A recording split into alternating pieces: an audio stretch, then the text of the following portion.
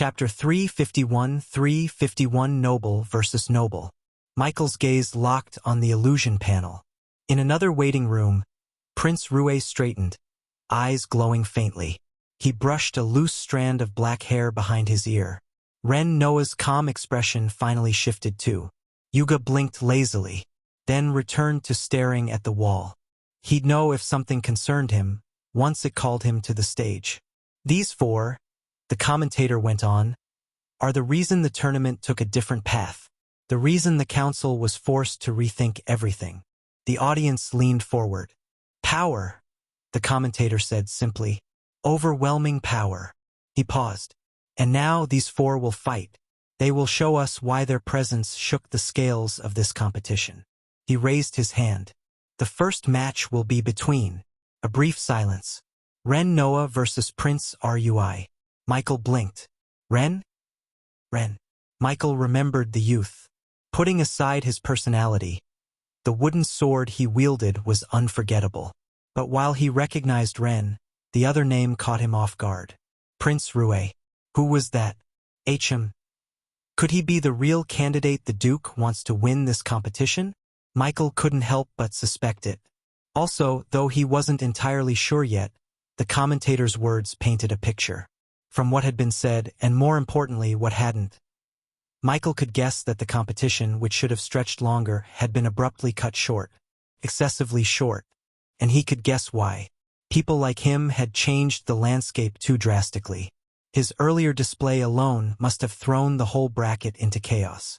The officials likely didn't want to drag out a competition whose ending was already clear. Why waste everyone's time when only a handful had the strength to stand at the top? For people, huh? Ren, this Prince Ruemi, and who else?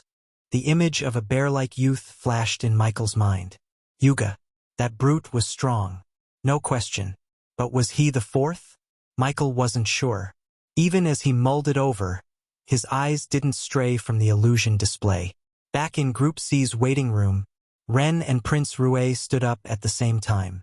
The motion was subtle, but the tension that followed was anything but. Both youths turned their heads slightly, their gazes locking for the first time not as spectators or strangers, but as opponents. Ren's fingers instinctively curled around the hilt of his wooden sword. This was it. He was one stage away from the next ladder. His family's dream, the Noah dream, was within reach. But now, standing across from him was not just any opponent. An empire prince. Ren's grip tightened. If it had been a kingdom youth, even a noble from a high house, he wouldn't have hesitated. But this wasn't just some noble's son. This was Prince Rue, a scion of the Black Serpent Empire. He was just a baron's third son, an insignificant name on a land barely worth defending. For a moment doubt stirred. Was this really possible? Could he, Ren Noah, stand against the weight of an empire? But just as those thoughts began to deepen, just as the fear started to thread its way into his resolve, Prince Rue's voice cut through the air. I would advise you, Rue said calmly, his tone bordering on cold courtesy, to give up. Ren blinked. Show me face, Rue added, voice still soft but bearing a weight that could crush pride. There's no shame in knowing your limit. Then he turned and walked out of the room. No threats, no mockery, just superiority. The kind that didn't need to be explained. Ren remained frozen for a breath longer, staring at the spot where Rue had stood. Then the commentator's voice rang out through the illusion. Prince Rue has entered the arena. Now we await his opponent. Ren Noah. The crowd roared at the name. Some out of excitement, others simply to fill the silence. But the silence stretched. Ren hadn't moved. From the arena, Rue stood poised, arms crossed behind his back, his long dark coat billowing faintly in the wind. The commentator, clearly growing impatient, began to count down. 10, 9. The audience grew restless. 8, 7. Disappointed murmurs spread. 6, 5. Boos began to rise from the crowd, some already turning their attention away. The crowd was losing interest, already starting to see it as a no-show. But Michael's focus wasn't on the stage anymore. It was on Ren. Why hasn't he come out? He didn't know the boy well, but from what little he'd seen, Ren Noah wasn't the type to back down. Even after seeing what he could do, the youth made sure he knew he wouldn't lose. At least to him, he wouldn't lose. Michael leaned forward slightly, eyes narrowing. Could something have happened? It wasn't that Michael was worried, not really, but curiosity gnawed at him. Ren's presence had left an impression, no matter how faint. There was something about that youth. So why the hesitation? The opponent? Michael's gaze flicked back to Rue. 4, 3. Just as the countdown was about to end, Ren stepped out. The crowd gasped. The commentator grinned. Well, well, look who found his courage. Rue turned, calmly, to face his opponent. His expression hadn't changed, but his eyes narrowed just slightly. He hadn't expected Ren to show up after all. But what really vexed him wasn't the fact that Ren came. It was the look on Ren's face. Unshaken, determined. Not a trace of hesitation remained. Perhaps Ren was talking to himself. Perhaps he was talking to the prince. Either way, his words came soft but sharp. Nothing's going to stop me. He took one step forward, then another. And for the first time, a flicker of irritation crossed Prince Rue's otherwise emotionless expression. He didn't like that look. Didn't like that defiance. Because in Rue's world, people like Ren were meant to kneel or vanish. Not like this. The Colosseum grew louder. The match hadn't even begun. Yet the tension had already reached a fever pitch. 2 youths, 2 worlds, 1 match, and the arena was ready. Chapter 352 Pride. Rue vanished. One moment he was standing tall and composed. The next there was only a blur. Dust kicked up from where his foot had been. In the blink of an eye, he was in front of Ren. His fist already halfway to the boy's chest. Boom! Ren managed to cross his arms just in time. The impact thundered against his guard, sending shockwaves down his bones. He skidded backward, his boots carving twin lines in the stone platform. Oh ho! The prince makes the first move. What speed! The commentator shouted, barely keeping up. But wait! Ren Noah blocked it. He blocked it. The crowd exploded with noise. The nobles looked at each other. Many had expected Ren to be blown off stage in seconds. Though they didn't recognize this prince, it was a title that only those of at least a duke lineage could have. Such a figure could not be simple. While Ren, on the other hand, aside from looking quite handsome, Jie didn't stand out much at first glance. He must be a commoner, they thought at first. But there he stood, arms shaking but unbroken. Rue tilted his head, surprise faint on his features. Impressive, he said coolly. I didn't expect you to react. He took a slow step forward, still relaxed. Though, you do know that wasn't me going full power, right? Ren didn't answer. His arms still ached from the punch. His ribs throbbed faintly. That hadn't been Rue's full strength? He believed it. The blow had felt heavy but lazy, like someone swatting a fly they didn't consider worth effort. And yet, just as Rue hadn't gone all out, neither had Ren. 40 Rudkovsky trading. He rolled his shoulders, adjusted his footing. A subtle nod passed between them. Then both vanished. They reappeared a heartbeat later on opposite sides of the arena. Then again. They moved like shadows, their feet barely touching the ground. The commentator squinted, trying to keep up. They're moving faster than before. Is anyone else struggling to follow this? Because I know I am. His voice, usually dramatic and exaggerated, had become sharper. Big sounds flared as would met knuckle. Again. Rue frowned. He was stronger. There was no question. But every time his fist met Ren's blade, it was like striking against water and stone at the same time. His strength dispersed. It didn't make sense. The sword was wooden, yet it didn't snap. Not even a splinter. And that technique, the way Ren shifted his stance to redirect Rue's momentum. Every strike, every clash, felt like half of Rue's force vanished into thin air. Ren, on the other hand, had no such confusion. He felt every punch. His arms were getting numb. The reverberations of each blocked strike rattled through his body. His legs were already tiring, but it was fine, because he could still move. He hadn't been broken. Not yet. And as long as he still stood, then he still had a chance. Rue stepped back, breathing slow and even. "You're not bad," he said at last. "But you're annoying." He surged forward. Ren pivoted. The next exchange was cleaner, sharper. Rue's punches came like arrows. But Ren was no longer trying to match strength for strength. He flowed, redirected. His sword, though light, carried weight in how it moved. Each deflection wasn't just defense, it was control. And on stage, Rue felt it too. From the waiting room, Michael watched silently. He narrowed his eyes. Chi. A faint white glow coated Ren's sword now. He'd seen it before. Advanced mastery, Michael muttered. No, perfect stage mastery. Only Grand Knight Vurin had shown that before. Not bad, Michael whispered, watching the stage. But that prince doesn't look like he's done yet. Michael was right. On the field, Rue's expression twisted. This was not fun. This was embarrassing. He was a prince of the empire. Even if he didn't carry his title on his face, the pride of it burned in his bones. The Lionheart Kingdom might be strong, but his empire had two more forces like them under it. He had always been told, "You are a genius. You are a ruler. Superior."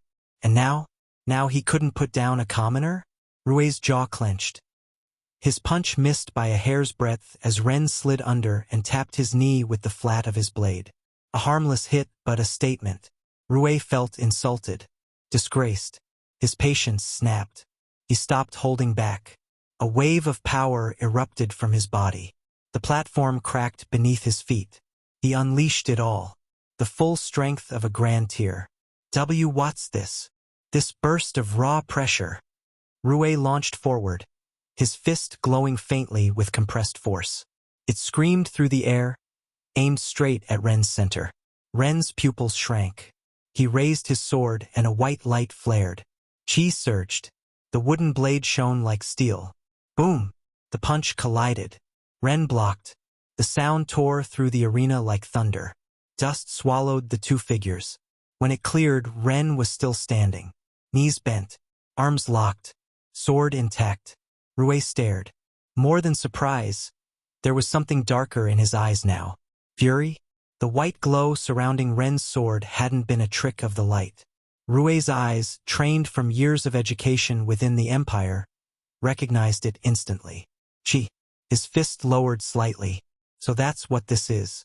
Even a strand of grass wielded by someone at that level could be lethal. It didn't matter that Ren's weapon was wood. It had long been baptized in the aura of its user, infused over years of use. That made it sharper than steel. No wonder it hadn't broken. Even in the Empire, perfect stage masters were rare, especially young ones. And now he was staring at one. A boy younger than him. A nobody. A commoner. Something hot boiled in Rue's chest. Before, he had held back. Not out of mercy, but out of calculation. He didn't want to kill anyone yet. Especially not when the Duke of Evermoon was watching with the current situation of things. But now he wanted blood. Not because of honor, because of pride. Because this peasant dared to match him. He activated it. His bloodline. Chapter 353. Chapter 353 Bloodline versus Chi. Dark scales crept across Rue's arms and neck, stopping just short of his jaw. Faint black steam wafted from his skin. His eyes burned with deeper clarity. The Black Serpent bloodline, a mark of imperial lineage. It enhanced strength, boosted reflexes, thickened skin, and sharpened instinct. He hadn't reached full transformation. Not yet, but even partial activation gave him more edge. With this, Chi wouldn't matter. He wouldn't just win. He would break Ren. He lunged. Ren saw the change. Saw the scales, the inhuman transformation. And he felt relief. The sudden release of pressure from his heart caught him by surprise. So the prince had more cards. Good. Ren tightened his grip on his sword. The blade hummed faintly now. He had hesitated before. Held back. Because he was afraid. Afraid of the consequences of hurting an empire prince. Of offending something larger than himself. It made him angry, but more than anger, it made him cautious. He wasn't stupid, but he wouldn't back down either. Let the prince wear his armor. This way he'd be able to take more beating. The stage trembled. At the same time, something instinctively awakened in Ren's mind.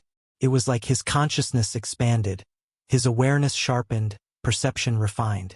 Every shift in wind, every twitch of muscle on his opponent's body, every creak in the stone beneath their feet, it all registered. It was not that his body had grown stronger, or his speed had suddenly doubled. No, the method he was using didn't change his physical stats. It heightened everything else. His reflexes, his instincts, his combat sense. This was the same method Grand Knight Vurin had displayed weeks ago, when he'd repelled mental attacks using nothing but his chi. It didn't raise one's strength or agility directly, but in the flow of battle, it elevated a fighter to a whole new level. Right now, Ren Noah was wielding the combat method of a perfect stage weapon master. And it showed. From the outside, nothing dramatic changed. His stance was the same. His wooden sword still looked simple, unassuming. But Prince Rue felt it instantly. The flow of their fight shifted. Rue struck again. This time, before he could even complete his step, Ren had already moved. A flick of the wrist. A white arc of chi burst from the tip of his wooden sword. It carved through the air like a blade of light, forcing Rue to twist mid-motion. Boom! The blast erupted behind Rue as he dodged, debris flying upward, bits of stone and dust catching the wind. The self-repairing arena groaned. The scars left on the platform shimmered faintly, but didn't heal right away. The restoration rune was overwhelmed. Cracks spiderwebbed out across the floor, glowing dimly. The crowd fell into stunned silence. Ren didn't chase. He stood, sword low, eyes calm. And again he flicked his wrist. Another arc. Rue braced this time, crossing his scaled arms. The blast collided with him full force. Boom! He staggered back. His boots dug furrows into the arena stone. Steam hissed from his arms as the chi attack seared across his scaled defense. He didn't fall, but his mouth twisted. That shouldn't have hurt. Not like that. He charged again, closing the distance. But just before he reached Ren, another strike came.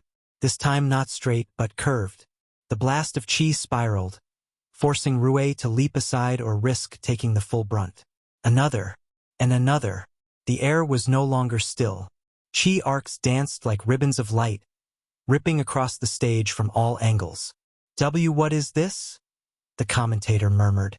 Even he had lost some of his dramatics. The nobles didn't speak. The commoners held their breath. One part was simply stunned, and the other was just as stunned yet filled with several emotions. Only the sound of chi splitting the air, of crumbling stone and shrieking wind filled the Colosseum. Rue ducked, rolled, then took another hit to the shoulder. It burned. He felt the pain through the scales. It wasn't fatal, but it was consistent. Again he charged, and again he was forced to dodge. He couldn't get close. The arrogance he carried as a prince, as a genius, was cracking. Every time he moved, he had to rethink, had to recalculate. His strength meant nothing if he couldn't touch the target. And Ren didn't smile, didn't gloat. He just moved. His body no longer reacted. It anticipated. Every step Rue took, it felt like Ren already knew. Michael, still watching, exhaled slowly. A second later his lips twitched. He was confident in his body defense, but he wasn't sure if it would fare well against Ren's sharp cuts. I might have to gang up on him if I encounter him later. As for the mysterious prince, to be honest, Michael found him a bit boring. Rue stumbled, one knee dipping as he tanked another glancing blow. Ren finally moved. He appeared beside Rue with no warning. A single downward slash. Boom! Rue blocked. Barely. But the floor cracked beneath him. The two figures now stood a few paces apart, panting. Rue's chest rose and fell heavily. His breath came in ragged bursts. Every inch of his body, from his bloodline-fueled muscles to the scales covering his arms, ached with strain. His transformation wasn't without cost. The longer he sustained it, the more it taxed him, and not just physically. A slash Happy new month to my wonderful readers. This month comes with a few changes.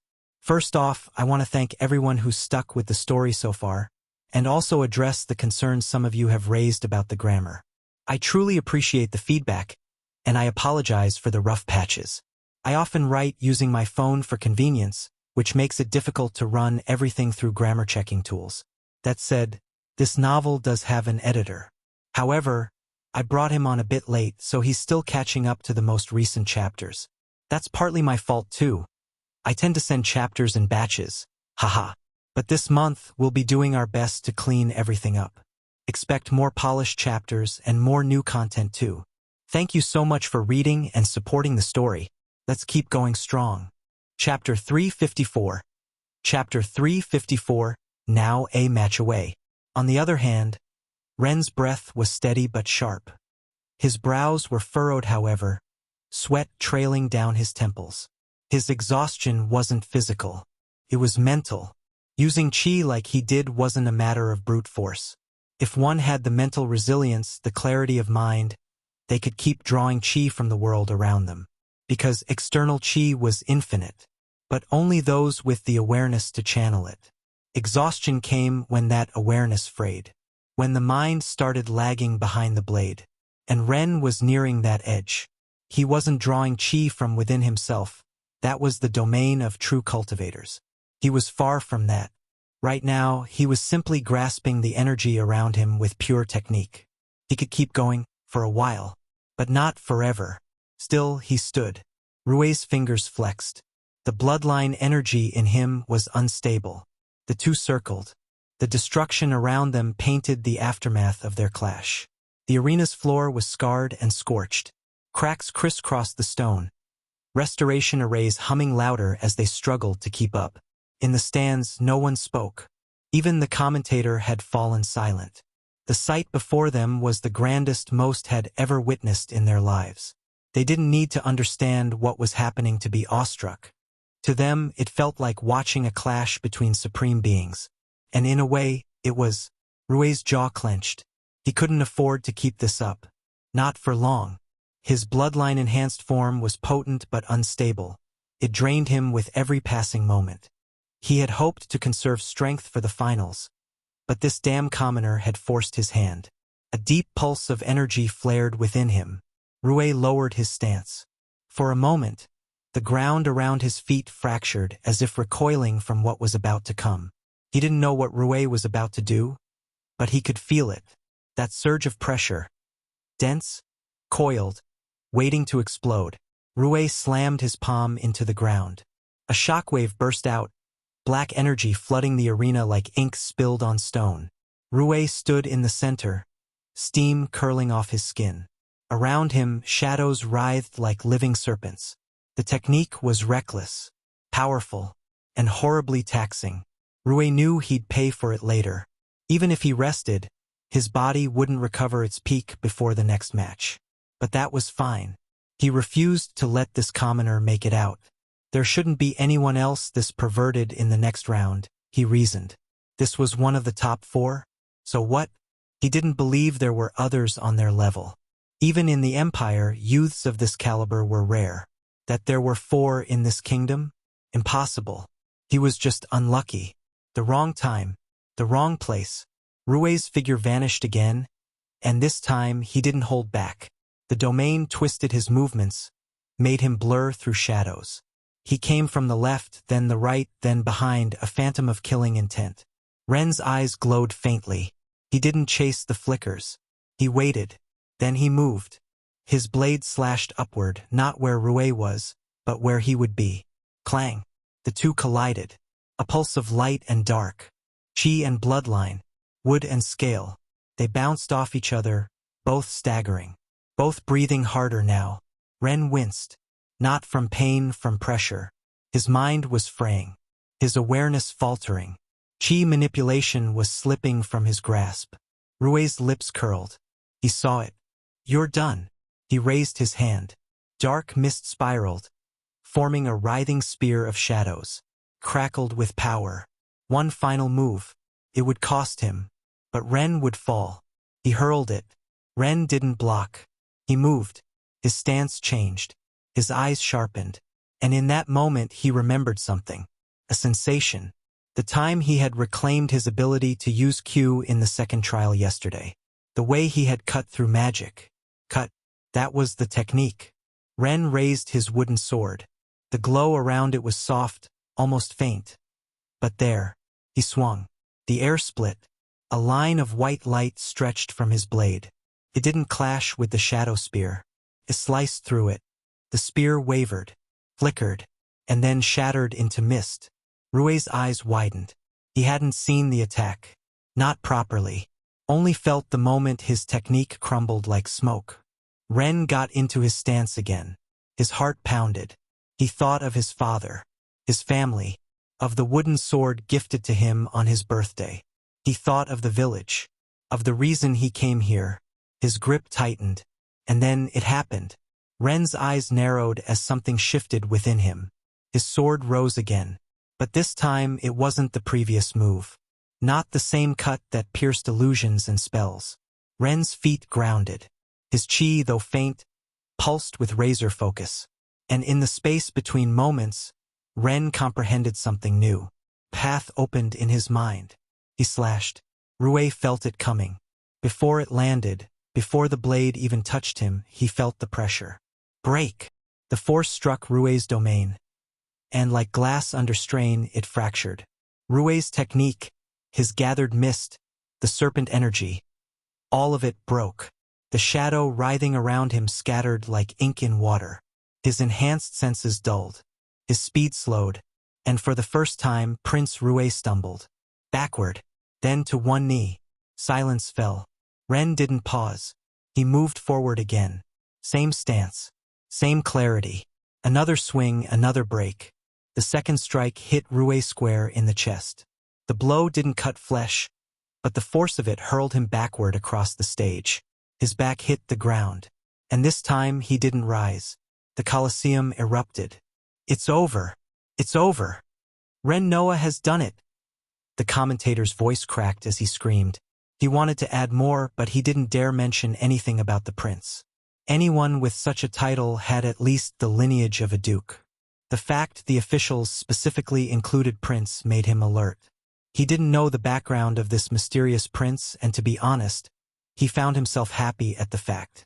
Cheers exploded like thunder. Ren stood still. His body swayed. His eyes trembled. But he remained upright. However, his heart raced. Because defeating Prince Rue meant oneness. Now, he was no longer a stage away from fulfilling the Noah's dream. He was now a match away. Chapter 355. Chapter 355 Second 2. In the waiting room, Michael exhaled. He's strong, Michael muttered to himself. His fingers tapped lightly against the armrest. Is this what advanced mastery looks like? He frowned.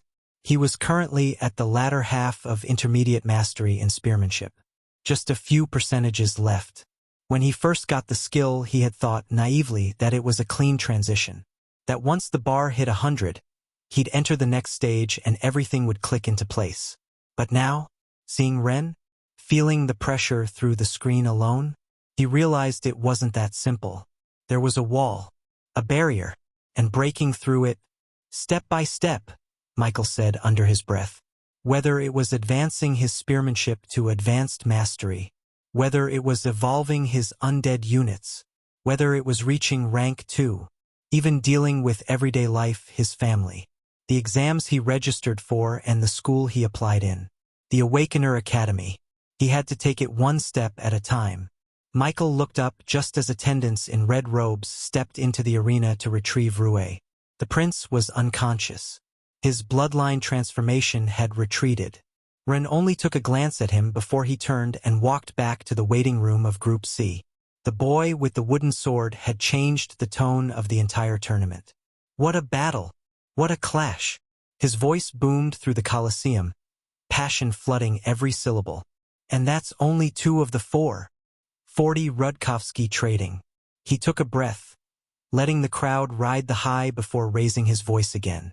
Now then, who remembers the name that prompted the higher-ups change the rules of this competition? That's right, Mike Knorr. As his words echoed, Many heads in the crowd perked up. I wonder, the commentator continued, letting a teasing note enter his voice. Will these next two be just as spectacular? Or even more so? A low murmur ran through the audience. As if in response, the gate at the far end of the arena creaked open. A calm figure stepped out. It was Michael. His steps were steady, controlled. He walked as though the weight of the arena meant nothing to him, as though this was just another ordinary task. In the waiting room of Group B, Yuga stirred. He stood to his full height, stretching a little as his massive frame shivered once. Then, with a grunt, he placed a hand on his stomach. Hungry, he muttered. His words were slow, broken, but heartfelt. Miss Big Sis. Miss her stew.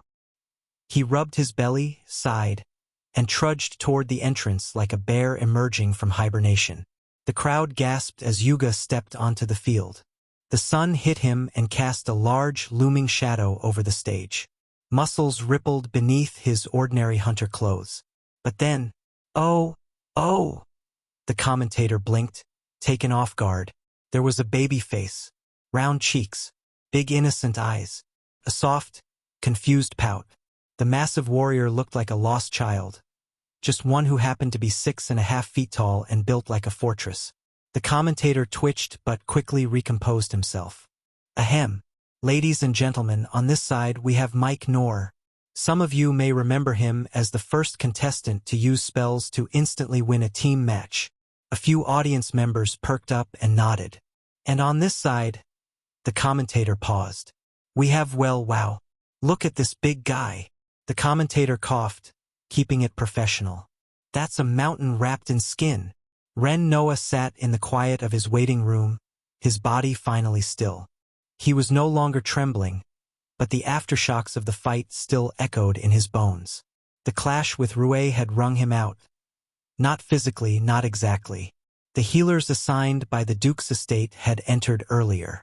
They didn't administer healing or health potions, as he wasn't physically injured, but one had offered him a blue vial, a stamina potion.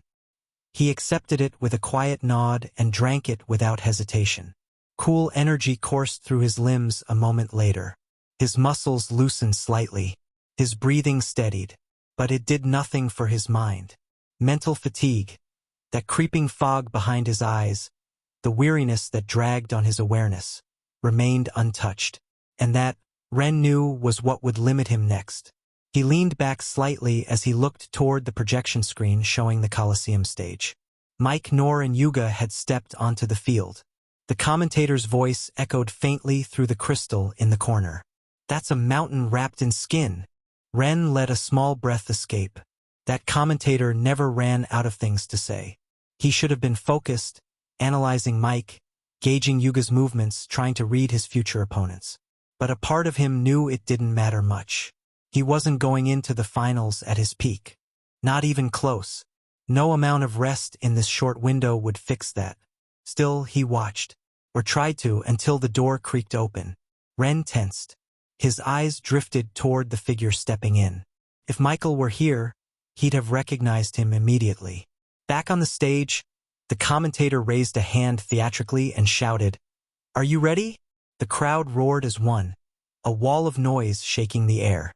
Then let the match begin. Silence followed. An awkward silence. The boom, the clash, the explosion of energy the audience had been expecting never came. Neither Mike nor Yuga moved.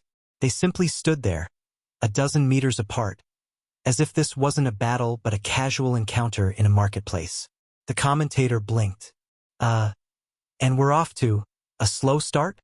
Still unmoving, Michael tilted his head slightly, studying his opponent. Yuga looked more like he was waiting for food than a fight.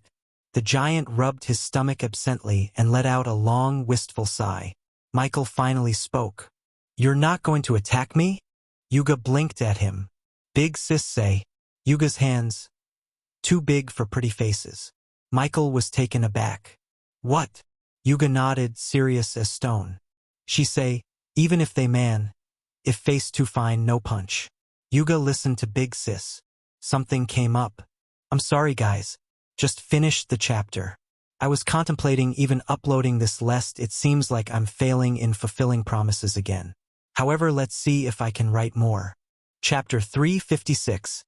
Chapter 356 Yuga. Michael stared, then blinked again. Are you saying you won't fight me because I'm too good-looking? Yuga looked away sheepishly, rubbing the back of his neck. You look like girl, but stronger. Big sis say don't hit pretty people. A ripple of laughter ran through the audience. Even the commentator stifled a snort. Well, that's a first, he said. Mike Nor has just been disarmed by compliments? Michael sighed quietly, raising one hand to his forehead. Whatever. As his voice faded, Michael's figure blurred. In the blink of an eye, he was in front of Yuga, spear swinging downward in a swift arc. His speed was impressive, sharp, precise, but his posture remained casual. Relaxed even. Had it been Ren standing before him, Michael would have approached differently. After witnessing Ren's fight with Prince Rue, he knew better than to underestimate him again. But Yuga? Despite his clear strength and potential, Michael suspected the bulky youth could even contend with those a stage above his current rank. His earlier performance hadn't shown anything particularly threatening. And yet, Michael's eyes narrowed as Yuga raised a single hand and caught the spear mid-swing. A dull shockwave burst outward from the clash, rippling through the air like a stone dropped in still water. Dust rose. The arena floor trembled faintly, but neither of them budged. The force of the strike, which would have sent others flying, felt like a breeze to the two standing at the center. Calm. Equal. Michael's gaze sharpened slightly. Interesting. Back on the stage, the dust slowly settled.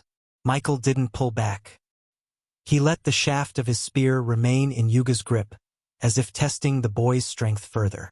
Yuga didn't squeeze, didn't twist, didn't even seem to register the tension in the moment. He simply held it, curious, like someone wondering if this was part of the duel or some strange ritual. Michael's fingers shifted slightly along the haft of his spear. He tilted his head. You don't want to win this competition, do you? Yuga blinked. Why say that? You're not taking it seriously, Michael replied, voice calm but firm. You're not trying. Yuga's brows furrowed for the first time. That not true. Yuga will win. Michael raised a brow. Oh? By just standing. Yuga scratched his head, then said with surprising clarity, Big sis say, Yuga not hit pretty faces. Not mean Yuga can't win. Yuga can still make you surrender. That made Michael pause. There was something in Yuga's tone. For the first time, Michael saw a flicker of wisdom in the large youth's eyes. Not mindless, not clueless, just honest. Michael sighed softly and gave the spear a tug. Yuga, without resistance, opened his hand and let go. Michael took a step back, distancing himself slowly, then stopped and planted the butt of his spear into the ground. A faint crack split the arena floor. If you won't take this seriously, then let me show you what happens when I do, Michael said, tone shifting. My next attack won't be a tap. It'll be a real punch. Then, Michael blurred. The air cracked. He reappeared before Yuga like a streak of lightning, twisting as his leg came whipping up in a powerful kick aimed at the waist. It wasn't flashy, but it was sharp, fast, clean. Yuga moved. His arm snapped down, blocked it. A gust of wind rolled out from the clash. Michael landed and took 2 light steps back. A smile slowly stretched across his lips. You can see me, can't you? He whispered. For the first time, he also used detect on Yuga. Yuga LV-25. Ha! There was no professional at all.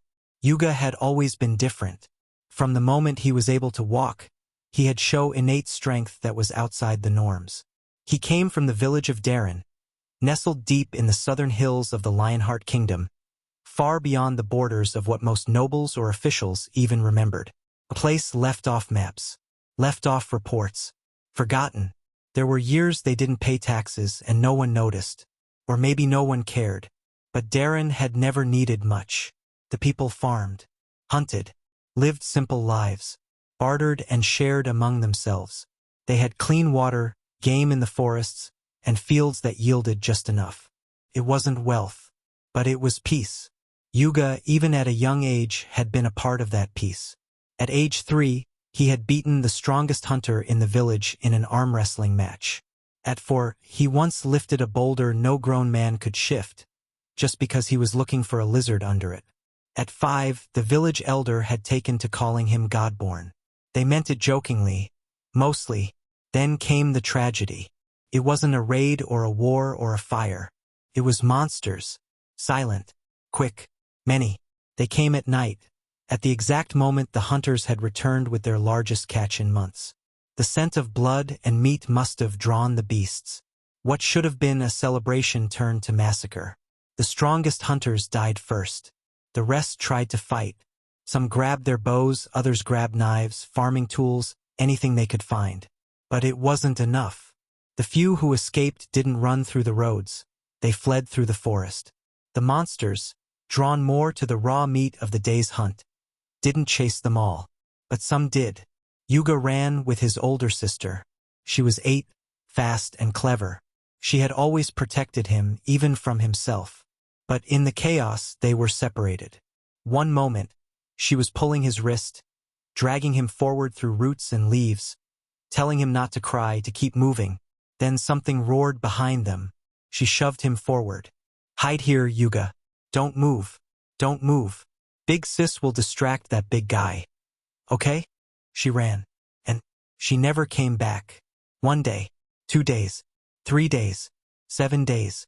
Yuga stayed hidden just like she told him, curled up under the roots of a large tree, holding his breath every time he heard footsteps, whether beast or man. He waited, but hunger doesn't wait. Eventually, the ache in his belly overpowered the fear in his chest. On the 7th day, the 5-year-old boy could no longer bear it.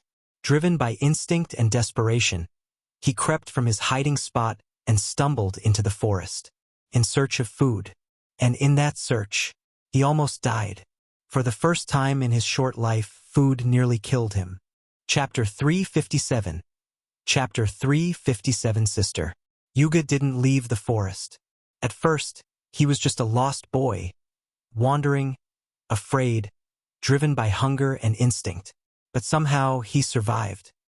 He learned which fruits made his stomach hurt, which rivers were safe to drink from, which caves were too quiet to be empty. He was scratched, bitten, starved, but he survived. Eventually, he found his way back to the tree where his sister had left him.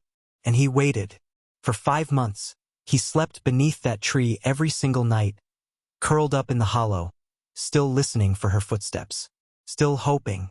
After a while, it became every other day, then once a week, once a month. By the 4th year, he stopped going entirely. Not because he didn't care, but because he forgot. Forgot why the tree mattered. Forgot why that ache in his chest twisted each time he passed it. He was still a child, and memories, especially painful ones, blur in solitude. He lived deeper in the forest then. Lived by instinct. Lived by strength. The animals became his teachers. The monsters became his nightmares. And nature became his world. He stopped speaking. There was no one to speak to. The sounds he made became grunts, hums, growls. His language faded, replaced by rhythm and reaction, hunger and alertness. Years passed like seasons, until one day something changed. It was midday. The sky above was blue, birds flying overhead, their songs mingling with rustling leaves. Yuga was crouched on a high branch, observing a creature below, a 4-legged beast with antlers. When he heard it, he blinked. He tilted his head, then leapt from the branch with a quiet thud. The forest responded to him. Birds scattered. Squirrels darted. The wind shifted slightly. He followed the sound. Soon he saw them, a team of adventurers, running, chased by something large. Yuga didn't move. He didn't rush to help. He just watched. These 2-legged figures looked like him. That alone made him curious. They shouted to each other, pointed, screamed names. Language poured from their mouths. Unfamiliar, but familiar. His heart stirred. So he moved. In one leap, he landed between the beast and the fleeing adventurers. The ground cracked beneath his weight. The monster barely had time to snarl. Yuga's fist crashed into its skull. One hit. It didn't get back up. The adventurers froze. Blood dripped from Yuga's knuckles. He looked at them. They looked at him. Then, she stepped forward. Elegant. Graceful. Her presence commanding but not threatening. Her hair was tied back, and her eyes were kind. She spoke softly in the same unfamiliar tongue. She looked at him with an uncertain gaze and fear of something. He didn't know what it was because it wasn't from him. Yuga stared. Something clicked. Some buried part of him surged forward, like a flame catching old oil. His lips moved before he knew it.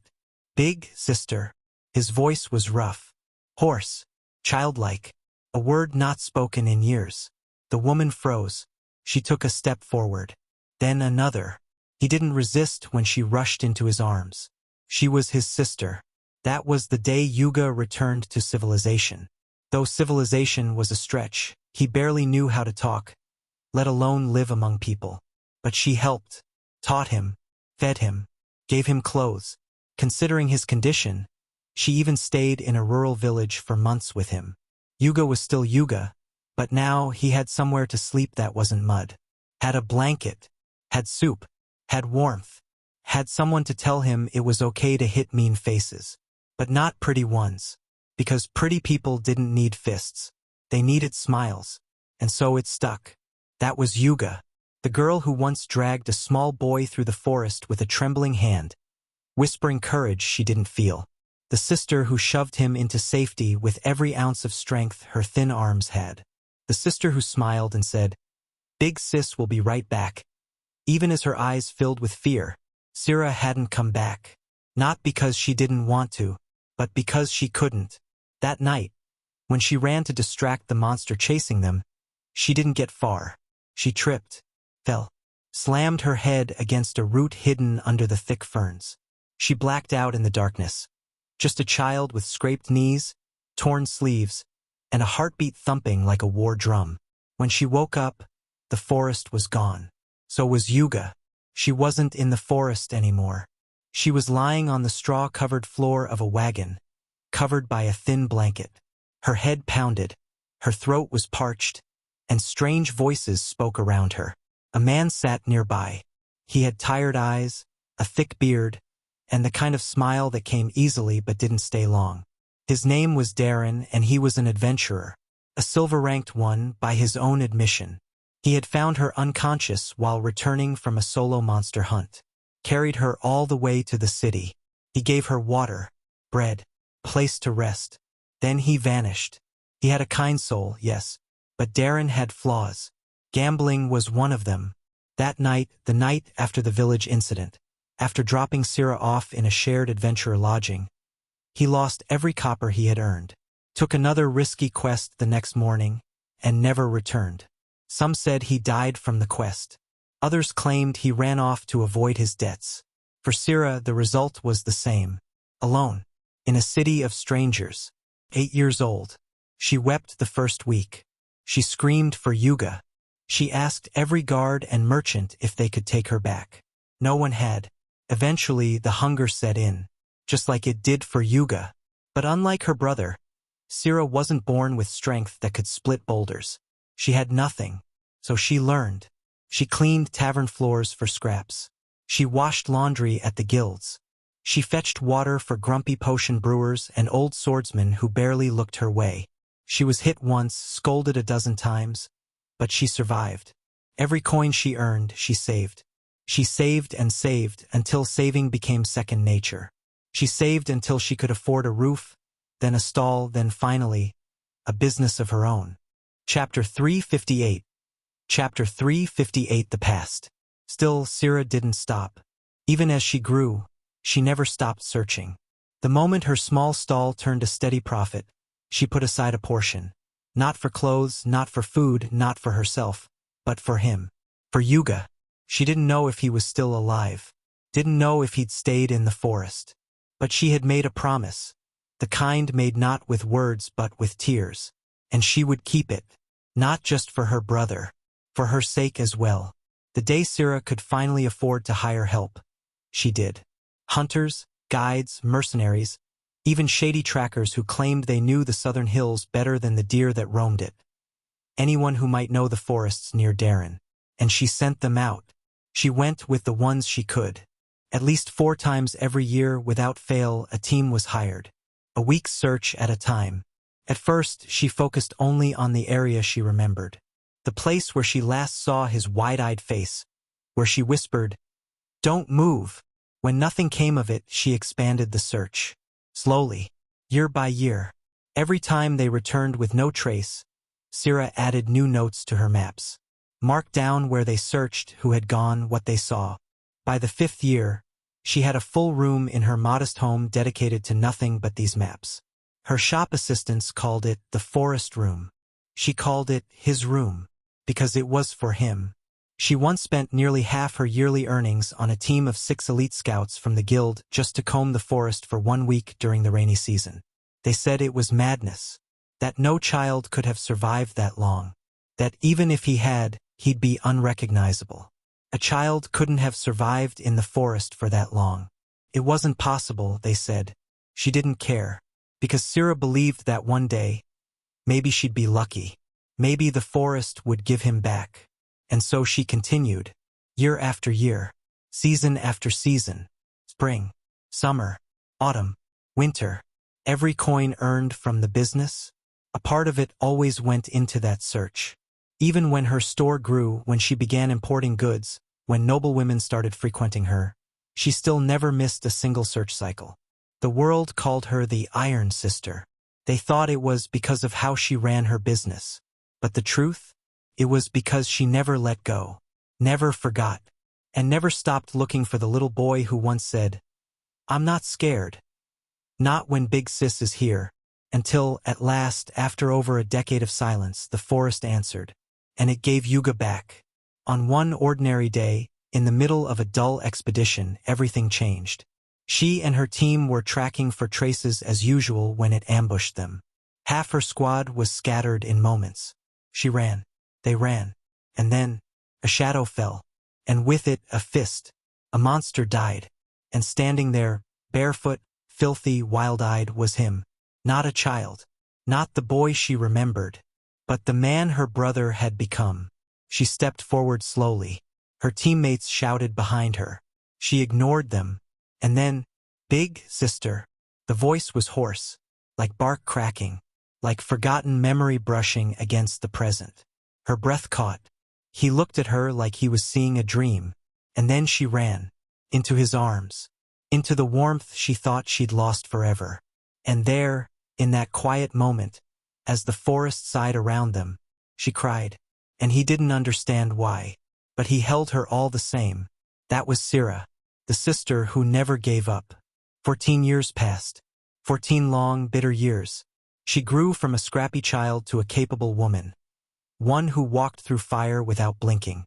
Men in noble cloaks who thought her pretty face made her weak. She survived them all. But she never forgot the boy under the tree. Never forgot his wide eyes and messy hair. His oversized hands and unstoppable arms.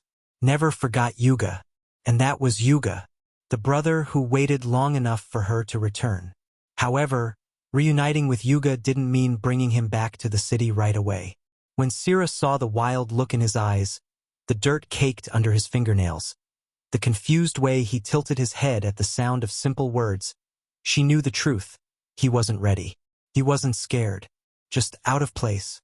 So she didn't push. Instead, she asked around and chose a quiet village not too far from the edge of the forest. It was small, peaceful, full of green fields, soft hills, and kind people who didn't ask too many questions. They built a modest home there. Nothing grand.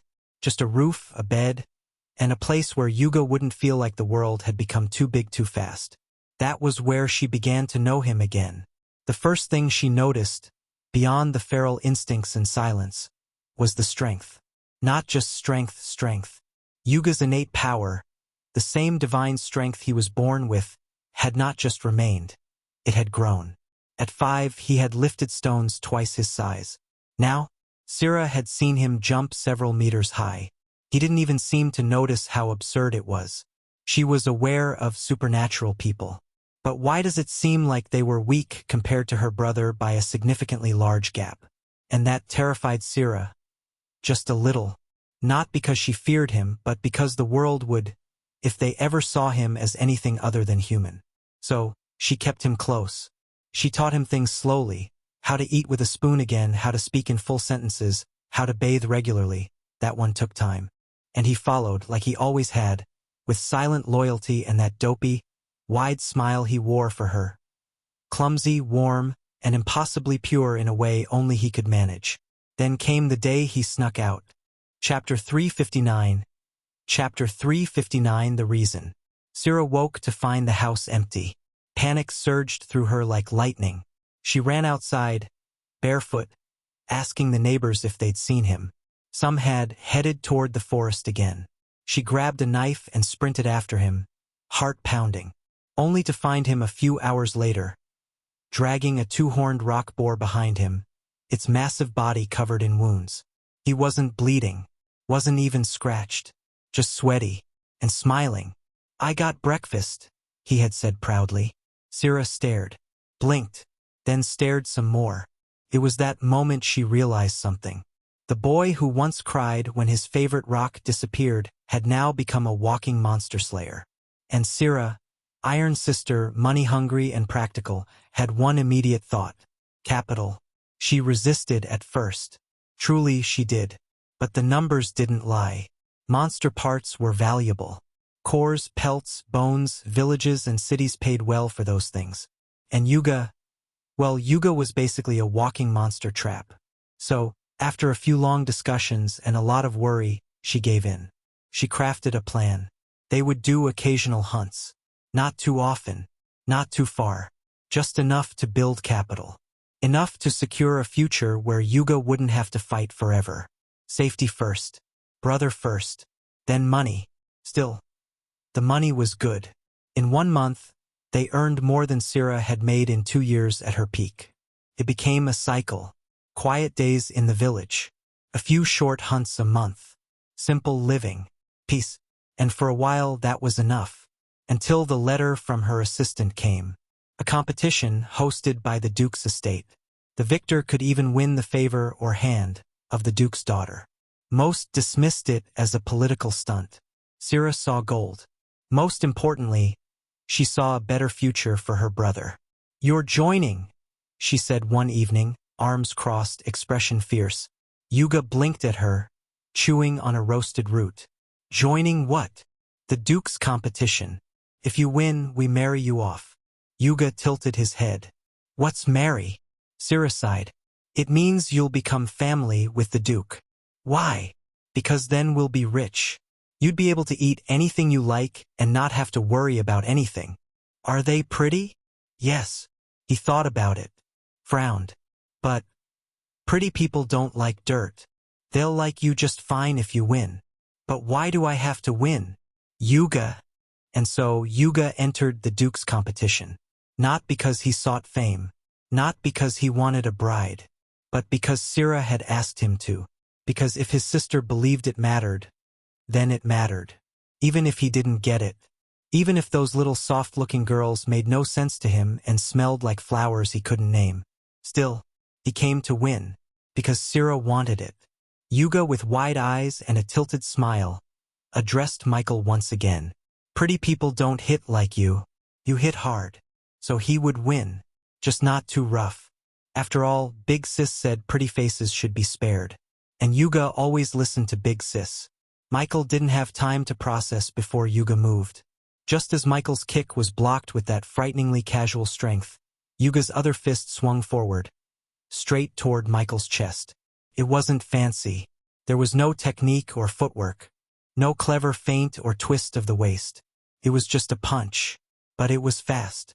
Michael barely raised his hands in time to intercept it, and even then, boom! The impact rang out like a muffled explosion. The collision sent a shockwave rippling through the stage, flattening the dust around them into a ring. Michael was thrown back. Not stumbling. Not sliding. Thrown. He twisted midair and landed with graceful precision several meters away, the heels of his boots digging slight grooves into the stone. The crowd roared at the sight, but Michael barely heard them. His hands tingled, a subtle numbness crawling up his arms. He looked down at his hands, then at his fingers. They were fine, but not unshaken. "That strength?" Michael murmured under his breath, narrowing his eyes. As a high human, his race came with incredible advantages. Magic affinity, sharper senses, heightened agility, and yes, even great physical strength. Especially since he had been an awakener. Though he wasn't born as one, changing race midstage meant his body had undergone further enhancement. And yet, Yuga's raw power matched him. That boy wasn't just strong. He was something else. "Is he even human?" Michael muttered, flexing his fingers. But he had no time to dwell, because Yuga moved again. The bulky youth vanished from his original spot with surprising smoothness, almost like a bear melting into mist. And then, whoosh, he was behind Michael, arms outstretched, like he wanted to hug him. Michael didn't wait to find out what that meant. His figure blurred once more, warping a few meters away. The air cracked in his wake. He landed softly and turned. "Though you're strong," Michael said coolly, adjusting his stance, "your overall speed is quite lacking." Only he could say something like that. But Yuga didn't seem offended. He blinked at Michael's words, then slowly tilted his head, as if considering the point. "Yuga not fast?" Michael arched an eyebrow. "You're fast, just not very fast." "Oh," Yuga said, nodding solemnly. "Then Yuga train legs more." But Michael didn't let down his guard. There was no doubt. Yuga had no formal training. But he had power. Real power. And instincts. Wild instincts. He really did move like a beast. Still, Michael wasn't about to lose. The next second, he launched himself again. Michael didn't go for a wide swing this time. A sharp jab straight to Yuga's shoulder with the heel of his palm. The kind of strike that could dislocate an arm if delivered right. But Yuga tilted slightly. Not dodging. Just adjusting. Michael's strike landed but didn't dislodge him. It was like striking a tree firm, unmoving, indifferent to pain. Yuga's eyes blinked slowly. "You fight like birds." Chapter 360. Chapter 360 Wild Battle. /N. For those asking, yes, Yuga is a repeating character in the land of origin down the story. Same with Ren. Michael's brow twitched. "Birds. You flap, peck, fast, but not heavy." A small chuckle escaped Michael's lips. "You're comparing me to a chicken?" "No," Yuga said seriously. "Chicken weak. You strong." Michael cracked his knuckles. "I'll take that as a compliment." Then he lunged. Again. His fists blurred, 1 strike, 2, 3. A rising elbow, a sudden back fist, followed by a low sweep kick that Yuga stepped over with the same ease one might avoid a rock on the road. Michael didn't pause. He moved in again. A hammer fist toward the collarbone. Blocked. A palm thrust to the ribs. Absorbed. He twisted and struck with both hands, palms open, aiming for pressure points. Each strike landed with the sound of flesh slamming against muscle. But Yuga didn't so much as wince. Instead, he grinned wider. This fun. Michael's heart was thundering. Not in fear, but excitement. Punch. Block. Strike. Counter. He had faced stronger opponents. Spartan, for instance, his most intelligent undead, could go toe-to-toe with him. But even Spartan had become a chore to go against. Too stiff. Then there were the Goliaths. Sure, they were powerful. More powerful than even him in terms of raw strength. But there was no fun in getting smashed. And now here was Yuga, a mountain of muscle wrapped in clueless charm and raw potential. He was strong, yes, far stronger than a regular human should be, but not so strong that Michael couldn't play. And this was play. Michael darted forward again, fists blazing like twin comets.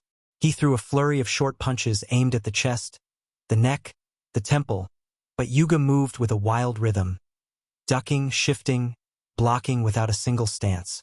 It was like fighting a storm given legs. He wasn't trained, but he was reactive. He learned fast. Every blow that landed seemed to teach Yuga something. Every dodge refined him further. Michael twisted midair and landed a solid double kick to Yuga's chest, his full weight behind it. Boom! The sound was deafening. Dust flew. The crowd gasped. Yuga slid back 2 feet, heels digging twin furrows into the stone of the arena floor. Michael landed, rolled, and immediately pressed forward with another fist, only to be caught. Yuga's massive hand grabbed his wrist in midair. "Caught you," he said cheerfully. Michael's eyes widened. He twisted his body, flipping upward and kicking Yuga in the chin before yanking his arm free and flipping backward to land several meters away. A slight trickle of blood formed at the corner of Yuga's mouth. He licked it and smiled. Michael straightened, breathing a little heavier now. His muscles were warm, loose, primed. His heart raced. Not out of panic, but out of joy. He was alive. This was why he trained. This was why he evolved. And as the light glinted off his black armor, Michael realized something with clarity. He didn't want this fight to end too quickly. This was one of the few times he could let loose as him, let loose as Michael. Not as a dark mage, not as a necromancer, but as him, just him. So he took a slow step forward, then another, and charged again. He struck harder this time, each punch accompanied by subtle bursts of mana enhancing his strikes, just enough to test Yuga's limits. Left jab blocked, right cross absorbed, palm thrust caught, shoulder slam matched. They clashed again and again, blow for blow, exchanging strikes like it was an unspoken conversation.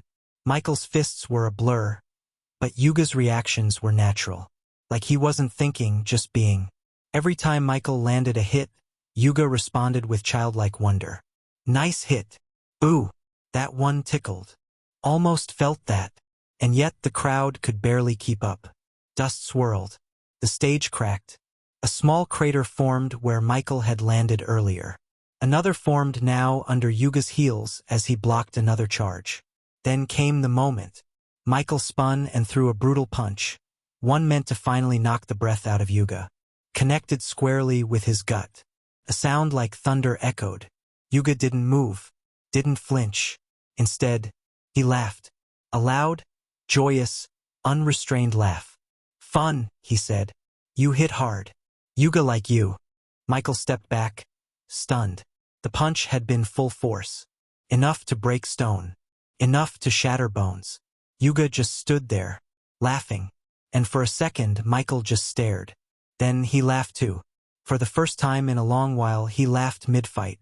A genuine laugh.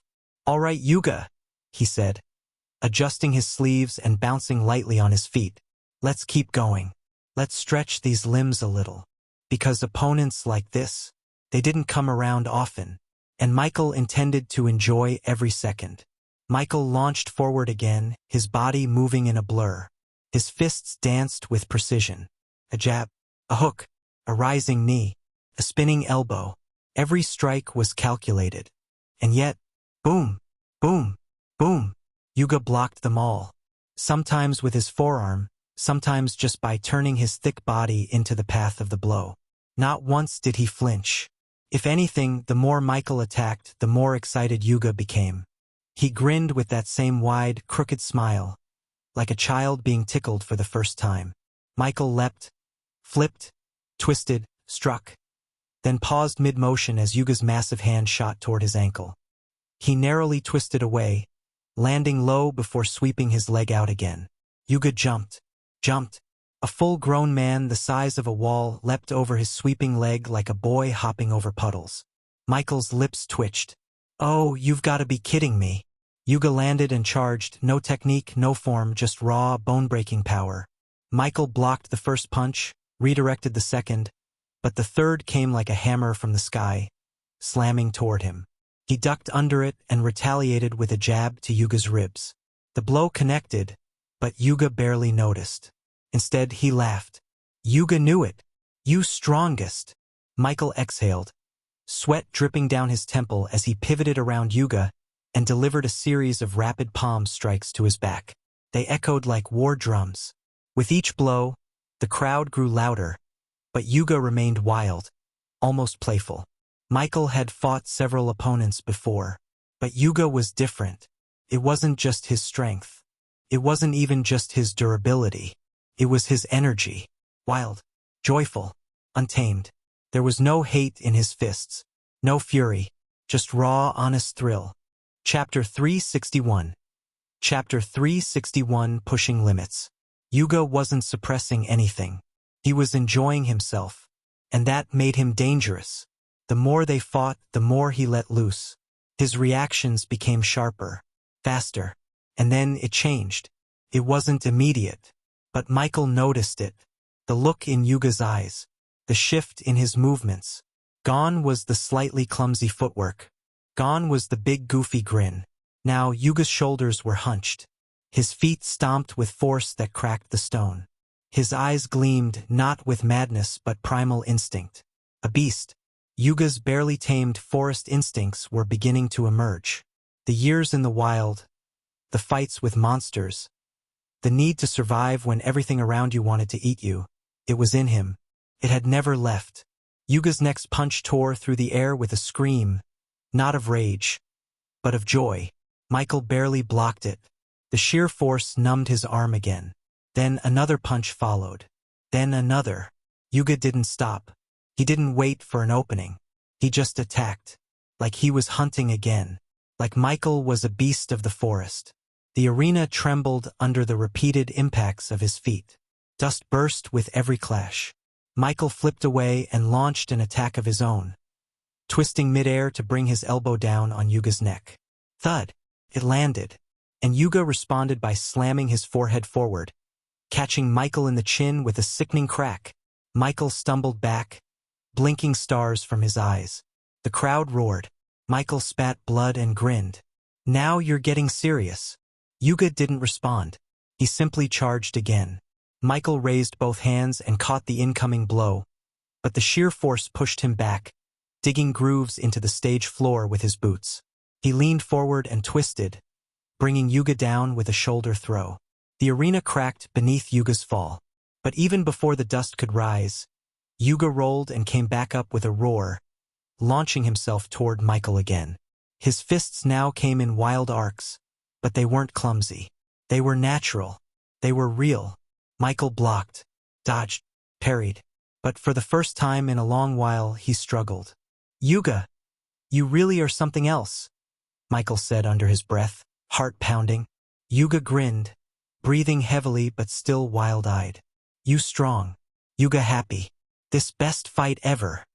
Michael nodded slowly. Yeah. Same here. Michael shifted his stance. Yuga was stronger. That much was clear. Not by a huge margin, but enough that, in a contest of pure brute force, Michael would eventually lose. Worse, Yuga had a monstrous defense. His body could tank hits that would break bones and rupture organs in most people. So brute force wasn't the way. But Michael had something else, speed. He exhaled slowly and flowed sideways. A ghost. Yuga's fist passed through empty air, the wind pressure alone cracking a nearby tile. Michael reappeared on his right flank and delivered 3 quick jabs to Yuga's side before vanishing again. This time behind him, a sharp elbow to the spine. Then gone again. Yuga turned wildly, eyes sparkling with joy and confusion. You, fast. Michael didn't reply. He was already moving, already striking. A palm strike to the ribs, a knee to the thigh, a knuckle to the shoulder joint. Flicker, flicker, flicker. Michael became a blur, an afterimage darting across the stage. His strikes weren't powerful on their own to take Yuga down, but they accumulated. Yuga took them all with gritted teeth and a growing grin, but even he began to slow. Yuga bellowed suddenly, swinging both arms in a wide arc, clearing the air around him like a hurricane. Michael ducked under it and used the momentum to launch a spinning kick across Yuga's chest. The sound rang out like a drum strike. More, Yuga demanded. He stomped forward and the arena trembled. Michael blurred around him again, not giving him the chance to settle into rhythm. Strike, vanish. Then, Michael ducked under a swing, placed his palm on the ground, and swept Yuga's legs from under him. For a heartbeat, the crowd froze. Crash. The sound of Yuga's body slamming into the arena cracked stone. Dust exploded in all directions.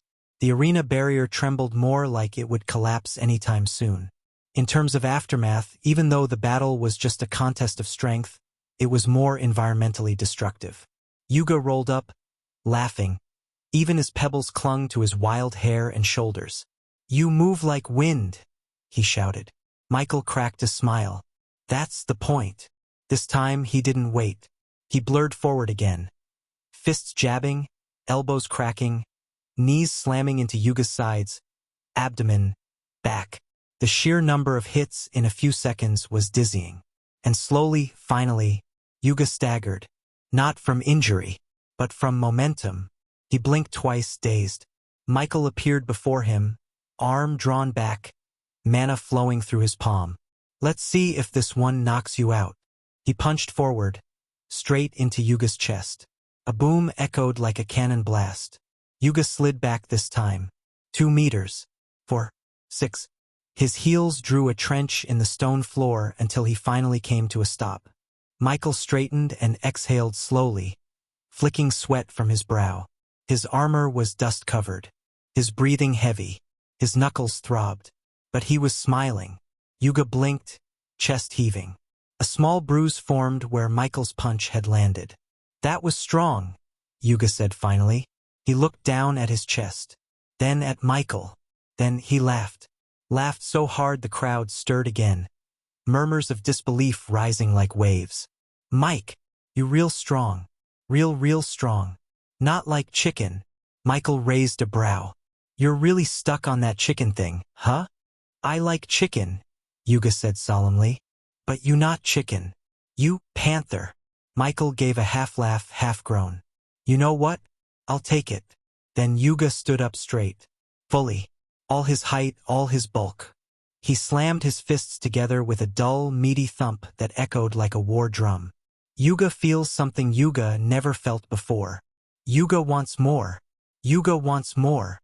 It was at the moment a terrifying aura erupted from Yuga. Unparalleled under the heavens. Chapter 362. Chapter 362 Monster.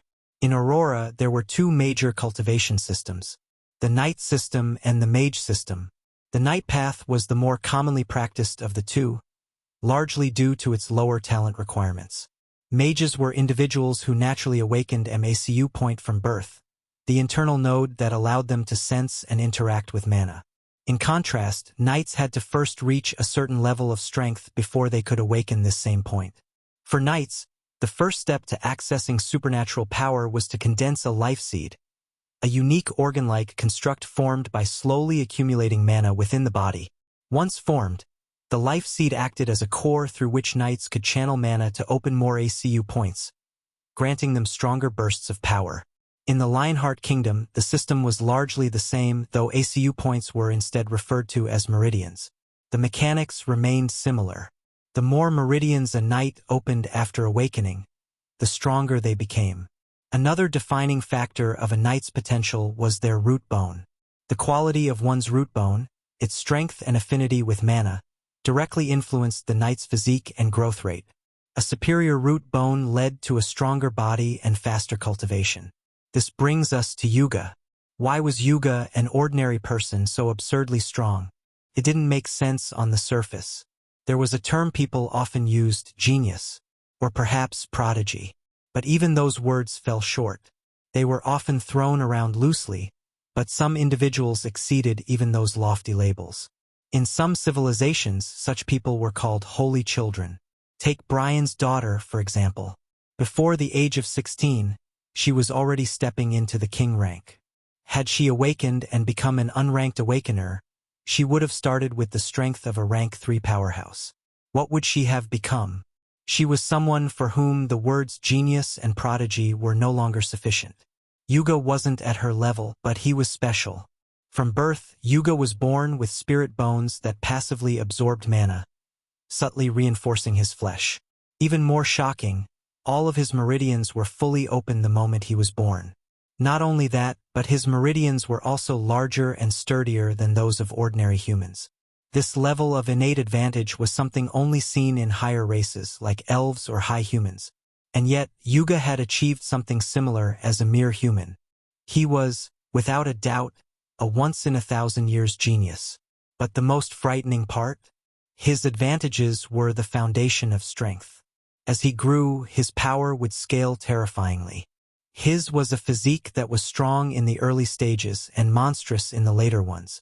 So while he may be far from Brian's daughter's achievement, in terms of potential, he was not any weaker. Now, put aside his strength for a moment.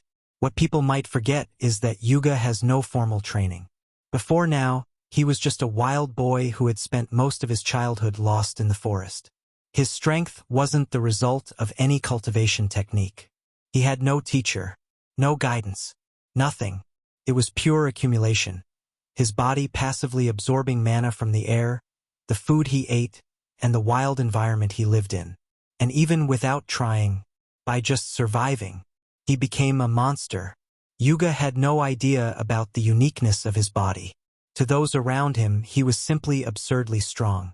Unfortunately, or perhaps fortunately, the first true sign of his body's uniqueness didn't appear during the countless life and death battles he had fought against monsters. It appeared now, here, in the arena, while fighting heartily against Michael. His blood boiled. His meridians suddenly surged to life, pumping mana through his body for the very first time. His bones trembled with power, as though awakening from a long slumber. And Yuga, for the first time in his life, felt truly alive. Michael felt the shift. Something primal had awakened in Yuga. The moment his meridians lit up and mana flooded his body, everything changed. Yuga didn't just move faster. He surged with an overwhelming vitality that made the air quake around him. Michael barely dodged the next blow. It wasn't a punch anymore. It was a cannonball. He twisted his torso, but Yuga's fist grazed his ribs, sending him flying across the stage. Michael flipped midair, landed on one knee, and skidded across cracked stone. He blinked. Yuga was already in front of him. Michael kicked off the ground to dodge, spinning away, barely missing another devastating strike that cratered the arena floor. The shockwave alone made the surrounding barrier ripple. "He's faster," Michael muttered. "Stronger, too." There was no doubt. Yuga had stepped into a different state. It was terrifying. Michael snapped his hand into a gesture, mana swirling around his fingers. A magic circle appeared mid-air. Bone spear. With a flick, a jagged spear of bone erupted from the circle and launched toward Yuga. Yuga saw it, and instead of dodging, he roared and punched it. The spear shattered like brittle glass. Michael's lips twitched. What a brute! At the same time, he was shocked. Before today, if someone told him he was going to be cornered like this, he wouldn't believe it all. Michael raised both hands, drawing 2 quick circles in the air. Mana arrow. A series of glowing arrows shimmered into existence, launching like a barrage. Yuga dashed forward, weaving through the glowing streaks with a grin. One arrow struck his shoulder, exploding in a puff of force, but Yuga didn't stop. He loved it. Each spell Michael cast only made his eyes burn brighter. Michael threw another hand forward. Slow curse. A dark mist flew toward Yuga and latched onto him, rippling over his skin. Yuga stumbled, just a bit, but the moment passed. He roared and pushed forward anyway, the curse slowing him only fractionally. Michael muttered another curse. His body blurred backward as he etched another circle mid-air. Blind curse. A /N. Please support the novel by voting. It motivates me to write more. Unparalleled under the heavens. Chapter 363. Chapter 363 Having fun? The moment the spell activated, a thick pulse of dark mana surged forward and struck Yuga square in the face. His charging momentum halted, not because of pain but confusion. Michael's breathing was sharp now. He didn't waste a second. As Yuga's head turned left, then right, Michael knew the curse had worked. Yuga was blind, temporarily, but it was enough. Or so he thought. Michael didn't approach. He wasn't stupid. Yuga's raw power was on a completely different level now. Instead, he darted sideways, weaving around the edge of the arena. And yet, even blinded, Yuga still fought like a beast. He sniffed the air, tilted his head, then turned straight toward Michael's position. Michael cursed under his breath. You've got to be kidding me. Yuga's body tensed. Then he charged. Not recklessly, instinctively. Michael ducked under the first punch, barely avoiding the wild swing that passed overhead. He rolled, planted his palm, and kicked upward, pushing himself away before Yuga's foot slammed down where he'd just been. Boom! A crater exploded beneath the stomp. The blind curse only lasted seconds, and those seconds were running out fast. But Michael had already moved, weaving a glowing magic circle into the air again. The next spell was ready the moment Yuga's sight flickered back. Mana arrow. Unlike the last barrage, this one exploded on impact. Michael had pumped more mana, overcharging the arrows until they shimmered like condensed stars. The first struck Yuga's chest. Boom! A burst of force exploded, knocking him back slightly. The second hit his leg. Boom! The third, his shoulder. Boom! Dust clouded the arena as shockwaves rippled outward, the sheer magical force enough to make the arena barrier create a screaming sound. But Yuga didn't fall. He stood in the smoke, chest heaving, skin steaming, eyes blazing with excitement. Then he laughed. More! Use more! He shouted. Magic strong. Fun! Michael's eyes narrowed. High humans' greatest advantage was their affinity with mana, their mana pool and their magic. Michael had leaned on that advantage. But Yuga, he tanked magic. Michael's breath came in quick bursts. Still, he stood tall, trying to calm the pounding of his heart. Then he stopped. Just like that, his movement ceased. His arms fell to his sides. He straightened, head tilted. And across the cracked arena floor, Yuga noticed. The wild brute blinked and froze in his steps. He tilted his head like a confused animal, sensing something strange. Michael wasn't in a stance. He wasn't readying a spell or preparing a counter. He was relaxed. Yuga blinked again. You tired? He asked, genuinely unsure. Michael chuckled. Not tired, he said. Just wondering. He took a step forward. Are you having fun? Yuga blinked rapidly, then nodded vigorously. Yes, much fun. Best fun. Michael smiled faintly. Good. Then, I'm sorry in advance. Yuga furrowed his brows. Huh. Michael's gaze sharpened. You asked for it. But if I want to win this, he sighed, flexing his fingers, then I can't keep playing around. His voice wasn't cold, but there was weight behind it. His tone had changed, more serious. There was no anger, no hatred, just purpose.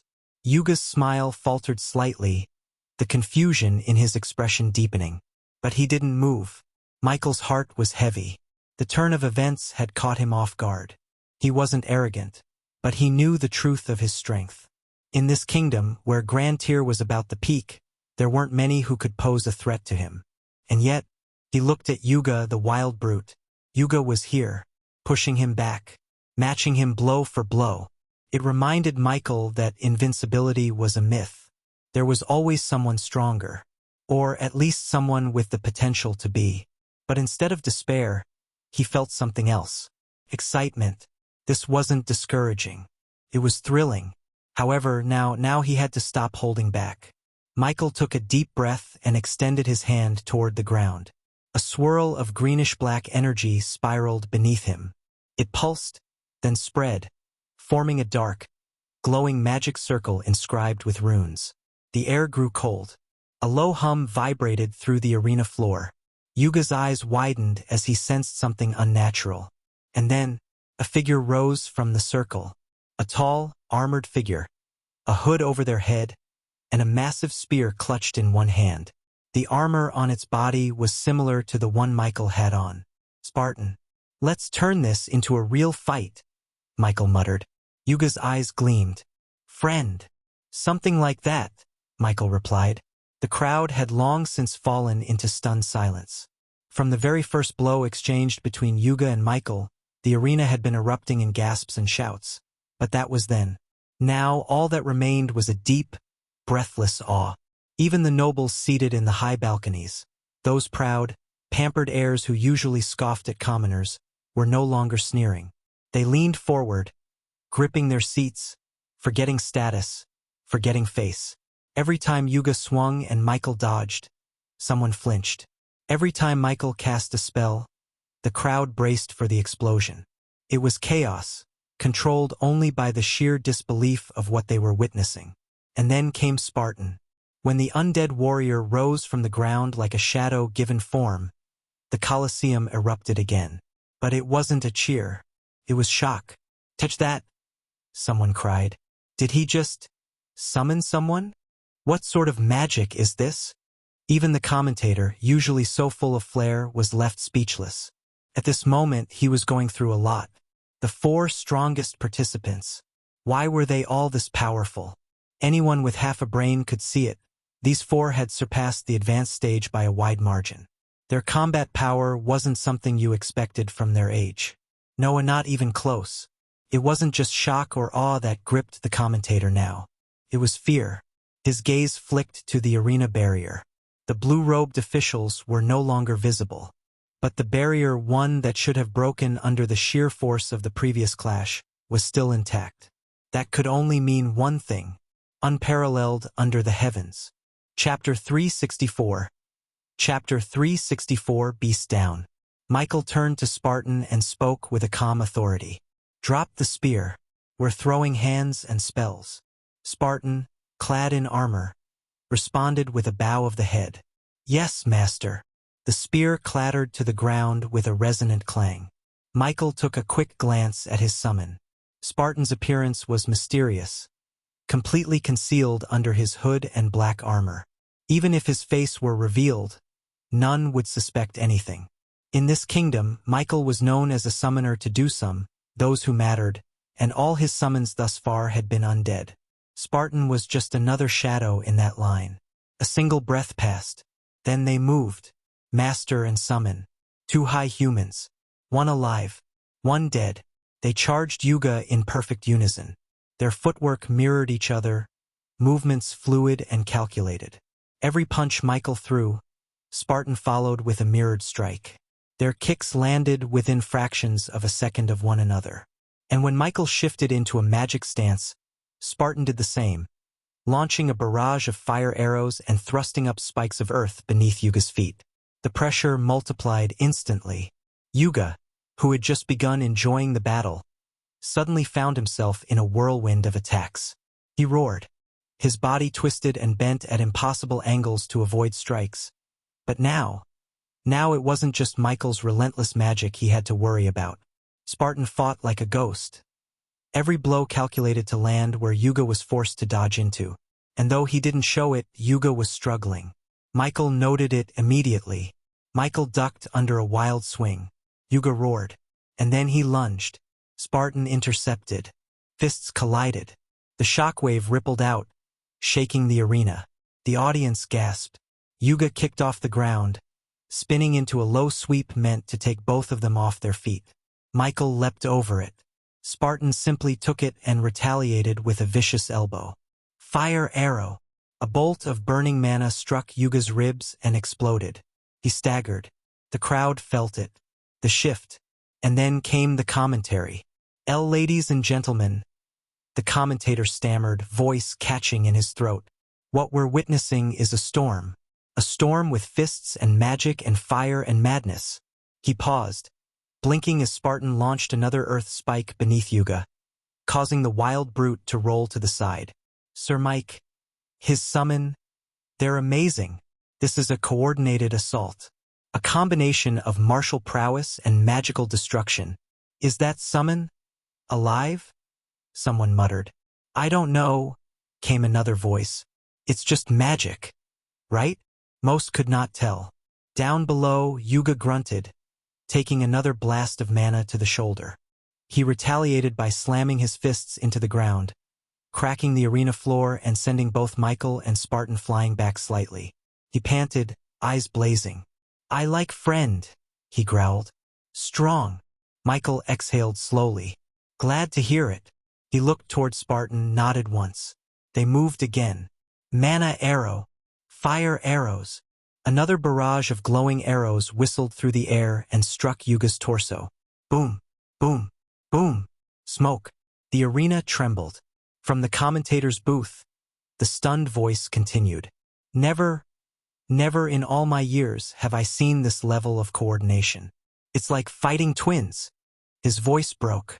Still, Yuga stood, bruised, burnt, blood trickling down his forehead, but smiling. He threw back his head and roared. The crowd didn't cheer. They watched, spellbound, terrified, mesmerized. Yuga stood tall, but it was clear now. He was near his limit. His chest heaved. The fire in his eyes was still burning, but dimmer now. Steam rose from his battered body, blood and bruises blooming across his skin like battle medals. And yet, he smiled. Michael exhaled slowly. Then he moved. Spartan followed. This time, they didn't explode forward with the same explosive speed.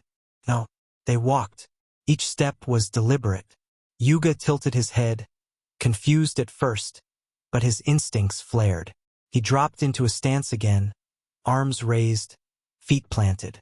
Then Michael raised his right hand. Blind curse. A dark pulse shot forward and struck Yuga clean in the face again. Yuga staggered. His breath hitched. He snarled and turned, fists swinging wildly. Then, slow curse. A second pulse of magic latched onto his limbs, dulling his momentum, wrapping around him like invisible chains. Yuga roared in frustration. He could barely move now, every limb dragging like he was underwater. His legs quivered under the weight of the curse. His arms trembled mid-swing. The once fluid movements of a beast were now sluggish. Michael stepped to the side. Spartan darted in. He didn't hesitate. Flash. Yuga swung one last time, blindly. But Spartan slipped beneath it and launched himself forward, both arms wrapping around Yuga's midsection. And then, boom! The ground cracked as Spartan tackled Yuga to the floor with the full weight of an armored monster. Dust flew. The earth split slightly beneath the shock of the slam. The arena barrier trembled again, shimmering like water in the sun. Spartan mounted Yuga and began to punch. Once, boom. Twice, boom. Each blow echoed through the stadium. The crowd felt it in their bones. 3, 4, boom, boom. Every strike was controlled, powerful enough to break stone, yet precise enough to avoid lethal damage. But the shockwaves were monstrous. Each punch cratered the floor beneath Yuga's skull, pressing him deeper into the dirt like a nail under a hammer. Michael didn't interfere. He stood still, eyes sharp, watching until the curses wore off. Yuga stopped struggling. He lay there, bloodied, dazed, barely conscious. His fingers twitched, but he smiled. Even now, he smiled. Michael exhaled, stepping forward. Spartan. Enough. The undead knight halted mid-swing, fist raised. Understood, master. He slowly pulled back and climbed off. Michael walked over and looked down at Yuga. You good? Yuga's lips moved. Tired. A pause. Fun. Mike. Strongest. Mike. Strongest. Yuga faced. Mike. Good friend. Big sis. Yuga. Sleepy. And the beast fell unconscious. Or rather, looking at his snores, it was more like he fell asleep than knocked out. Chapter 365. Chapter 365 End 1. The arena fell silent for a heartbeat. Then, it's over. The commentator's voice boomed across the Colosseum, loud and filled with awe. Sir Mike Knorr is the winner. Cheers erupted like a dam breaking. The tension snapped like a string, replaced by roaring applause, whistles, and deafening shouts that bounced off the stone walls of the stadium. The sound was overwhelming. But down in the heart of it all, Michael was calm. He let out a slow breath, his eyes lingering on the slumbering form of Yuga, mouth slightly open, still smiling even in unconsciousness. His body was battered, but not broken. If anything, he looked satisfied. Michael stepped back. Behind him, Spartan had gone to pick up his discarded spear from the ground. Michael glanced over his shoulder. That's enough for today. Spartan straightened and gave a sharp, respectful nod. Yes, master. Then, with no ceremony, Michael lifted a hand and snapped his fingers. A soft pulse of greenish-black light surrounded Spartan's form. The undead mage paused, lowered his head once more, and then vanished. Only the faint imprint of his boots remained in the cracked stone beneath him. Michael exhaled and turned to look around. Now that the battle was truly over, the state of the arena became fully apparent. It was massive, spanning nearly the size of a professional football field. And yet, there wasn't a single patch of it that remained untouched. The once smooth and polished surface was in complete ruin. Cracks ran like spiderwebs across the stone ground. Craters, some shallow, some deep enough to swallow a grown man, littered the field. Entire sections of the arena had been shattered from the sheer force of spells and punches. Dust hung in the air like mist, thick and gritty in the lungs. There were scorch marks from fire arrows, jagged spikes from earth spells that had only partially receded. In the middle of it all was Yuga, lying in a crater of his own, snoring softly. Michael stood at the center of destruction, quiet and composed. And for a few seconds no one said a word. Then the commentator found his voice again, shaky but reverent. What kind of power are we looking at here, folks? This is not something you see every day and perhaps in our lifetime. And we were lucky enough to witness it live. We are truly lucky. Michael raised one arm slightly and gave a small wave to the crowd, more to acknowledge them than to celebrate. The cheers grew louder. He didn't bask in it. Instead, he turned and began walking toward the arena's edge, past the rubble, the broken stone, the scorched earth. A few people were already rushing in from the side gates, some heading for Yuga, others waiting for Michael if he needed attention. But he waved them off gently. "I'm fine," he said. As he stepped into the waiting area, one of the event red robe officials, wide-eyed and pale, stammered, "Sir Mike." The competition officials, "They want to meet you." Michael simply nodded. "Okay. Do I go to meet them or?" "They'll come to you, sir." "Okay." And he walked on. Behind him, the Colosseum roared, his name now chanted by hundreds. "Mike! Mike! Mike!" But Michael didn't look back. There was a reason Michael left the stage before the commentator could even declare it. For one, the arena was in complete ruins. The stage was a mess, cracked, cratered, scorched. And most importantly, its self-repair mechanisms weren't working anymore. It looked like a battlefield more than a dueling platform. Still, Michael felt amazing. He hadn't expected anyone in this tournament to push him that hard. One should not forget that Michael had the power to overpower weaker rank 2 creatures while still being rank 1 himself. And that included other Awakeners. That alone should paint the picture of how terrifying his strength already is. It was the same for Spartan. Both he and his summon were easily on the level of strong rank 2 monsters. In this kingdom's terms, that meant Grand Tier. And yet, it had taken both of them working in sync to finally bring down one Yuga. That alone said everything. According to what his detect skill had revealed, Yuga hadn't even advanced to rank 2 yet. And despite that, they had needed to work together just to subdue him. It was a humbling reminder that even among Awakeners, supposedly superior, gifted individuals, there were still beings out there with innate talents so ridiculous, so absurd, that they defied common logic. Thankfully, Yuga's strength came with its own limitations. No matter how powerful he was, Yuga was never going to beat Michael in that arena. Still, Michael had been forced to go hard. Not because he couldn't win, but because he'd handicapped himself. He was a necromancer, and he'd chosen to fight with his fists. If he had gone all in from the beginning, if he had truly fought like a necromancer, Yuga wouldn't have even had the chance to lift his head. In Group C's waiting room, the air was tense. The battle between Yuga and Michael had long ended, yet Ren hadn't moved a muscle since it began. His eyes remained locked on the projection screen floating in the center of the chamber. Dust clouds, craters, explosions of mana and brute force. Ren didn't blink as he mentally replayed every moment. Behind him stood the mysterious figure who had entered earlier. "I told you," the man finally spoke, voice low and even. "You couldn't win, but you didn't believe me." He stepped forward slowly, hands behind his back. "You're powerful, talented. That much is clear from your perfect realm swordsmanship. But you're far behind that youth." He paused for a breath. And if you still feel the need to compete, let me remind you, what you saw today wasn't even his strongest summon. That wasn't his trump card. Not even close. You're outmatched. Completely. His tone wasn't cruel.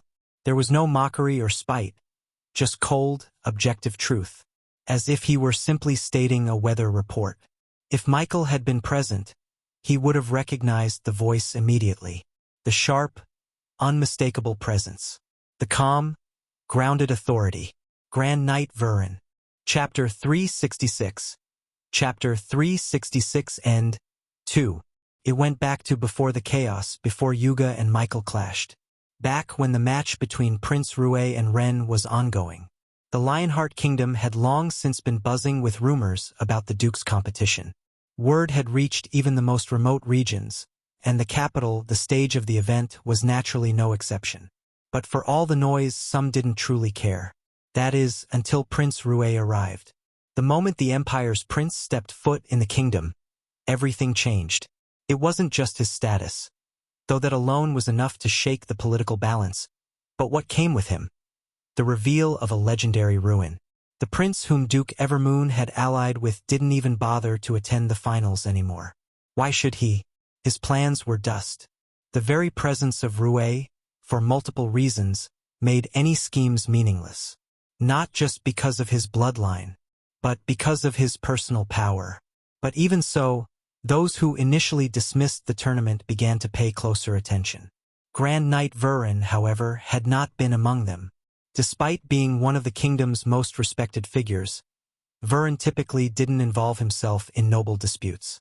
His allegiance was to stability, not politics. So when whispers of the tournament reached his residence in the capital's core district, he remained unmoved.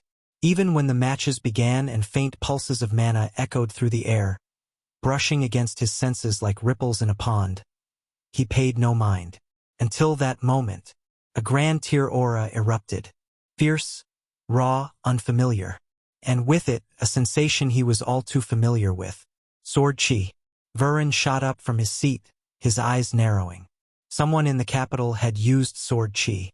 That alone warranted attention. He knew how rare people who could use chi were. Even he had to use centuries to grasp sword chi through relentless effort. There were humans in the Empire who lived twice as long and still never touched it. Without hesitation, Grand Knight Vurin moved. He didn't fly, he couldn't. But with a single leap, he vanished from his home, soaring across rooftops like a shadow. Moments later, he landed lightly on one of the tallest pillars outside the Colosseum. From there, he peered in, and what he saw stunned him. Not just the battlefield, but the figures. One of them, tall and calm, exuding a chillingly aura. His presence screamed of nobility, but his blood, it was more than that. Imperial bloodline. Vurin didn't need an introduction to know. That youth was from the Empire. A royal. And the other? The boy wielding a wooden sword. Simple stance. But his every move was honed to perfection. There was no flash, no waste. Just pure swordsmanship. And then it happened. Sword chi again. Not borrowed. Not faked. Real. His eyes widened slightly. A perfect realm swordsman? In the capital? In a tournament? And so young? It was so absurd. And yet, he could see it clearly. The pressure that boy released, the intent behind every strike, the absolute control, this wasn't some fluke. Whoever this Ren was from the commentator's mouth, he was the real thing. The longer Grand Knight Vurin watched, the more intrigued he became. Ren was a genius. Not in the overused sense nobles like to throw around, but a true one. The kind that appeared once in a generation. Every movement the boy made flowed naturally from intent to execution. There was no excessive flourish. No wasted steps. His stance, his footwork, his awareness. It was like watching a sword that had been forged through pressure and time, but not yet quenched. And he was still young. Vurin could see it. Ren's sword path hadn't even bloomed yet. It was raw, but it was there. A foundational understanding. Unlike Michael, who was strong and had dangerous summons, Ren walked the single sharp line of the blade. And while the Necromancer was undeniably terrifying, Ren was peeling, familiar. This was the kind of opponents Vurin longed for. He reminded Vurin of himself. And that was when the thought struck him. For the first time in his life, Grand Knight Vurin entertained an idea he had never once considered. To take a disciple. The thought was so sudden, so strange, that he nearly dismissed it outright. But it clung to him. Was this how his master had felt all those years ago? He remembered the gruff old man's scowl, his endless criticisms, the brutal training sessions, and above all, he remembered the quiet pride the man never showed but always carried behind his words. Vurin had hated him, and loved him more than anyone else in the world. Back then, he was reckless, arrogant, sharp like an untamed blade. It was his master who forged him into something more. And now, watching this boy from afar, Vurin couldn't help but feel something within him. Their swordsmanship was going to be different from the little he had seen, but in his eyes, Ren was familiar to him back then. That quiet defiance, that unwillingness to bend, even when facing someone far stronger. And just as Grand Knight Vurin allowed the thought to settle in his mind, something happened in the arena that snapped his focus back with razor clarity. Ren moved. It wasn't like before. There was a sudden shift in rhythm, like the snap of a string on a lute. The boy was crafting a new move. On the spot, he was creating, and then it snapped. The sword chi burst from his strike, collided with Rue. The impact sent the prince stumbling. Vurin, who was usually expressionless, had a smile on his face. Vurin couldn't take his eyes off him. "Ren," he said again. He wasn't just interested anymore. He was invested. And for the first time in decades, Grand Knight Vurin made a quiet decision. He would speak with the boy. No matter what, he would make Ren his disciple. /N.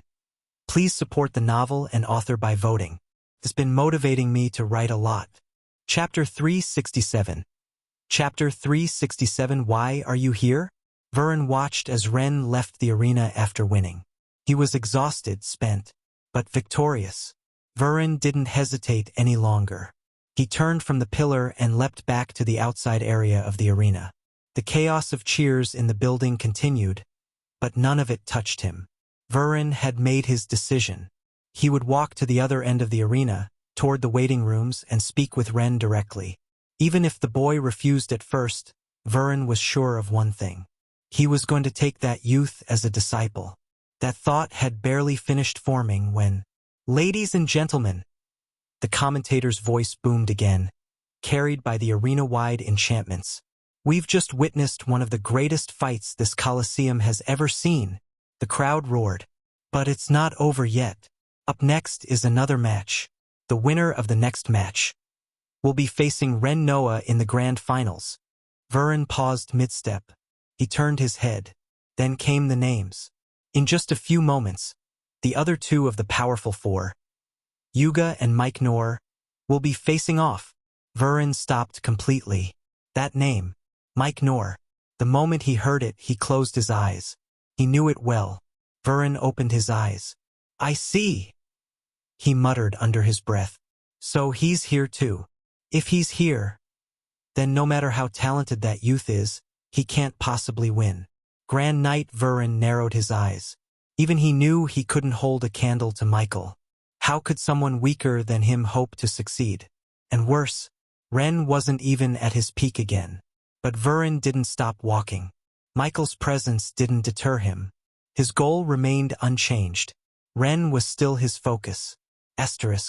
Ren didn't reply. Not immediately. But as Vurin stood across from him, having just delivered his sharp and clinical verdict, the signs were there. Ren's jaw clenched, his shoulders tight. His fingers, still dusted from his match against Prince Rue, curled slightly at his sides. And on his face, not anger, not fear, but reluctance. A deep, gnawing reluctance that clawed its way up from his gut and showed itself in the stiff lines on his face.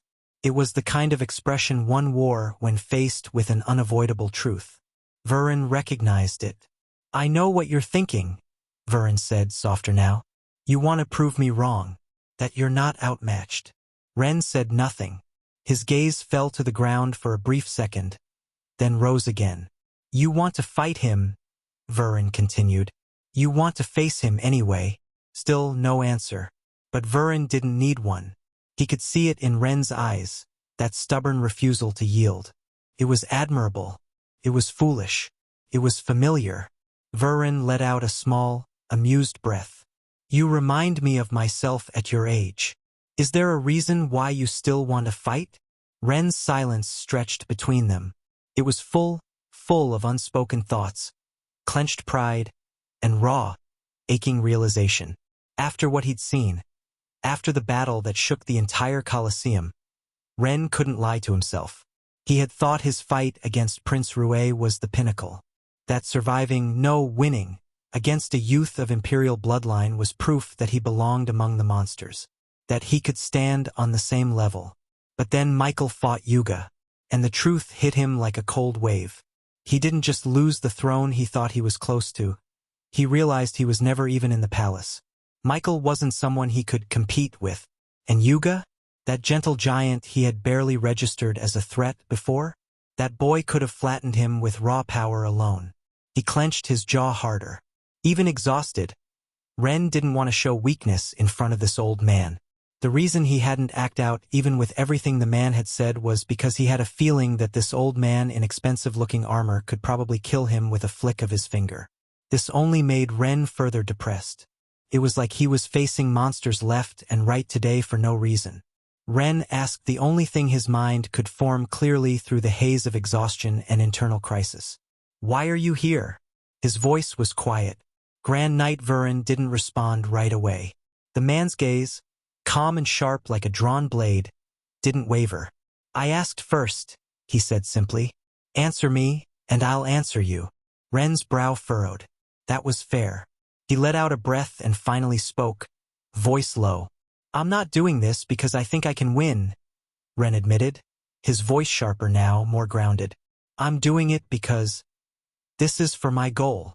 This is probably the closest I can get to my goal, and it's right in front of me. I see. Vurin stepped forward once, the metal of his armor clinking softly.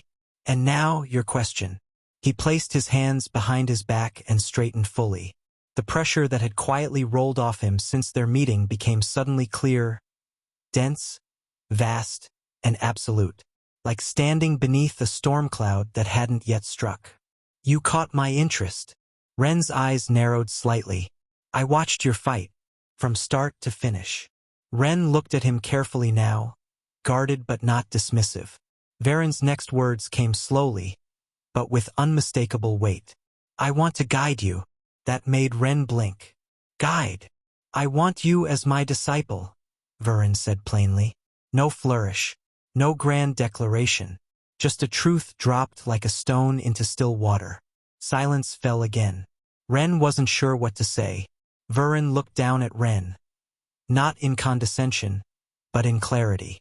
You're not ready for Mike nor. That's not shameful. But you are ready for more.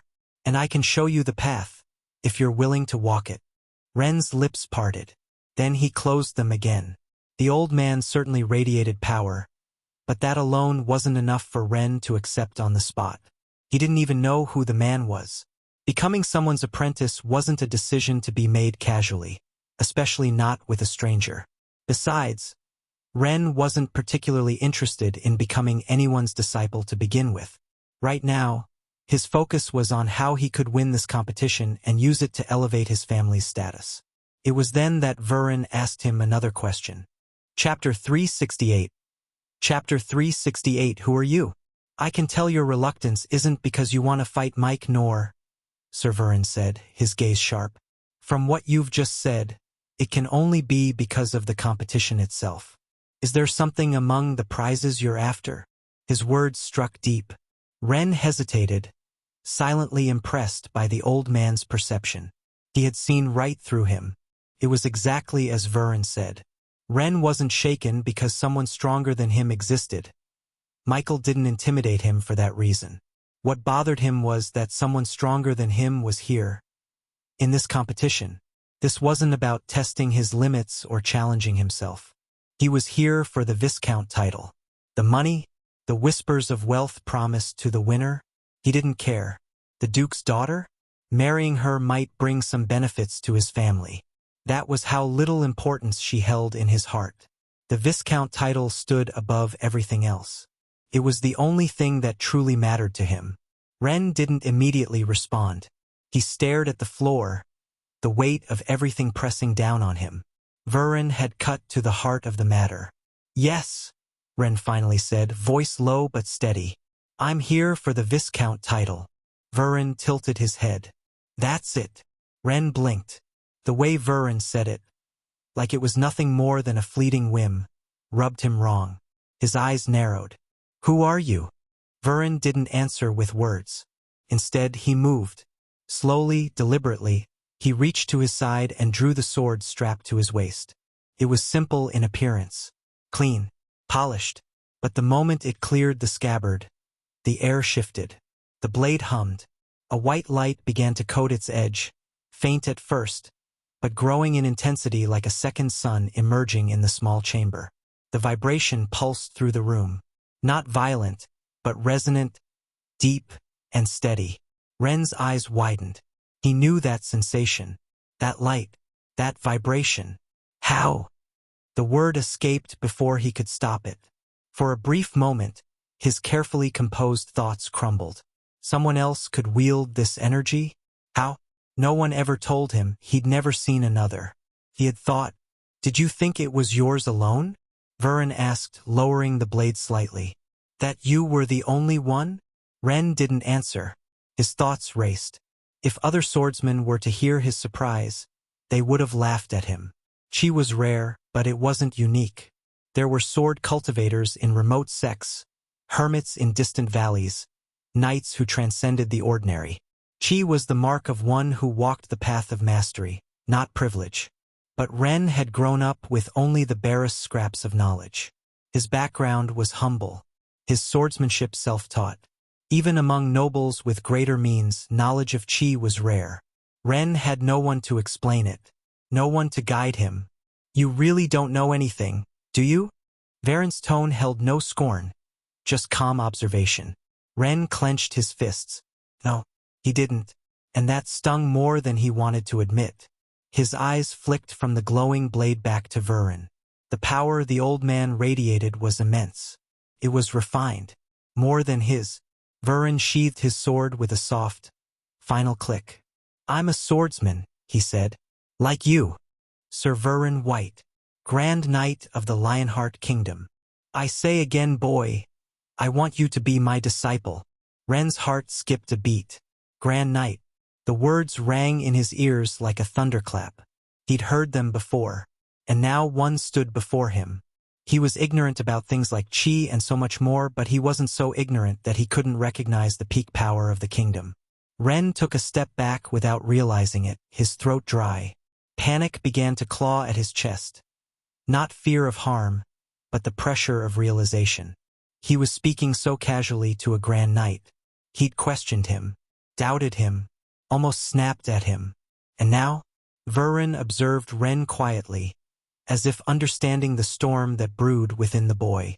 Ren's thoughts spun faster than his pulse. How had he not known? Sure, the man looked powerful, his bearing, his armor, the way he spoke. But this? A Grand Knight? And this one? Wanted him as a disciple? But why? Ren croaked, the question escaping on instinct. His voice cracked slightly, like someone overwhelmed by the sheer absurdity of it all. I'm no one." Vurin's lips curled into the faintest smile. "Not true. I watched you," he said. Ren flinched. So few even grasp the true basics of the sword. Fewer can wield it. And among them, fewer still can let it flow so naturally. You're not polished. You're not refined. But you're raw steel, boy. You don't need praise. You need forging. Ren's chest rose and fell with short, shallow breaths. He didn't know how to process it. It was then that Vurin struck, while the iron was still hot. "Didn't you say you were here for the Viscount title?" Ren turned to him, still dazed, uncertain why the old man had circled back to that. "You can't defeat Mike nor," Vurin said plainly. "So why not become my disciple instead?" He stepped closer, his voice low and firm. If you agree now, I won't just make you a viscount. You won't be some token noble handed a barren territory. I'll give you wealth, strength, loyal people, lasting prosperity. He paused, letting the words settle like a weight. Think about it. Isn't this the path to your goal? And more? The title you want and the power to protect it. Ren was stunned speechless. His mind reeled. The title he had fought so hard for. Handed to him? No, offered. Just like that? His instincts screamed to be cautious. This was too much, too sudden. Yet standing in front of him was a grand knight. Someone who could flatten cities if the rumors were true. Someone who had no reason to lie. And Ren could feel it. This man meant what he said. Chapter 369. Chapter 369 Master. Ren could feel it. This man meant what he said. His heart pounded like a drum against his chest. He had always told himself the title was what mattered.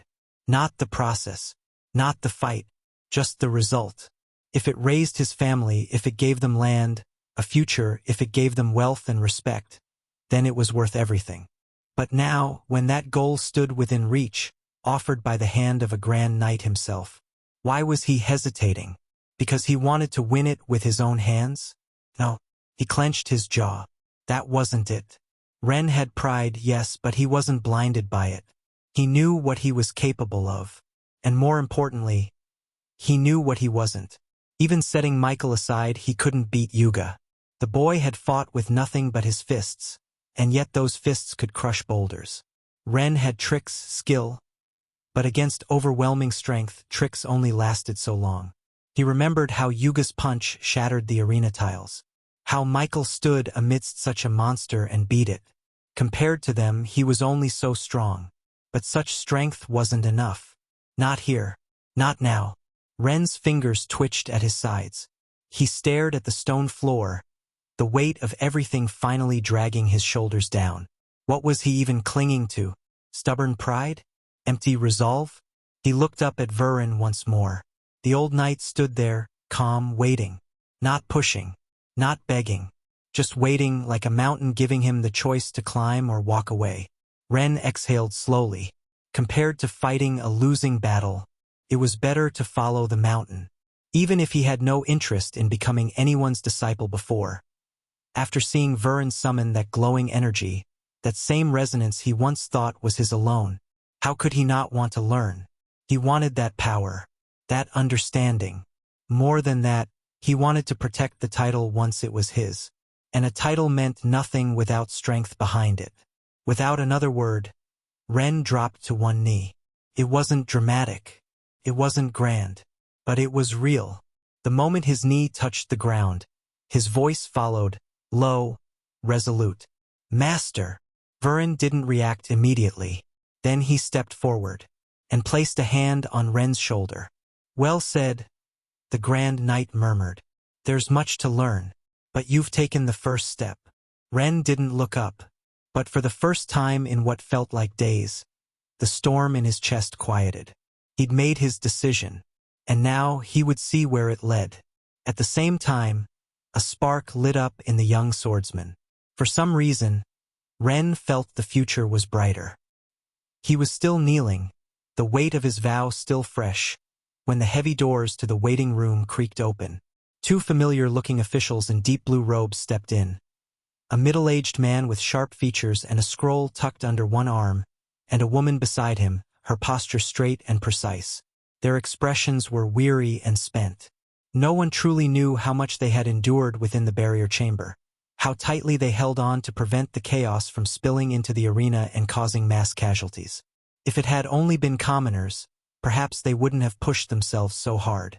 But unfortunately, scattered among the audience were nobles, people whose backgrounds demanded caution, individuals whose deaths would carry consequences far beyond them. They couldn't afford to relax. Their eyes landed on the scene before them. A boy kneeling, an old man standing over him, hand on his shoulder. Recognition hit them like a bolt of lightning. Their gazes shifted from Ren to Vurin.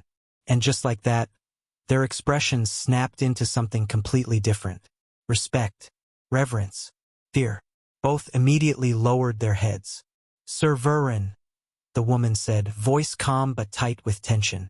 We didn't realize. You don't need to, Varen said, cutting her off gently. He removed his hand from Ren's shoulder and gestured for the boy to rise. Stand, Ren. Ren obeyed, quickly pushing himself to his feet. His legs felt a bit shaky, but it wasn't from fear. It was awe. The way those officials reacted. As if the mere presence of his new master was enough to make authority crumble. Varen turned back to the blue-robed pair. You may carry on with your business. I'll be taking my disciple with me now. There was no room for negotiation in his voice. The officials didn't even glance at Ren. They kept their heads down and stepped aside with silent compliance. With that, Varen placed a hand behind his back and strode forward, his cloak brushing lightly across the floor. Ren followed, and as he stepped out of the waiting room behind the Grand Knight, he couldn't help but glance back once. The room that once held his anxiety, his doubts, his ambition, now left behind. His eyes turned forward again. A new path was beginning, and the man walking ahead of him wasn't just powerful, he was majestic. Everything about Varen felt larger than life. Even the mana in the air felt calmer when he passed. Ren didn't speak. He simply walked, eyes wide, mind racing, because somewhere deep inside him he knew this decision would change everything.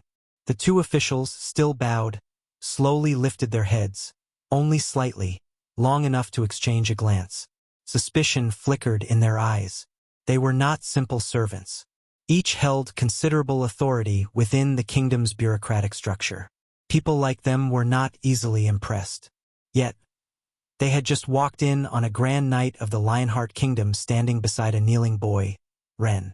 And Varen had called that boy disciple. Their eyes met again. One furrowed his brow in thought. The other arched a brow in disbelief. That boy, Ren Noah, right? The man whispered softly to his colleague. The woman gave the faintest nod. Yes, he defeated Prince Rue. For someone who could do that, maybe... This makes sense, the man muttered almost to himself. He must have had someone behind him all along. The woman's lips tightened. Neither of them spoke further. They didn't need to. Some things didn't require debate, especially when standing in the presence of a man who could shake the kingdom by walking into a room. Unparalleled under the heavens. Chapter 370. Chapter 370, First Place. We still have something to do. Just minutes earlier, after stabilizing the barrier and ensuring the worst had passed, they had exited the chamber exhausted, only to be met with an unexpected voice ringing clearly in their minds. There is no use continuing the competition. End it. Announce Mike Nor as the winner. The voice had belonged to none other than the Duke himself. No messenger. No formal decree.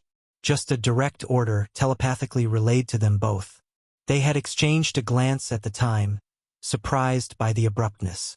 Technically, the decision was improper. Ren Noah had not been given a final chance. No duel. No announcement. No closing words. Just dismissal. But they were not in a position to question the Duke's will. If the man wanted the competition over, it was over. Now all that remained was one final formality. Speak with Mike Nor, confirm the Duke's decision, and announce the winner to the public. The crown of victory would be placed on Mike Nor's head. Feeling lighter, more relieved than they had all tournament, the two officials quietly left the room to seek out the mysterious youth, who they also felt should have a better background than Ren. As for Yuga, they didn't even know what to think. As for Ren, he had no idea. No idea how close he had been to losing the Viscount title. How close he had come to being cast aside without ever knowing why. Because even before he fought, the Duke had already dismissed him. He had never been meant to win. The choice had been made behind closed minds, delivered silently and with finality. Fortunately, unaware of how fate had turned its back on him, Ren had dropped to one knee. In Group B's waiting room, Michael sat in quiet stillness, waiting for the officials who had said they wanted to speak with him. A part of him suspected it had something to do with his last match. But beyond that, he wasn't sure. Now I just need to beat Ren and my deal with Mage Lien will be complete, he thought. Aside from the Titan potion he wants to use to reinforce his physique against the mana overflow, the other rewards from this competition are mine. He leaned back slightly, gaze drifting to the ceiling. Aside from the Duke's daughter, which I have no interest in, I wonder what else this tournament might offer. Gold? More money wouldn't hurt, he mused. Even though I already have more than enough. With the size of my current funds and the chest I've been keeping since my first bandit subjugation mission, I might need to find someone skilled in finance just to manage it. That, or find something absurd to spend it all on. A chuckle almost escaped him, but his eyes narrowed as the next thought crept in. There's also the Viscount title. He let the idea hang in the air for a moment. Then his expression darkened slightly. Hopefully Ren doesn't end up surprising me like Yuga did. I'd rather not have another unpredictable fight. I just want to get this over with, win and move on to advancing to the next rank. Just as Michael was about to sink deeper into his thoughts, the door to the waiting room creaked open. 2 officials stepped in. Their blue robes swayed as they entered, exhaustion faintly visible on their faces. Still, their composure was intact. Michael rose to his feet immediately. The middle-aged man with the scroll gave a faint smile. "Sir Mike, congratulations on your victory." "Thank you," Michael replied, his tone polite but detached. He didn't care much for praise, but formality had its place. The woman beside the man stepped forward slightly. "We won't waste your time. As of now, you're the last participant remaining. Your opponent, Ren Noah, has forfeited the final match." Michael's brows twitched subtly. Forfeited? So he bowed out before we even stepped into the arena? He hadn't expected that. Ren didn't strike him as a coward. Then again, maybe Ren simply understood the gap between them after seeing Yuga fall. Maybe he didn't want to put up a pointless fight. Could also be because of other things, but Michael didn't dwell on it. If anything, this just simplified things. The man continued, "By default, that places you in first. His Highness the Duke has formally acknowledged your victory. You are to report to the Duke's estate tomorrow to claim your rewards." The woman added, "Of course, if you'd prefer to have the rewards delivered to your residence, that can also be arranged." It was said in passing, as if no sane person would refuse an invitation from the Duke himself, especially not the winner of such a prestigious event. But Michael's eyes lit up. "Delivery would be perfect," he said, his voice calm but firm. The officials blinked, both clearly surprised. The man cleared his throat, a bit awkwardly. "Of course. In that case, may we have your address?" Michael nodded and scribbled it on the scroll they handed over. After a moment, the man added, "Even so, we suggest visiting the Duke's mansion when convenient. There may be certain matters that pertain specifically to you." Michael didn't flinch. Understood. He didn't say whether he would or wouldn't. The 2 officials exchanged glances, but neither pushed further. With nothing else to add, they gave him a respectful nod and turned to leave. As the door closed behind them, Michael slowly sat back down. So that was it. He had won. A strange sense of relief passed through him. This was one of the many things crossed from his list. He looked down at his palm, flexing his fingers. This isn't the end anyway. The Viscount title, the rewards, the recognition, they're just tools. What I want, what I need is strength. /N finally wrapped up this arc. I'll admit, there are definitely things I could have done better, but I'm grateful for the opportunity to learn and grow. Most of all, I'm thankful to all of you who gave this novel a chance and are still reading. Thanks again for the support. We've been in the top 10 on GT for a few days now, and that means a lot. As a bonus, I'll be aiming for 3 to 4 chapters a day this week. I've already tested it a bit this week with 17 chapters, and I'm starting to get the hang of it. Unparalleled Under the Heavens. Chapter 371. Chapter 371 Conclusion. Back in the arena, the atmosphere was still charged with electricity. The echoes of the last match had not yet faded. Excited murmurs rippled through the massive crowd, their voices layered with awe, debate, and the lingering adrenaline of what they had witnessed. All eyes kept drifting back to the shattered remains of the stage. Deep cracks across its surface, broken tiles tossed like debris, and scorched patterns where spells had clashed with raw physical force. Children pointed while adults spoke fervently, comparing Yuga's monstrous strikes to Michael's uniqueness. "Did you see that punch? I swear it made the entire barrier tremble. I thought Yuga had it. Who is that Sir Mike?" Really? Speculation ran wild. For most of them, that fight had eclipsed anything they'd seen in years. It was the kind of duel that would be spoken about long after the tournament had ended, etched into the collective memory of all who witnessed it. Then, the voice of the commentator boomed across the Colosseum once more, silencing the rising chatter. "Ladies and gentlemen," he announced dramatically, "I hope you've all caught your breath, because an important announcement has arrived." Murmurs returned, now tinged with curiosity. "There are two things to relay," the commentator continued, pausing just long enough to stir anticipation. "First and foremost, Ren Noah, the finalist meant to challenge Mike Noor in the final match, has withdrawn." Gasps rang out. "What? No way. He forfeited?" The wave of disbelief was instant, cresting through the crowd like a crashing tide. Just as outrage began to brew, the commentator raised his hands for calm. "We do not yet know the precise reasons," he added quickly, "but from what we've gathered, it seems Ren Noah is unable to continue the match for reasons he cannot ignore." The vague phrasing sent speculation into overdrive. What kind of reason? Was he injured during the fight with Prince Rue and hid it? Maybe he realized he couldn't win and just bowed out. But among the more grounded, a sense of understanding began to form. Ren's match may not have reached the visual spectacle of Michael versus Yuga, but it had been impressive and undeniably powerful. Some even nodded thoughtfully. "He looked fine when he left the stage, but maybe he pushed himself harder than we thought. Yeah, even that final clash with Prince Rue was no joke." "A shame," another muttered. "I was starting to root for him." Still, the overall sentiment remained largely respectful. Ren hadn't left in disgrace. He had shown promise, and something about the commentator's wording made it clear this wasn't a normal forfeit. "Regardless," the commentator said, his voice picking up again, "we still have something to do." He smiled as if about to unveil a grand prize. "With no one else left to challenge him, Mike Noor is hereby declared the champion of this tournament."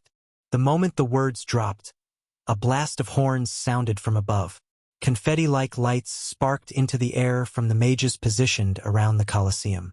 The crowd erupted into cheers, some for the conclusion, some in support of Mike Noor, and others simply celebrating the tournament's end. Far above, in the noble balconies, several people had varying reactions. The commentator's voice boomed again, rising over the thunder of applause. "But that's not all," he announced. "With Ren Noah's official withdrawal from the finals, the second-place position, by virtue of advancement and merit, goes to none other than Yuga." Another wave of noise rolled through the arena. Even among the nobles, eyebrows rose. The commoners were even louder, erupting into cheers, whistles, and open-mouthed laughter. The commentator let the reactions settle for a breath, then continued. "And in third place, following his loss to Ren Noah, is His Highness Prince Rue." This time, the cheers were more polite, restrained, especially among the nobles.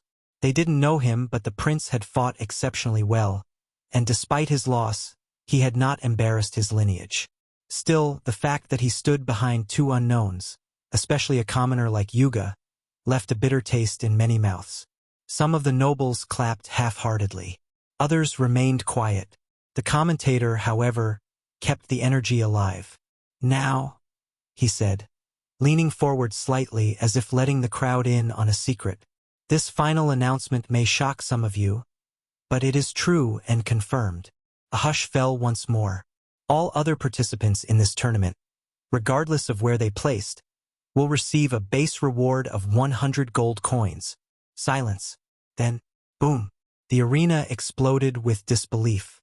100 gold? Impossible. Is this real? The commoners were the most affected. Most families survived on 5 silver coins a month, just enough to get by. A single gold coin was worth 100 silver. For many, it was a year or two of comfortable living. And now, the participants of the tournament, even those who didn't reach the semifinals, would be walking away with 100? It must be a joke. A woman in the crowd muttered. That's enough to buy a house. Nonsense. That's enough to build one from the ground up and still have change. This is life-changing. Tears welled in the eyes of some families and people whose children or friends participated. It's the Duke's will, the commentator continued, this time his voice carrying a solemn weight. For a moment, the crowd was silent again, not out of shock but reverence. Cheers rose again, thundering louder than ever. Among the crowd, strangers clapped each other on the back. Children stared in awe. Nobles whispered behind fans and furrowed brows, and commoners dreamed. Outside the arena, the streets of the capital were just as alive. Though many had not secured a seat within the Colosseum, it didn't mean they had missed the event. The Duke's tournament was the grandest spectacle the city had seen in years, perhaps decades, and the people of the capital were not about to be left in the dark. Across plazas, courtyards, rooftops, and balconies, the magic of illusion shimmered in the air. Dozens of glowing projections hovered above buildings and open squares, each one showing a live illusionary feed of the tournament inside the arena. The image quality was nothing short of remarkable, sharp and vivid, almost lifelike, and accompanied by amplified sound spells that carried the roar of the crowd, the explosive clangs of battle, and the thundering voice of the commentator with perfect clarity. Chapter 372. Chapter 372 Sira. /N. With this we say goodbye. I'm quite excited for what's ahead. Michael, advancement and college exams are just around the corner. Do you guys have any expectations? Some of these illusions were created by freelance mages, charging a few copper coins per head to stand beneath their feet. Others were the work of the Evermoon House itself, Duke Evermoon's personal mages having cast wide-range projection spells across key parts of the capital. For the people, it didn't matter who made the images. What mattered was what they saw. They saw Yuga. They saw Michael. They saw Ren Noah and Prince Rue. And they cheered. At taverns, customers had abandoned their drinks to huddle around a glowing image near the bar. In noble estates, servants and lesser retainers paused their work to stare at open-air illusions in the courtyards. In poorer districts, families had gathered in the streets with children lifted onto shoulders to see the glowing visions crackle above them. Gasps had echoed across rooftops when Yuga punched the stage into dust. Cries of disbelief rang out in alleyways when Michael stood unharmed in the midst of that brute force. And when Ren's blade clashed with Prince Rue in that final exchange, a wave of silence had passed through the capital, followed by stunned applause. One particular projection hovered in a wide courtyard outside the capital's southern market district. The mage who had conjured it, a balding man with a sharp chin and a loud voice. He raised his staff, and the illusion shimmered as the voice of the commentator rang out.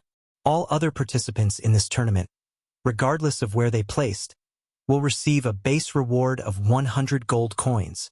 The words hit like thunder. The crowd froze, and then chaos. A young woman screamed. An old man dropped his walking stick in disbelief. A pair of teenage boys leapt into the air, hollering at the top of their lungs. 100 gold coins. Are you mad? That's more than my father's workshop earns in 5 years. My brother was in that tournament. He's rich now. Rich. The reactions were more than just excitement. In a world where most citizens lived modest lives and counted copper and silver with care, the idea of receiving 1 gold coin was already a miracle. But 100, that was wealth. That was a future. The news spread like wildfire. From one illusion square to the next, the announcement echoed, and people responded with wild celebration. Fireworks, both magical and mundane, were lit in parts of the capital. Musicians began playing in the taverns. In the better part of the outer city, where cobbled streets were wide enough to fit merchant carriages and the buildings stood taller and better maintained than their surroundings, a particular restaurant buzzed with a different kind of energy. The Velvet Ember. Newly built just 5 months ago, the establishment had already carved a name for itself. Elegant wooden beams framed the structure, glowing softly with subtle enchantments that kept the temperature inside comfortable no matter the weather. Lanterns infused with warm light floated lazily near the ceiling. The restaurant didn't boast a noble's extravagance, but its understated refinement was unmistakable. It catered mostly to wealthy merchants, successful adventurers, and minor nobles who preferred discretion to grandeur. The food was said to be superb: delicate spice blends, rare meats, even imported wines. But that wasn't the only thing drawing attention today. At the far side of the second floor, a massive illusionary screen shimmered in the air, broadcasting the live projection from the arena. The crowd inside was silent, not because they weren't excited, but because they were holding their breath. Moments earlier, they had witnessed Yuga's terrifying might clash with the cold control of Mike Nor. Then came the announcement. Second place, Yuga. Third place, Prince Rue. And then, the bombshell. All other participants in this tournament, regardless of where they placed, will receive a base reward of 100 gold coins. Gasps rang out throughout the restaurant. Silverware clinked against ceramic as diners forgot their food. Even the waiting staff paused mid-step. Whispers followed quickly. 100 gold coins? That's insane. My father doesn't even give me a gold coin for my monthly allowance. But didn't I hear the owner has a brother who participated? The murmurs became concentrated, all eyes slowly turning toward the same direction. To the corner booth where a single woman sat, silent, unmoving, her wine untouched. She was dressed plainly but with immaculate precision. A dark maroon blouse, high-collared and trimmed in silver, clung to her slender form. A cloak draped neatly over her shoulders, and her boots bore the fine polish of someone who either cared deeply for her appearance, or had the money to ensure someone else did. But it wasn't the outfit that caught the eye. It was the presence. Even seated, she gave off a pressure that made others hesitate to approach. Her hair, raven black and tied in a loose braid, shimmered under the light of the hovering illusion. Her skin was pale, nearly porcelain, and her eyes were like sharpened glass, cold, clear, and painfully observant. Sira. Though few in the restaurant had ever spoken directly to her, everyone knew the rumors. The mysterious owner of the Velvet Ember, a woman in her early 20s who had appeared out of nowhere, bought the land outright in a single transaction, and opened one of the most successful businesses in the outer city in less than half a year. No loans, no partners. Some said she had backing from high nobles. But most popular of all was the rumor that she had a brother, an incredibly powerful brother, who would crush anyone that offended her. Most had seen him, and now they knew exactly who that brother was. Yuga, the wild, untamed monster of a man who had just shaken the entire capital with his bare fists and taken second place in the Duke's tournament. The moment the commentator's voice had confirmed Yuga's placement, several eyes had darted towards Sira. She hadn't flinched. She hadn't smiled. She hadn't even blinked. She merely sat still, one leg crossed over the other, hands resting gently on her lap as if none of this concerned her in the slightest. But the restaurant staff knew better. They had seen her lips twitch, just barely, when Yuga's name was called, and to them that was enough. No wonder she could afford this place. With that kind of power behind her. The whispers faded as the commentator's voice picked up again, but no one could truly focus on the screen anymore. Sira continued to sit in silence, her wine still untouched, her expression unreadable. Only she knew what emotions stirred beneath that calm exterior. Pride? Relief? Joy? Only she remembered what Yuga had been like as a child, before the strength, before the forest, before the world had turned its back on them. She remembered the day they were separated. And now, he was alive as ever, far stronger than she even estimated. She exhaled quietly through her nose, then finally reached for the wineglass. A sip. That fool. He still fought even after telling him to retreat from a battle that was too strong. Fortunately, his opponent was merciful. Sira thought back to Michael's appearance. The youth was quite handsome. Chapter 373. Chapter 373. Much has been done. Knowing the competition was over, Michael didn't waste any more time and began making his way home. At first, he considered taking a leisurely walk to enjoy the breeze, but the moment he noticed the way people were starting to recognize him, he changed his mind. The floating illusion screens all around the capital hadn't shut down yet. He didn't know what method was being used, but his face was still being broadcast across many corners. And now, strangers were beginning to turn, point, whisper. Troublesome, he muttered under his breath. In the next instant, his figure blurred, vanishing from sight in a flash. Gasps echoed around him as the crowd staggered in surprise. That was him. It's Mike Knorr. People surged forward in the direction he had disappeared, some laughing, some wide-eyed, some shouting his name. But Michael was already gone. A beat later, he was standing in front of his apartment.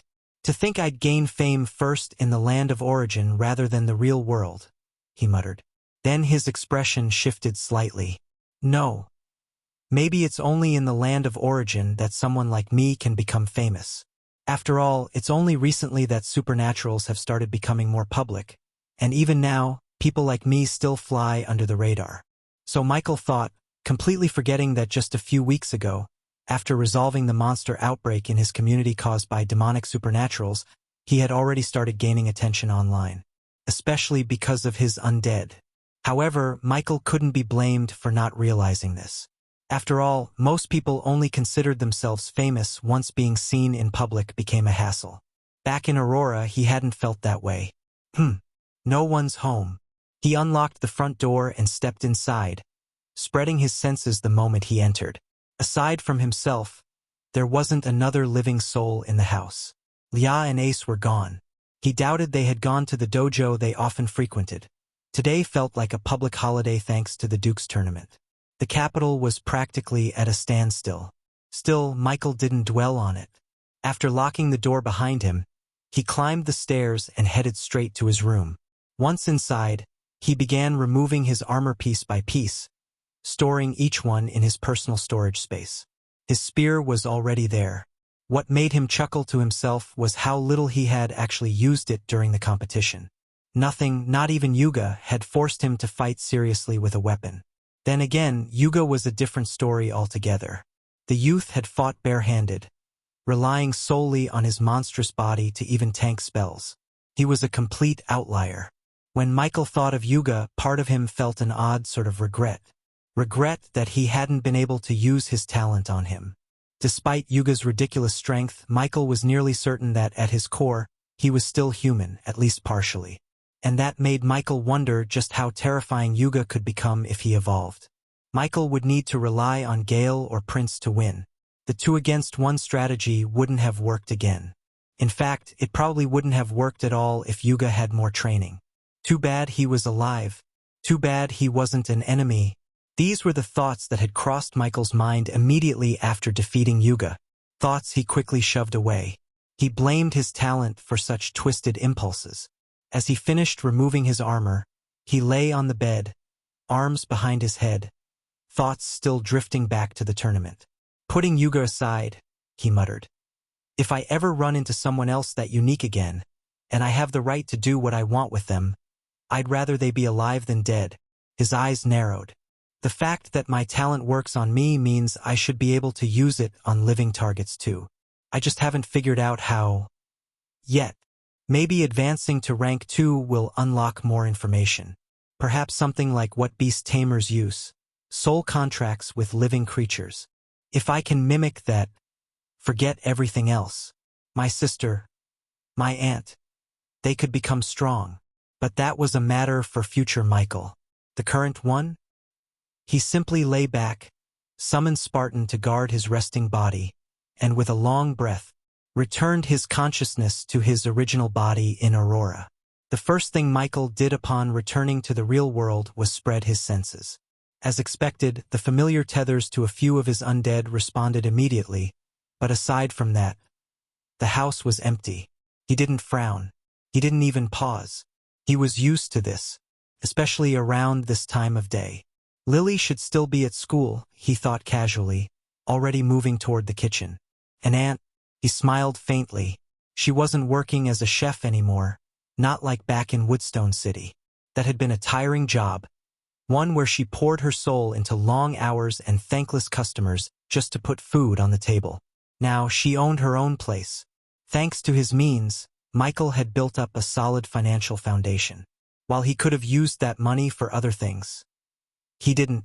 Instead, he rented a 3-story building in one of the big districts of the city and gave his aunt the reins. A restaurant. Her own. She had cried the day he showed her the keys. She hadn't even asked for it out loud, but he had seen the way her eyes lingered on shops they passed during their walks, heard the wistful tone in her voice when she talked about the dishes she would have made if she had a place of her own. Now she did.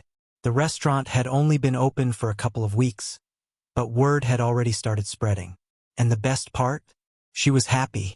Michael walked past the couch and glanced at the framed photo on the side table. It was a recent one.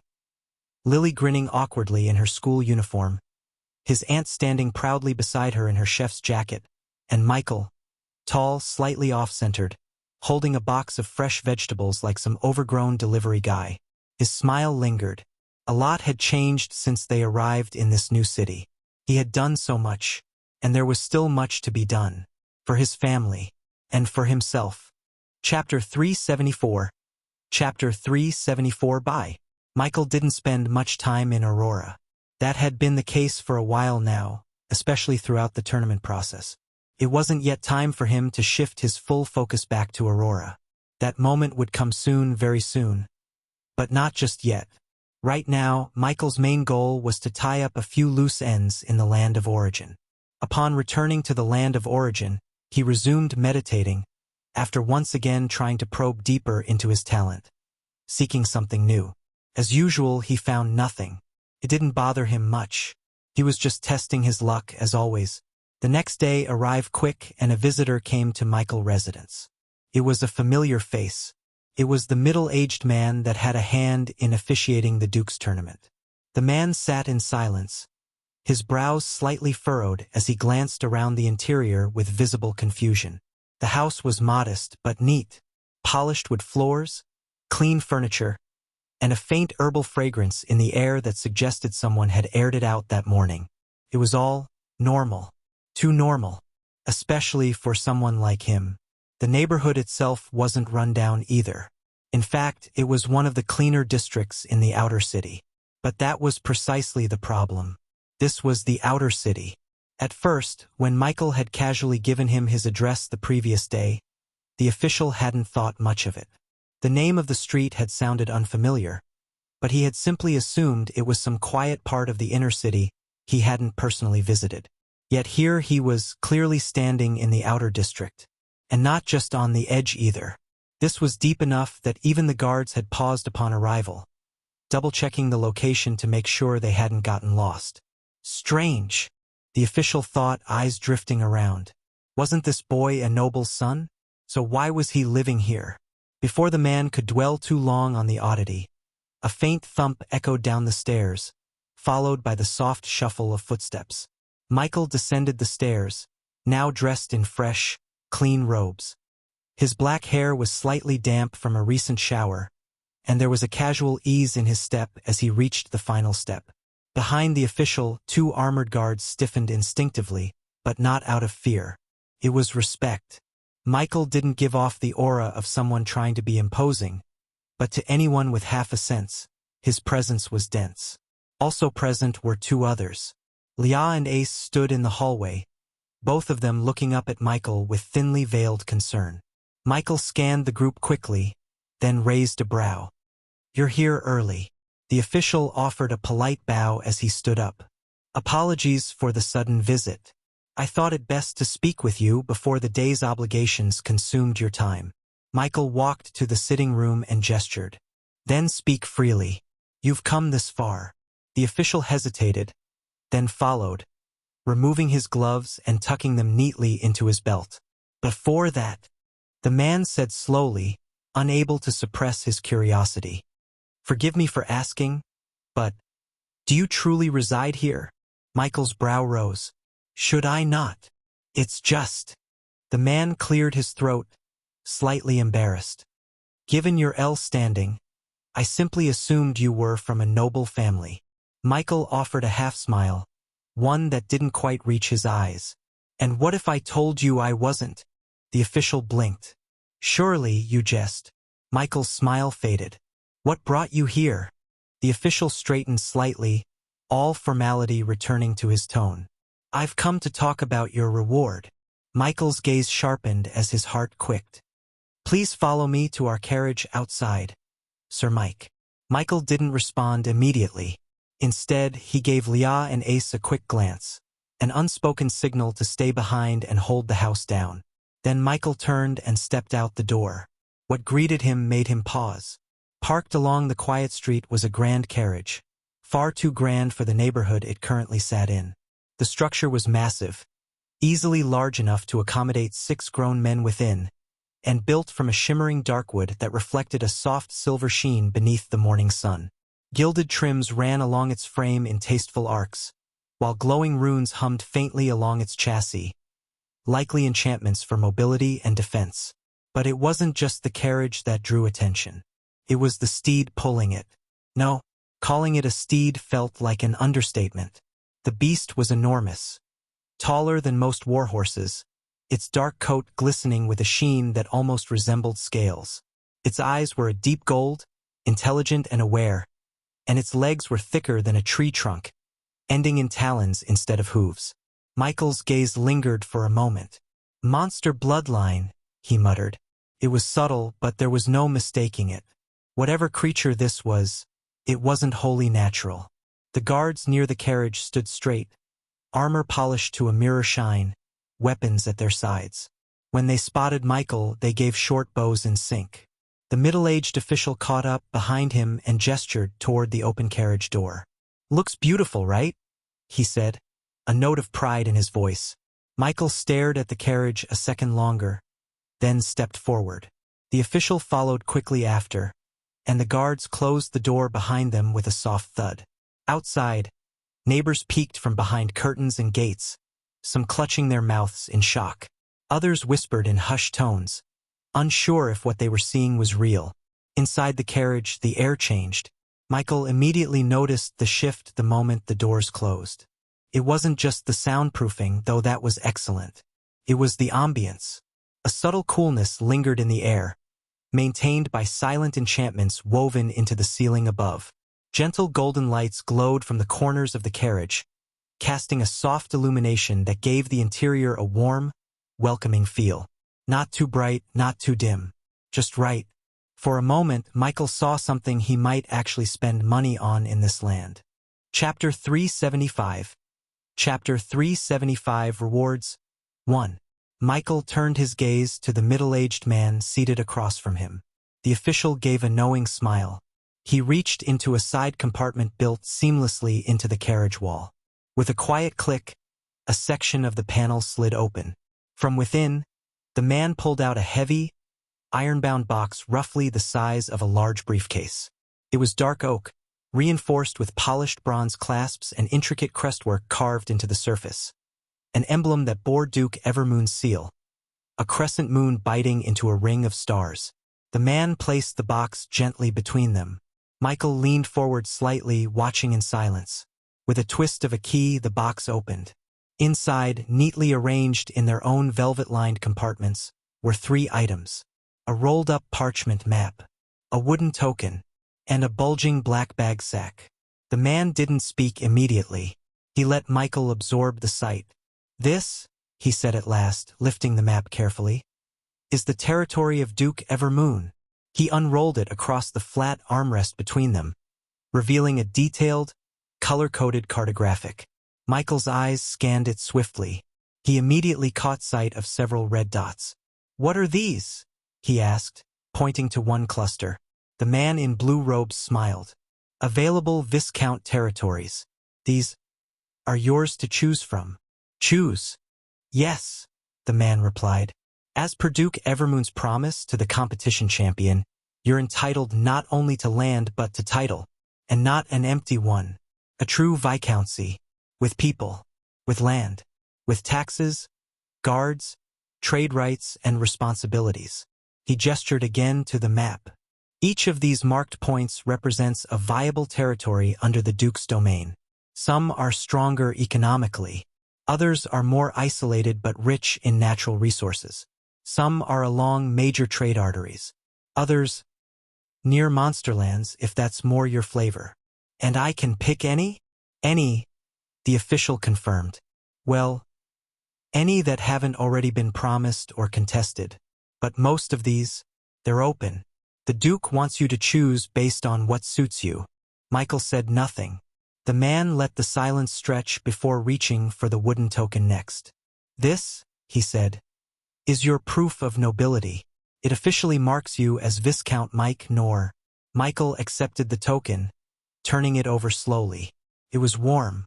And this, the man finally said, lifting the bag, is 1,000 golden papers as the reward for getting first place. Michael took a deep breath. A golden paper was worth 1,000 gold coins. Instantly, because of the Duke, Michael was 1,000,000 gold coins rich.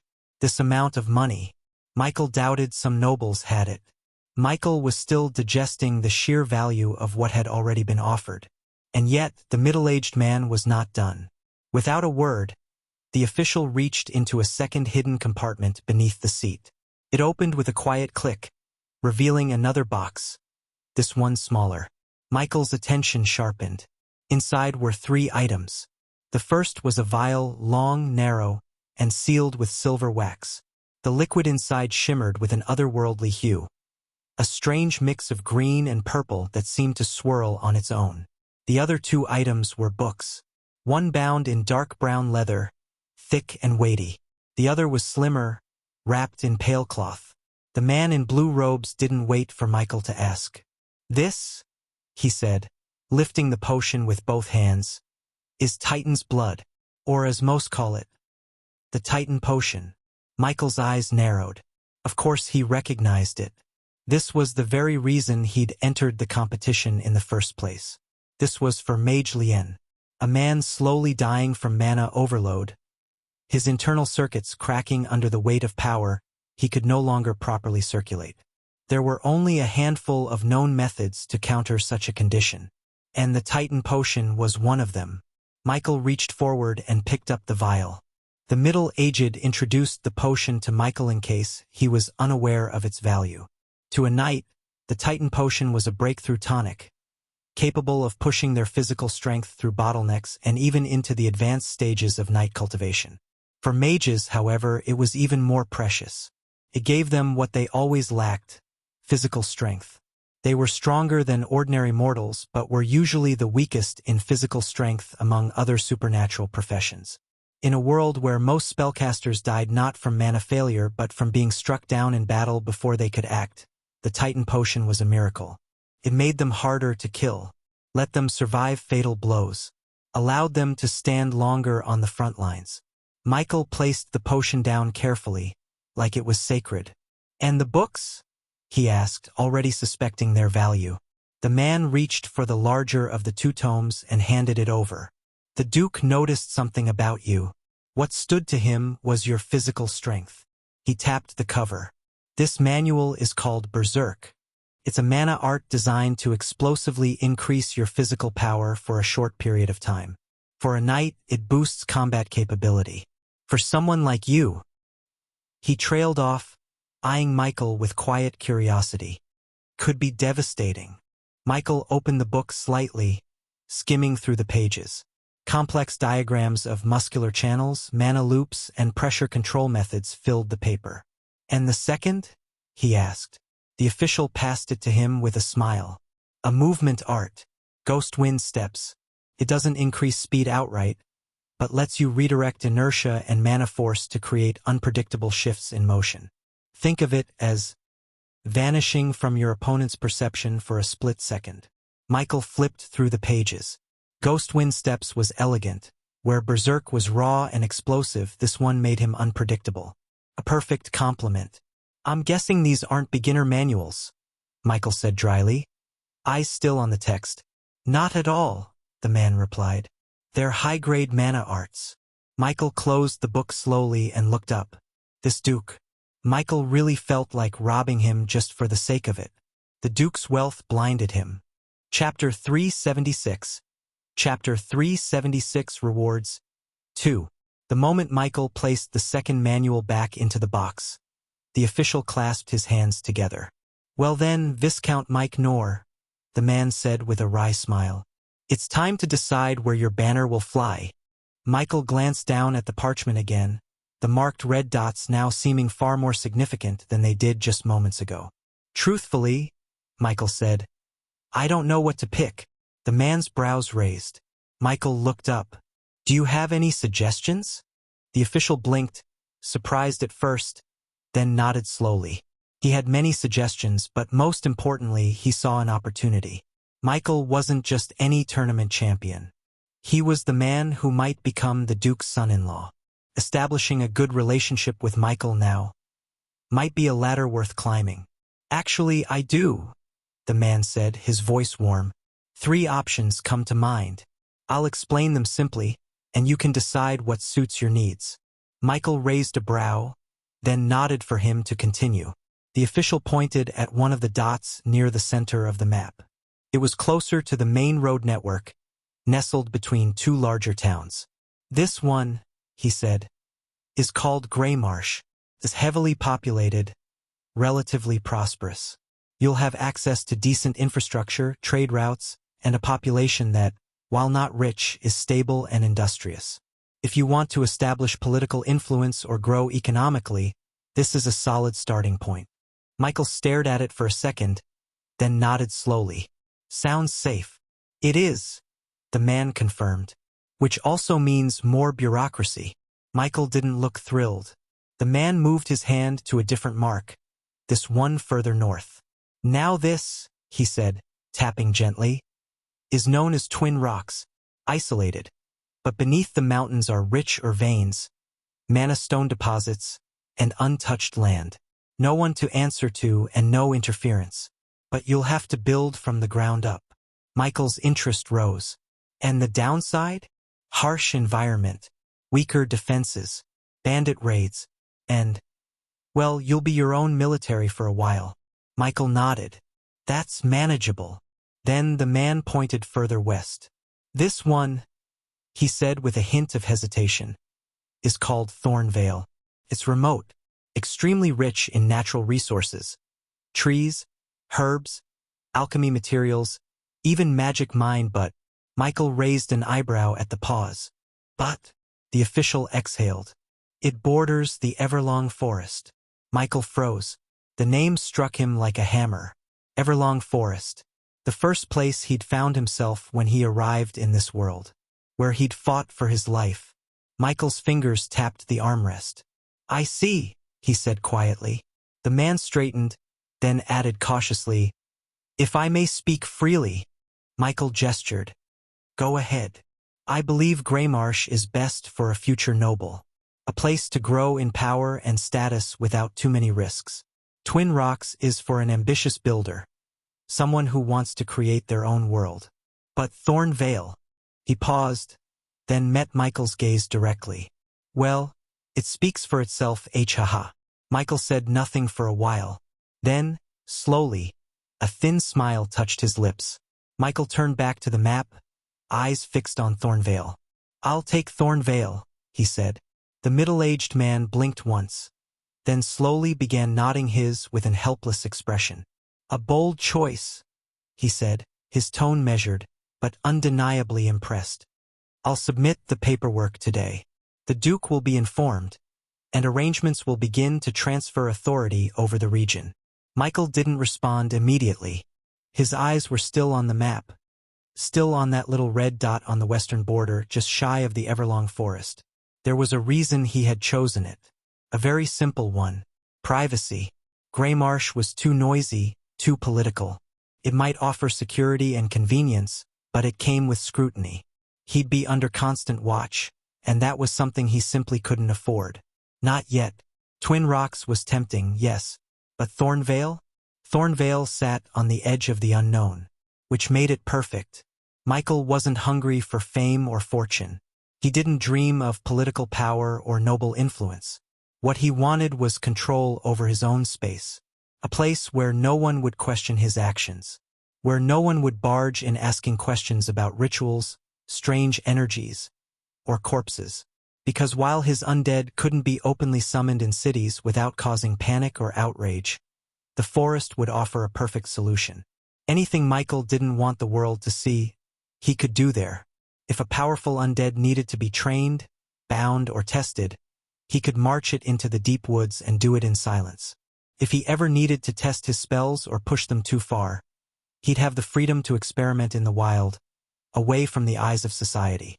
In the forest, he could be whatever he wanted. Thornvale gave him that freedom. The middle-aged man closed the map gently and looked back at Michael with a more formal expression. "Since that's your choice," he said, "I'll begin the transfer process. But," he paused, watching Michael carefully, "to be formally recognized, you'll need to meet with the Duke. He must personally grant you the land charter and bestow the title." Michael's lips twitched. Of course. He had hoped, really hoped, that he could bypass that part. Avoid the formalities. Avoid the Duke entirely. Avoid anything that smelled like politics, handshakes, expectations, or worse, attachments. Michael leaned back against the cushioned seat, arms crossed. "Do I have to?" The man gave a patient smile. "It is tradition, not just for ceremony's sake, but for documentation.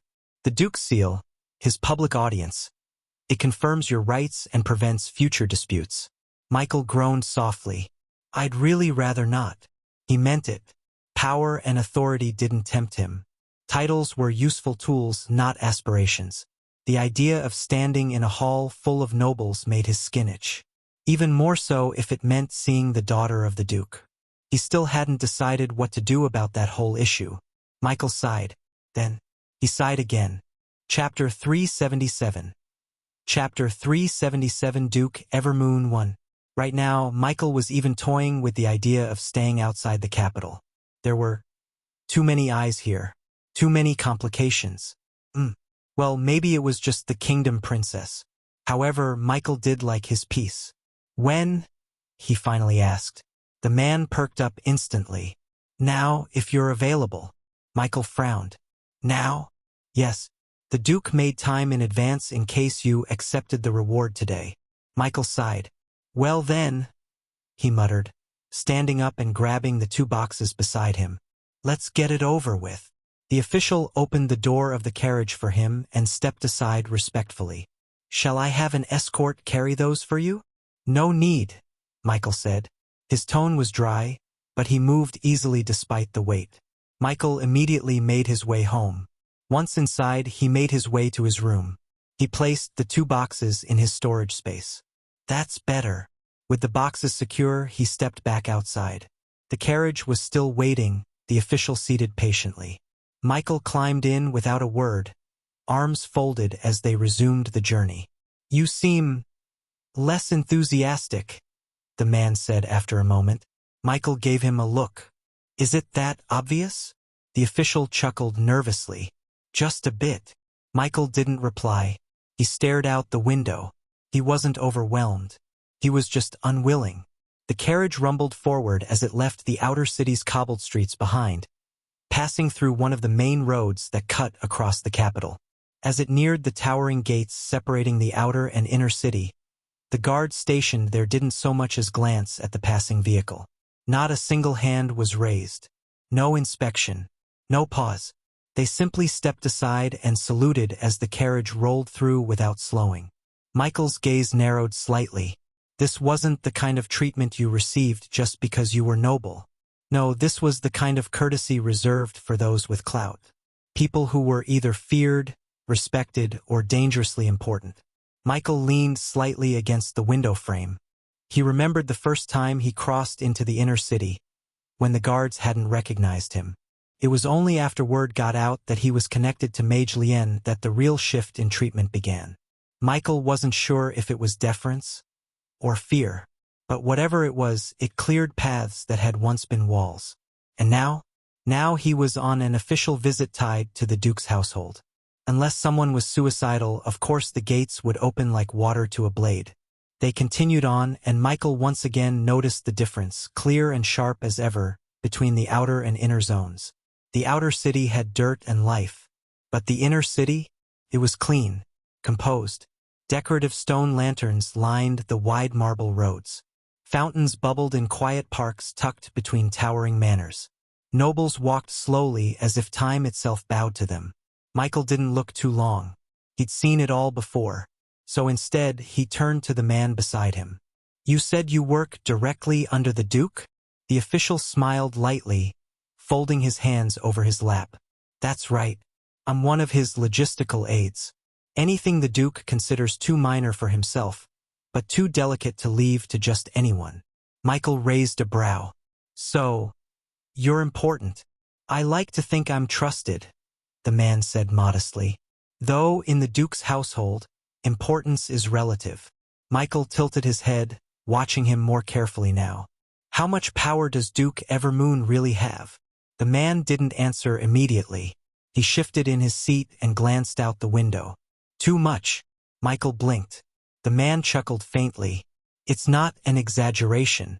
Within the kingdom, the Duke is a pillar. He has economic weight, a private military larger than most border garrisons, and a personal network of mages, knights. Oh, and yes, he's also a grand mage himself." Michael was a bit surprised. "That's strong." The man nodded. Michael leaned back slightly, digesting that. So the man had political power, military strength, wealth beyond reason, and was a top-tier mage too. All this only reinforced one thing for Michael. The Duke was someone best avoided. He hadn't always felt this way about people in power within the kingdom. In fact, there was a time he didn't think much of them at all. But after his encounter with the princess, that changed. Part of it was her suspicion toward him. The other part was her overwhelming strength. In front of her, Michael had felt like an insect, powerless, exposed. It was a feeling he couldn't shake, one that left a bitter aftertaste. Maybe, if Lucky advanced to rank 3 like he suspected, he'd regain some confidence. But until then, he had no desire to stand out. He preferred to stay under the kingdom's radar, far away from the eyes of its strongest. Of course, with his previous actions, this was a bit too hard to achieve now. However, a man can still have a wish. The carriage turned onto another main road, and the city shifted around them. Michael found himself staring out the window again, and this time he truly looked. The inner city was huge. It wasn't just wealthier. It was massive. Palatial estates stretched endlessly in every direction, each one surrounded by high stone walls, private gardens, and even artificial rivers or bridges. Despite the fact that it was inside the capital, the inner city felt like a separate kingdom of its own. Michael could only shake his head. Just then, the carriage slowed. Michael looked forward and went still. They had reached the Duke's estate. Michael took in a deep breath. It was not a building. It was a domain. A front gate guarded by 24 knights in polished armor, each standing like statues. A cobblestone path nearly as wide as a road led through a courtyard so large it could host a small tournament. Banners of deep violet and silver hung from towering pillars. The emblem of a crescent moon biting into a ring of stars fluttered in the wind, Duke Evermoon's crest. And beyond it all, the Duke's mansion rose like a palace. No, like a fortress. Michael looked up at it all. His lips twitched. "Maybe I'll really stay outside the capital," he murmured again. Chapter 378. Chapter 378 Duke Evermoon 2. Michael let his senses stretch outward, slowly, carefully. He probed the knights stationed at the entrance. What he sensed made his brows knit slightly. Each one of those knights wasn't ordinary. Intermediate stage, at least. Several had the steady, compact mana of advanced stage knights, likely captains of the Duke's household guard. Their mana was well contained, their auras faint but sharp. And that was just the gate. Michael exhaled softly and let his awareness retract. The door to the carriage clicked open. Peter, the blue-robed man who'd accompanied him all the way here and made sure Michael remembered his name, stepped out first. He turned back and motioned gently, a practiced smile on his face. Michael followed. Peter led him deeper into the estate when an elderly man soon approached them.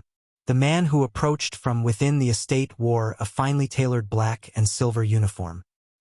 He was older, with streaks of gray at his temples and a sharpness in his eyes that hadn't dulled with age. His stride was even, and the moment Michael focused on him, his instincts flared. Advanced stage knight.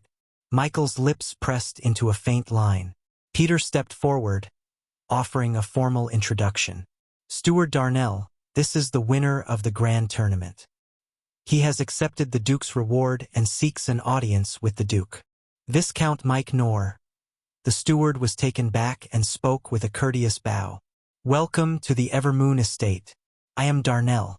I shall escort you to the Duke's waiting hall. Michael gave a slight nod. Darnell looked Michael over once, a flicker of something unreadable crossing his eyes. Then he turned to Peter. Understood. I'll see to the rest of the preparations personally. Michael didn't say much. He just followed after waving goodbye to Peter. The path they took was almost absurd in scale. Everything about the estate felt like it was built to remind you of power. Each step echoing through open-air stone corridors, past manicured gardens and rows of ornamental trees. As they walked, Michael kept his senses half open. Even deeper in, he could sense knights patrolling the estate. Some stronger. One or two. Stronger than Darnell himself. He narrowed his eyes. How many advanced stage knights did this place have? He was starting to wonder if even entering the place with hostile intent would have ended in a single breath's worth of failure. Eventually, they came to a large archway leading into the central estate. Two massive doors stood at its heart, carved with the same moon and stars sigil. Before them stood two more knights. But these ones, Michael blinked. Their presence felt deeper, denser. Peak stage? No, not quite, but close, very close.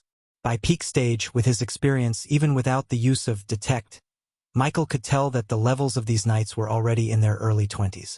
With a gesture from Darnell, the doors began to creak open. Inside was a long corridor lined with red carpeting and golden fixtures. It curved gently, flanked by tall stained glass windows that let in slanted beams of colored light. As they stepped into the grand corridor, Michael's footsteps softened against the thick red carpet. Yet the silence of the estate pressed down all the same. The air here was different, cool, deliberate, controlled. "You're fortunate, Viscount Mike Knorr," Darnell said suddenly, his voice low but clear. Michael glanced sideways. "To have come at a time the Duke is actually present," the steward continued, hands folded behind his back as he walked steadily ahead. "He's often away, attending to matters of the court, or touring his holdings across the kingdom. So some even wait months for an audience." Michael didn't say anything. However, Darnell revealed something. He didn't seem aware that the Duke already had plans to see him. Michael also didn't feel lucky. If anything, he felt like he was walking into a den of tigers with a rabbit's soul. The corridor branched at the end, and they turned into a narrower hallway, still well decorated but far less ostentatious. The guards here were fewer, but sharper. Eventually, they reached a tall wooden door, etched with mana runes faintly glowing beneath the grain. "The Duke's waiting hall," Darnell said, halting beside it. He turned to Michael. "You'll wait here until summoned, sir. If the Duke does not arrive in the next hour, I'll return to update you. The time may be longer or shorter, depending on his disposition." Michael nodded. "Understood." Darnell gave a slight bow. "If I may say, Viscount Mike Knorr." Michael raised a brow. "Never mind, sir."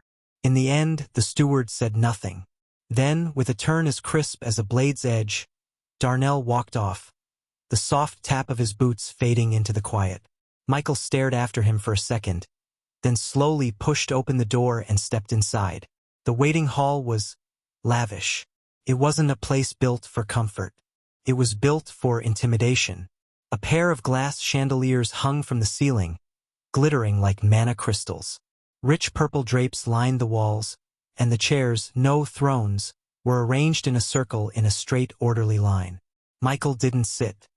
He walked slowly toward one of the high, arched windows and looked out. From here, he could see the outer gardens. Knights trained there in the distance, locked in drills with wooden weapons that struck like iron. The estate truly was a small world of its own. Michael folded his arms and leaned slightly against the cold window frame. I wonder how the Duke is in person. He muttered the words quietly, more to himself than anyone else. Yet they hung in the air like a weight. Everything so far had painted the man as untouchable, powerful, elusive, larger than life. But Michael had met powerful people before. People with terrifying strength. People like the princess. He knew power came in different flavors. Some wielded it like a sword, sharp and direct. Others wore it like perfume, subtle, intoxicating, and dangerous in ways you didn't notice until it was too late. Michael had no idea which one Duke Evermoon was. Chapter 379. Chapter 379 Marriage? Michael didn't have to wait long. Less than 10 minutes had passed since he entered the waiting hall before the pressure in the room shifted. The double doors creaked open without warning. Michael turned slowly. An old man stepped through, alone. He was hunched but not feeble. His back bowed slightly under age, yet every step he took was measured, as if the floor conformed to his rhythm. His robe was deep blue, laced with silver threads that shimmered faintly in the light, and a head of thick, pure silver hair flowed down past his shoulders like a silken waterfall. Michael instinctively stood a little straighter. The man's gaze swept over the hall like a slow tide before settling on him. For a heartbeat, nothing was said. Then the Duke gave a slow nod. Mike Nor, he said, voice like polished stone scraping gently across marble. Michael lowered his head in respect. Your Grace. The Duke didn't respond to the greeting at first. Instead, he lifted both hands and gestured softly. One toward the row of chairs on his left, the other toward the right. Sit, he said. Whichever side you prefer. His voice held no command, no threat. But Michael knew better than to hear it as mere suggestion. He nodded once and moved to the right, choosing a chair a little distance from the Duke's, then sat, neither too close nor too far. The Duke moved slowly toward the first seat at the head and lowered himself into it with surprising ease. The moment he sat, it felt like the room shifted again, the center of gravity moving to him. Even seated, he commanded the space. He didn't speak right away. Instead, his heavy-lidded eyes studied Michael with a kind of curiosity. Yesterday, Duke Evermoon had thought that the tool he had crafted to benefit himself might end up benefiting others instead. To be honest, for a proud man like him, that was a hard pill to swallow. Fortunately, even though things hadn't gone entirely as planned, this youth, this Mike Nor who seemed connected to Mage Lien, had also disrupted the plans of others. That much, at least, was satisfying. But what truly piqued the Duke's interest wasn't the boy's suspected connection to Mage Lien, nor the astonishing power he had displayed in the tournament, power which, the Duke admitted inwardly, was greater than his own. No, it was because of someone else. Someone even he, despite being many times her senior, had to show respect to. Princess Priscilla, a great mage. Yesterday she had summoned him. The purpose was to reprimand him, but somewhere in the conversation, Michael's name came up. Her response had been casual, but clear. They needn't worry. As long as Mike Nor is there, everything will be fine. That alone made Duke Evermoon pause. The competition hadn't gone the way he expected. From Prince Rue to Ren to Yuga and finally to Michael, aside from Rue, someone he didn't want to get involved with, and Michael, who was still wrapped in mystery, Yuga and Ren had also shaken the Duke. They made him question whether he was still in the same kingdom he'd ruled for decades. Because how was it that once-in-a-century talents were suddenly looking so common? This wasn't the Empire. Even there, such prodigies were rare.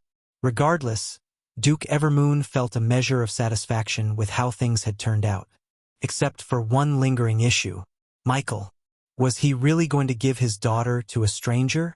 Had it been anyone else, the Duke would have found a discreet way to cancel that portion of the competition's reward. But this boy Mike Nor, with everything the Duke had seen, and all his growing suspicions, he seemed promising. The Duke studied Michael for a moment longer. I admire your strength, he said at last. Michael inclined his head. Thank you, Your Grace.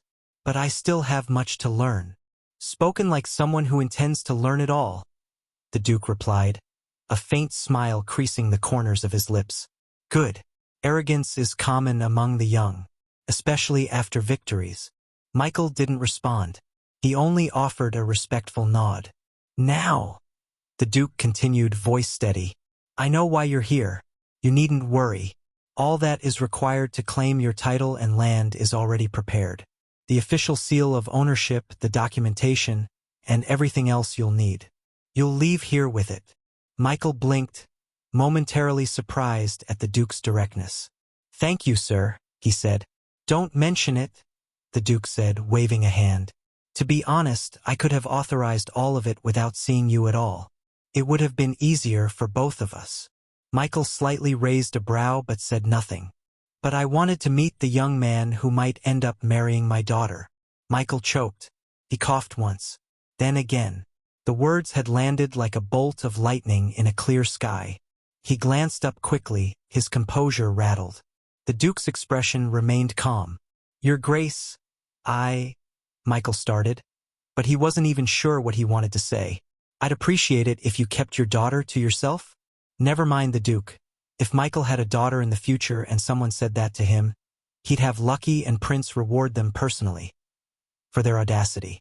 The Duke chuckled quietly, his voice deep and rumbling like distant thunder. Relax. I'm not making the decision today, nor am I saying it's guaranteed. But you are the champion of the tournament. The reward was public. Michael straightened slightly in his seat. He had the distinct feeling that if he didn't speak soon, the Duke's next words might very well be the date of his wedding. Perhaps other Awakeners would be thrilled at the prospect of marrying the Duke's daughter. After all, this wasn't exactly their original world, and the rewards here were tempting. But Michael was different. Not because he thought better than them, but because, at least for now, he simply wasn't ready to commit to something like this. Chapter 380. Chapter 380. You have a wonderful daughter. The Duke's eyes sharpened slightly as he observed Michael's subtle fidget, the glance that lingered too long on the floor. With a faint tilt of the head, he spoke again, calmly, but with unmistakable weight. You seem uncomfortable. Mike, tell me.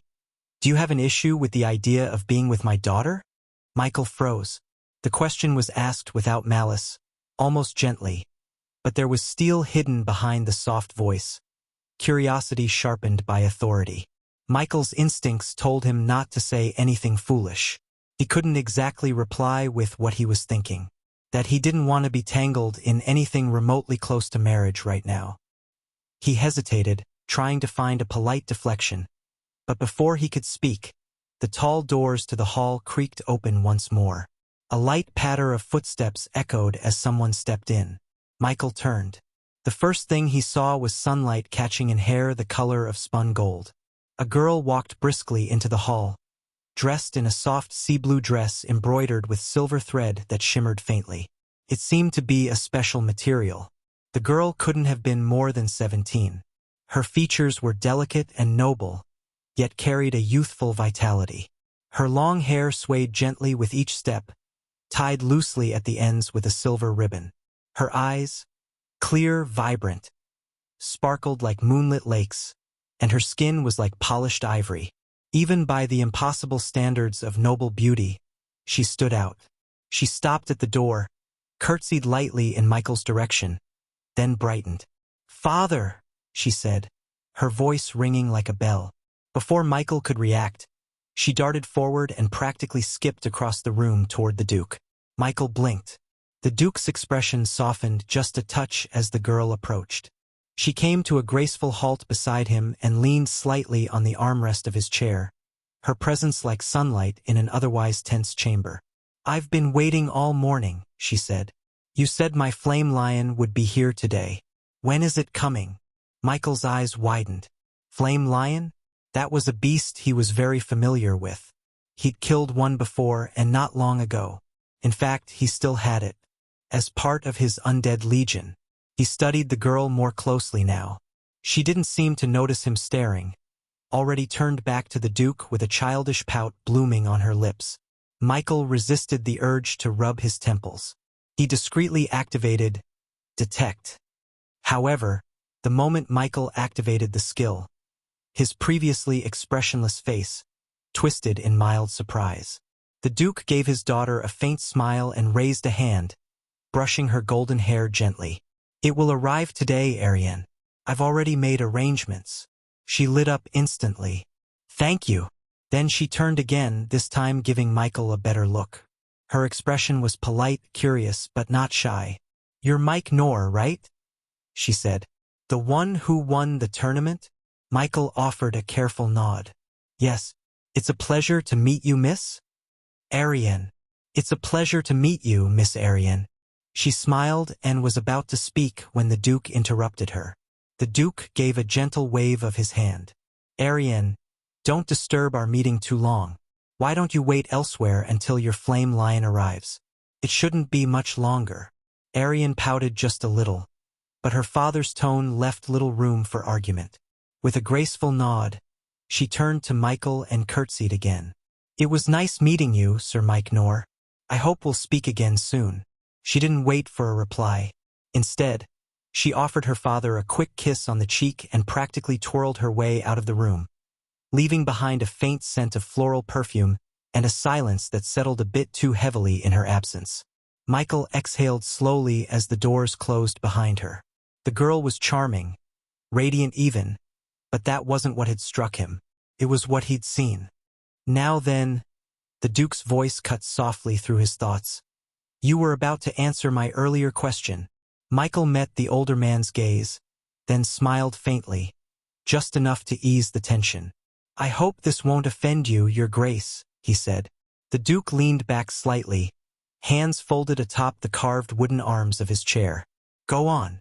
"It's not that I'm against being with your daughter," Michael said, speaking slowly, deliberately. "But if I were to be with someone, I'd want it to be mutual. I'd want her to choose me, not to have me forced into her life because of some reward or arrangement." The Duke's gaze didn't waver, but there was something thoughtful in the way his brow creased. He mused. "That's unexpectedly honest, and oddly noble." Michael gave a lopsided smile. "I suppose I'm just being cautious." The Duke's lips curled ever so slightly. "So what do you propose then, Viscount Mike Knorr?" "I'd like to spend more time with her," Michael replied, his voice firm. "Get to know her. Let her get to know me. If something comes from that, then fine. If not, at least no one was forced." For a few heartbeats, the Duke said nothing. Then he let out a soft chuckle. "You're a strange one." The Duke would have been a fool not to notice that something had shifted in Michael's demeanor, but what he assumed was the cause was, unfortunately, incorrect. In his mind, Michael had likely been swayed by Ariane's appearance. She was beautiful, after all. Stunning, even. It wouldn't be strange for a young man to fall in love at first sight. At least, that's what the Duke believed. But he was wrong. Not about Michael appreciating his daughter's beauty. That much was true. Just not in the way he imagined. Michael said nothing. There was a reason for his change of mind. A moment ago, when Michael had used Detect on Ariane, he saw something that immediately got his attention. Beast Tamer LV-14.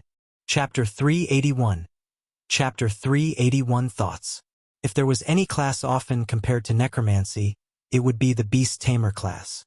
The reason was simple: they shared a surprising number of similarities. Both were typically seen as support classes that relied on external forces for power. Both had contract slots, and both could still hold their own in direct combat. That's why they were considered rare-grade classes. Even if the 4 attribute points per level was not there, these classes were not simple. Even physical-focused common-grade classes would find it difficult to defeat them in close quarters. Of course, a big part of this was due to the assigned attribute points per level. But overall, the two similar classes were in their own class. Michael didn't care much for the Beast Tamer class. At least, not in the beginning. He'd always been naturally curious about it, how it functioned. But that curiosity was just that, curiosity. Idle interest. He was a necromancer. His path was set. But things changed after he began to understand his talent better. Necromancers and beast tamers were often viewed as two sides of the same coin. One dealt with the dead, the other the living. Both relied on external forces, and both could become devastatingly powerful. Michael's talent allowed him to evolve anything connected to his soul. This seemed overpowered in theory, but reality hit Michael with limitations. Because his class only allowed soul connections with undead creatures, his use of this talent was restricted from the start. He couldn't just go around connecting to items, beasts, or even people. He was locked into what his class permitted. And undead, while strong and versatile, came with their own limits. Perhaps it was a bit wrong to say they had limitations, but while there was bound to be something that the dead couldn't do, the living could. And Michael wasn't even concerned about this because he wanted to have living monsters. No, because if he could gain the method to connect his souls with other things, it was only then his talent would show its true potential. And now, there was a girl with the Beast Tamer class. Even with the resources of Aurora, Michael had never come this close to finding a way to connect his soul to a living being. As for himself, the only reason he could evolve himself was because of that rare soul-nourishing treasure he'd consumed during his journey with Mage Lien. That fruit had tightened the bond between body and soul, allowing him to touch his inner essence more easily. Without it, he might never have been able to evolve himself anytime soon. Of course, there was a possibility that the method used by the Duke's daughter wouldn't work the way Michael hoped, or even work for him at all. And even if it did, it might only allow him to connect to living beings. Still, the very thought of it thrilled him. If he could get the method, it would be great. Michael exhaled slowly. This wasn't just a political meeting anymore. It was something else. Opportunity. Not necessarily romantic, though the Duke clearly hoped for that. If Michael could understand more about beast tamers through her, maybe, just maybe, he could find a way to overcome the core limitation of his class. To bond with the living. He didn't know if it was possible yet, but Detect had shown him the spark. And he wasn't the kind of man to ignore sparks. The Duke was still watching him, that slight smile not quite fading from his face. "You have the look of a man who just realized something important," the Duke murmured. Michael glanced at him, lips tightening faintly. "I suppose I did." Michael looked toward the doors where Ariane had exited. For a long moment he said nothing. Michael met the Duke's eyes again. "Time. That's all I'm asking for," he said. The Duke's grin was slow but genuine. "Then let's see what time makes of the two of you." The Duke nodded once, as if affirming something silently, then stood up. He adjusted the cuff of his long robe and looked down at Michael with a knowing expression. "I'll have the documents prepared," he said. "The land, the title, all of it. Someone will attend to you shortly." Michael rose politely to his feet. "Thank you, Your Grace." "There's no need for thanks," the Duke replied, already walking toward the exit. The Duke chuckled lowly, then exited the chamber, the heavy doors closing softly behind him. And just like that, Michael was alone. The silence in the hall deepened without the Duke's presence. Michael sat back down slowly, his fingers resting lightly on the armrest. He couldn't deny it anymore. He was intrigued. Not by the idea of courtship, though Ariane was undeniably charming and beautiful, nor by the title and wealth that came with marriage into nobility. A direct soul connection with a living being. He tapped his fingers absently on the polished wood, thoughts spiraling. If he could get Ariane to share the method or even just demonstrate it, he might be able to work backward from it. However, now that he thought of it, if this didn't work for him, he had other options. Mage Lien. The man now owed him. Not one favor, but several. If Michael made the right request, the old mage might give him a pleasant surprise. Michael's thoughts were still racing when the doors to the hall creaked open again. This time it wasn't the Duke, but Peter. The man held a sleek, dark leather briefcase in one hand. "Lord Mike Knorr," Peter said with a respectful nod.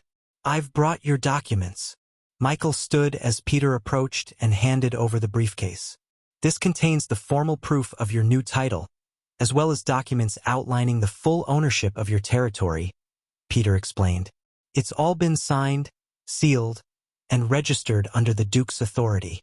Michael accepted the briefcase. Peter continued, "Should you wish to travel to your territory, simply notify us ahead of time.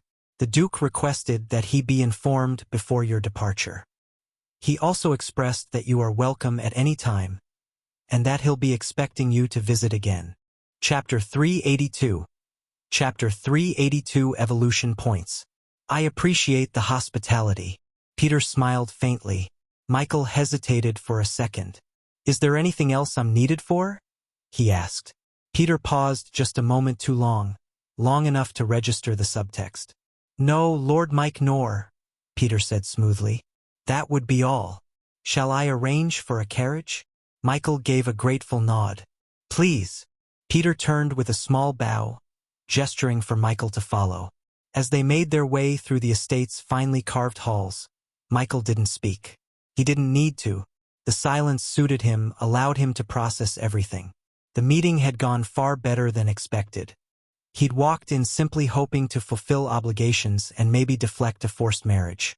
The mansion's main doors were opened for them as they exited. A pair of carriages stood at the courtyard, the Duke's colors emblazoned on their sides. Peter gestured toward one, and a driver quickly jumped down to open the door. Michael recognized that it was the driver that drove them here in the first place. Back home, Sir Mike? Peter asked. Michael nodded. Yes, home. As he stepped into the carriage, Peter added one last thing. Have a great day ahead, sir. Michael gave a small smile. The door shut, and the carriage began to roll. Inside, Michael finally allowed himself to breathe fully. The ride was uneventful.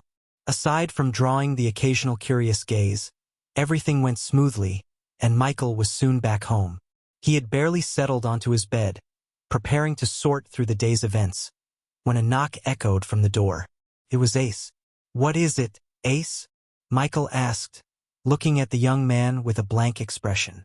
My lord, someone is here to see you again. He identified himself as Master Yuan. Michael's previously indifferent gaze sharpened. Master Yuan? Yes, my lord. The one who's visited before? Yes, my lord. Michael's eyes narrowed slightly. There was no mistaking it. This was definitely that Master Yuan, the personal assistant of Mage Lien. Without wasting a second, he rose from the bed and quickly made his way downstairs. And just as expected, sit patiently in the living room with his usual composed posture, was the man himself. Master Yuan didn't waste time stating his purpose. He was there to deliver a message. Grand Mage Lien extended his greetings. Michael immediately understood. It was about the Titan potion.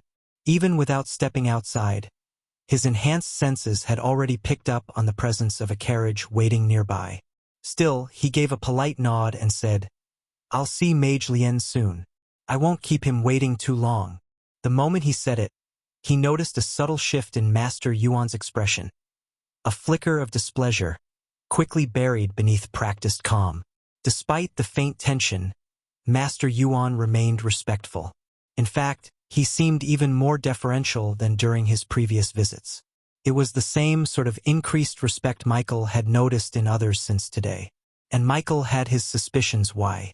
Master Yuan didn't linger. With a short bow and a murmured farewell, he excused himself and stepped out. Michael headed back to his room. Once inside, he sat on the bed and then reached into his storage space. A second later, a box materialized in his hands. He unlocked the latch and slowly lifted the lid. Inside were 3 items. First, the Titan potion. To be honest, if it wasn't for the fact that this couldn't be used by ordinary people and the fact he knew it wouldn't have much effect on him, Michael would have had second thoughts of giving this to Mage Lien. Michael stared at it in silence. He then shifted his gaze to the 2 other items in the box. 2 books, both martial arts. He went through the 2 again. Berserk and Ghost Wind Steps. 1 for strength, 1 for speed. I can't practice both here, Michael muttered. But once I master them, they should give a significant boost to my close combat prowess. He returned the manuals and potion to the box, then placed it back into his storage space. With that done, he called out his status screen and focused on his talent. His eyes were immediately drawn to his accumulated points. 34 evolution points. Enough to evolve 20 undead to the extraordinary rank. Michael believed this would be more than enough to secure a perfect rating. But he wasn't satisfied. He wanted more. These points weren't enough. He needed to see if he could get more. He had less than a month left before he needed to advance to rank 2. Technically, he could do it at any time, but Michael wanted to time it just right. 10 days. That was the window he gave himself. In 10 days, without fail, he would advance. For now, he needed to begin searching for materials that could trigger mutated evolutions in some of his undead. The question was whether to seek Mage Lien's help or find them himself in the real world. The latter seemed like a better option. Then there's that, Michael mused. Evolving so many undead to extraordinary rank will definitely draw attention. If I'm not careful, it'll cause a commotion. That meant he needed to be settled in his new territory before then, and at the same time, begin interacting with the Duke's daughter, trying to learn more about the Beast Tamer class from her. Michael knew he couldn't drag this out. Tomorrow, I'll visit Mage Lien, he decided. Spend the second half of the day in Aurora to prepare for advancement. Then meet the Duke the day after to inform him of my departure, and try to get closer to his daughter. Having laid out the plan, Michael felt more at ease. He closed his status screen and was just about to begin meditating, then paused. It was still early in Aurora.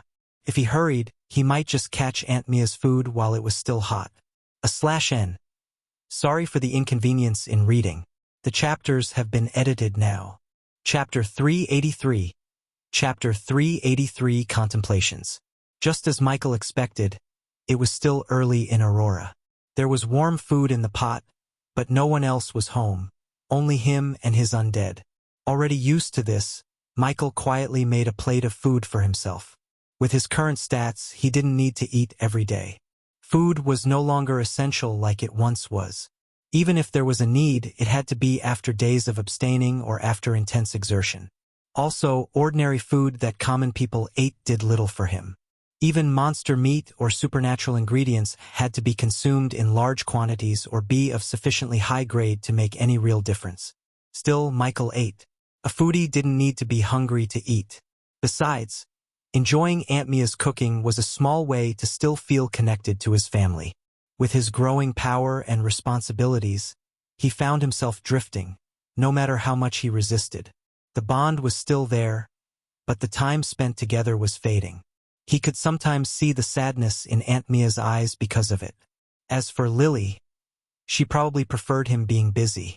Whenever he returned to the original world, Michael always ensured Lily continued her training and that her cultivation stayed on track. He had his worries as a brother.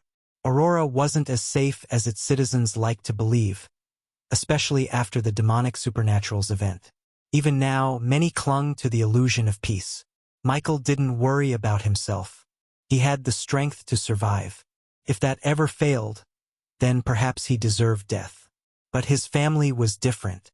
They were still weak. Though he had assigned undead to quietly guard them, having personal strength was always safer. Unfortunately, gaining that strength was easier said than done. As he ate, thoughts flickered through Michael's mind, eventually circling back to Duke Evermoon's daughter. He wasn't interested in beast taming because he lacked interest in the undead. No, necromancy was his foundation, and abandoning it would be foolish. He had come too far, gained too much. Becoming some half-baked beast tamer now would be nothing short of idiotic. That wasn't to say beast taming was useless to him, but to a certain extent, having living monsters could also end up more of a burden than a blessing. For one, where would he even keep them? In the netherworld. Even if beast tamers had some form of storage space for their beasts, he wasn't interested in managing a zoo. His goal wasn't to replace his undead. What he truly wanted was a way to attach his soul to things beyond the undead. That was the key. If he could achieve that, his talent would finally show its full potential. It would grant him flexibility, let him connect to more than just monsters. To people, even people like Aunt Mia and Lily. Becoming a high human could change everything. With the race alone, Aunt Mia could become a supernatural being. Lily, she could become a supreme genius. Michael hadn't forgotten how Teacher Brian had looked at him, half in awe, half in envy. How the man had confidently declared that there was no way Michael would fail the academy entrance exam. And that was just because of his race. There was another suspicion Michael hadn't let go of. If he found a way to bond with Aunt Mia and Lily, if they became his summons, Would they gain the ability to level up too? He wasn't sure. But it was a fascinating idea. Still, even if he somehow gained the ability of a beast tamer now, he wouldn't use it on them immediately. That level of power and connection came with risk. They weren't experiments. He had two hopeless, untalented youths in mind for that kind of test. After finishing his meal, Michael freshened up and returned to the land of origin, where he immediately began to meditate. Unlike when he first started, when each day of meditation granted at least 0.5 intelligence, progress had slowed. With his intelligence stat already high, especially after the mass level-ups during the corrupted monster ambush, gaining even 0.2 intelligence in a day was now considered good. He currently had 50 unallocated attribute points sitting in reserve, but he wasn't ready to use them, not even with his intelligence just a few points shy of 200. In fact, that was exactly why he wasn't rushing it. For one, he'd naturally reach 200 in a few more days. Using points now would be a waste of something valuable. Two, after every 20-point increase in intelligence, he had a chance to unlock a new skill. But even after multiple milestones, he'd gotten nothing. No new skill. No notification. It was disheartening. No wonder the forum posts said it depended on luck. And luck? That was one thing Michael wasn't convinced he had enough of. Perhaps, having a powerful talent had already sucked a major part of his life's luck. The next morning came uneventfully. Michael awakened from his cultivation a few hours after dawn, the air around him still faintly thrumming with mana.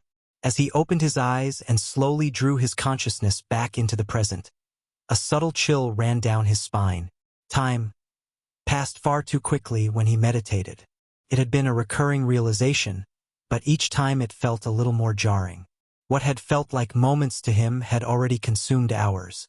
And though it was only due to his current mental limits that he couldn't go on endlessly, the implications of his future growth worried him. One day, when his mental strength grew exponentially, what then? Would he wake up from a cultivation session only to find decades had passed? Would he one day blink, and everyone he cared for had grown old or passed on?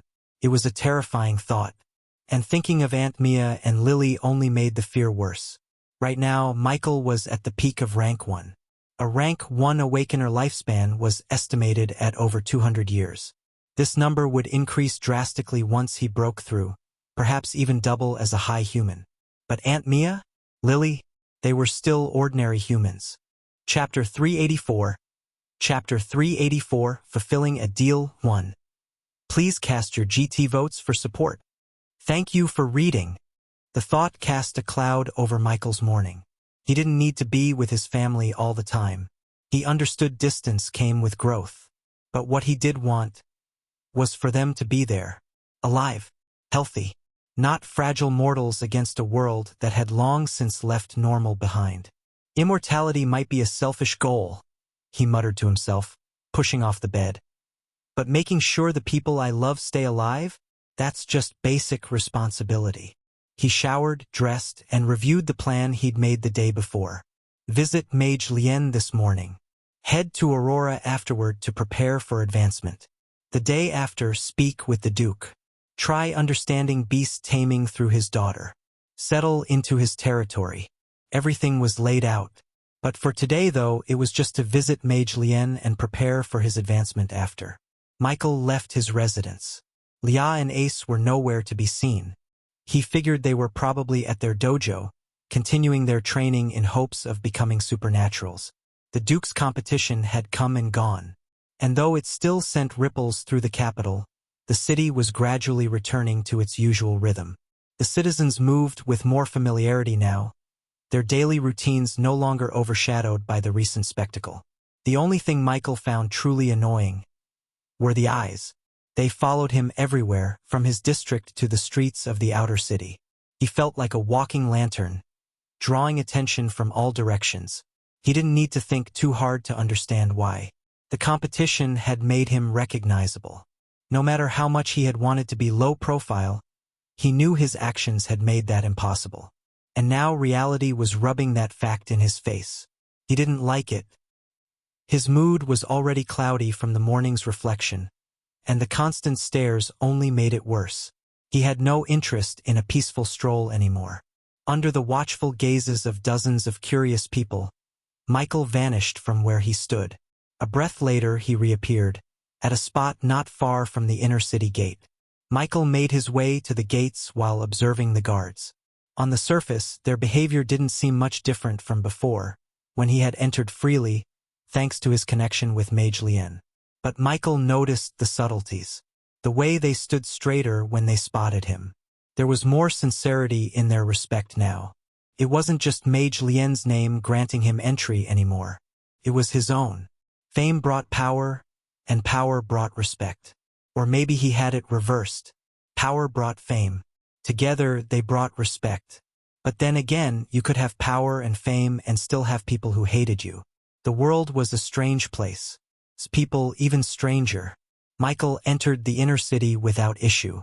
He moved with calm, deliberate steps, his black coat fluttering slightly with the breeze as he stepped deeper into the heart of the capital. The contrast between the two sides of the city was immediate. Unlike the outer city, where people openly gawked and whispered without restraint, the inner city's residents were more refined in their curiosity. They didn't crowd or stare blatantly. They didn't point fingers or whisper names aloud. But that didn't mean they weren't watching. No, Michael felt their eyes. In the subtle glances from behind half-lowered fans, the fleeting looks from passing nobles, the quickly averted gazes of guards standing at attention. They knew who he was. They were just better at pretending they didn't. Dozens of gazes lightly brushed against him like phantom touches on his back. Michael didn't slow his steps. His expression was calm but uninviting. It was a look that discouraged conversation, and thankfully it worked. The streets of the core capital district were pristine as always. The cobblestones were spotless, the air cleaner than most other parts of the city. Well-dressed servants swept dust that barely existed, maintaining an illusion of untouched perfection. Luxurious carriages passed by occasionally, bearing noble insignias and the quiet authority of wealth, symbols that meant everything in this part of the city. Michael took it all in with a quiet gaze as he neared his location. Thanks to his growing relationship with the Grand Mage, he no longer needed to wait or send word through intermediaries like the Golden family. He could still use them, of course, but why bother when he could walk right in? Avoiding extra interaction today was a priority. The court building came into view soon enough. The guards at the entrance stood him respectfully. Michael was a little surprised that they seemed to recognize him, even though they weren't the ones he had seen here in the past. Once again, it must be thanks to Duke Evermoon. "Please state your business," one of the knights said as Michael approached, though his tone lacked hostility, just protocol. Michael didn't answer immediately. Instead, he reached into robe and calmly brought out a token. The moment the knights laid eyes on it, their posture shifted. Mage Lien's personal token. One of them muttered under his breath, his composure slipping. Michael gave a small nod. "I'm here to see the Grand Mage." There was a beat of silence. The older of the knights recovered first. He stepped forward, saluted with a closed fist to his chest, and extended his hand respectfully. "Permit me to confirm the token, sir." Michael handed it over without a word. A second later, "Please wait here," the knight said quickly, already turning. "I'll inform the Grand Mage's staff immediately."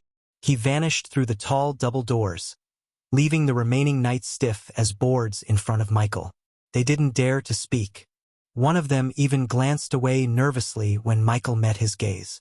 Michael didn't mind the silence. In fact, he welcomed it. A few minutes later, Michael was met with a familiar face.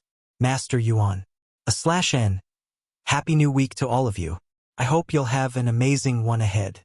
Chapter 385. Chapter 385, do you remember? A familiar face. Mage Lien. The old man greeted Michael with a smile that was almost affectionate. It was a little unsettling, but Michael had a good idea why. That warmth wasn't directed at him personally. It was aimed at what he carried with him. There was no reason for Mage Lien to feel fondness toward him otherwise, and Michael was certain the mage didn't swing the other way.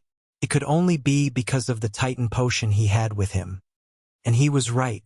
It was exactly because of what he had to offer. "So, Sir Mike," Mage Lien spoke in a knowing tone after a brief greeting and offering Michael a seat. Michael couldn't help but mentally shake his head. The old mage didn't even bother to pretend or make small talk. But Michael couldn't blame him. With all that unstable mana roiling inside him that it could kill him, the fact that Mage Lien still had time to greet him at all was already impressive. Michael didn't bother with small talk either. Without a word, he reached into the folds of his robe and brought out the item both of them had been waiting for, the Titan Potion. He had already removed it from his storage space before coming since today's visit didn't require guesswork. Mage Lien's eyes locked onto the potion the moment it appeared. His fingers trembled ever so slightly as he accepted it with the care of a priest handling a holy relic. The glass vial shimmered faintly, and the thick liquid inside glowed with suppressed vitality. A cocktail of emotions flickered across the old mage's face. Joy, relief, anticipation, but also conflict. Mage Lien was many things: a scholar, a master of arcane arts, a powerful figure in the capital. But more than that, he was a man who had grown old chasing power and avoiding death.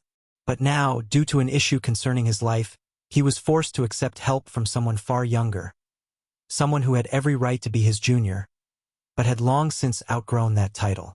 He felt the weight of the potion in his hands. But more than that, he felt the weight of what it represented. This wasn't just a remedy. This was a debt. And it wasn't the kind of debt one could casually wave off with a thank you gift or a noble favor.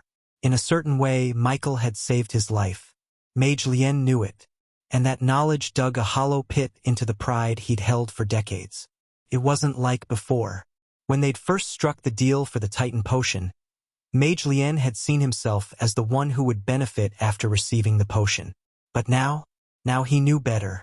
The Duke's competition had shattered that illusion. He had seen Michael. The power the youth in front of him held was more than enough to be his equal, if not more. Mage Lien looked at Michael and for the first time truly saw him. Not as a junior, not as a pawn, but as an equal. And that realization changed everything. Because among equals, one could not afford to be casual. He would have to tread carefully now. There was no room for arrogance or manipulation. Mage Lien exhaled slowly and placed the potion gently on the table beside him. "I won't waste words," he said, voice quiet and heavy with sincerity. "This means more than you know." Michael leaned back in his seat. "I'm aware." There was no smugness in his voice, no arrogance, just quiet acknowledgement. It made things even more uncomfortable. Mage Lien studied him for a moment longer, then gave a slow nod. "Then allow me to ask," the old mage said, folding his hands in front of him. "Do you have anything in mind you want now? I'll try my best to make it possible if it's within my power." Michael didn't respond immediately. He leaned back slightly, arms resting on the armrest, eyes narrowing in thought.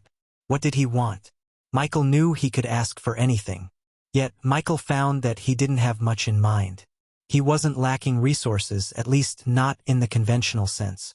Michael tapped his finger lightly against the armrest. There was one thing, though: curiosity, a beast-taming method. However, though Michael had the Grand Mage in mind, it was only as a backup. He wanted to interact with the Duke's daughter first. Just as he was weighing whether to ask for the beast-taming method or keep the favor in his pocket for later, Mage Lien suddenly spoke again. "Do you still remember the matter concerning your reward from that corrupted monster incident?" the old man asked, his tone casual but eyes sharp.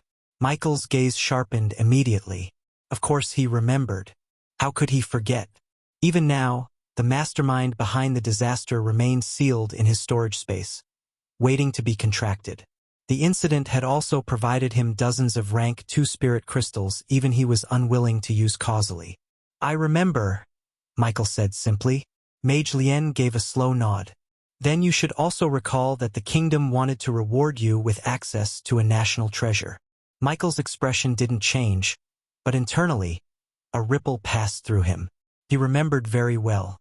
The reward had felt more like a leash. One wrapped in silk and offered with a bow, but a leash nonetheless. Access to a national treasure was no small thing. But Michael had refused it then because he understood the implication. If he'd accepted it, he would have essentially been linking himself into the kingdom's grasp. It was a gilded cage. And Michael didn't do cages. Mage Lien chuckled softly. You refused the opportunity. It's still a little puzzling, to be honest. The old man leaned back, stroking his beard thoughtfully. However, you did mention something else, didn't you? You asked me if the value of that reward could be exchanged for rare materials instead. You even said you'd be willing to supplement with your own funds if necessary. Michael's eyes lit up. That was true. Back then, with the aftermath of the battle and his priorities elsewhere, he hadn't pursued the matter. But now he had plans. Now he had a legion to empower.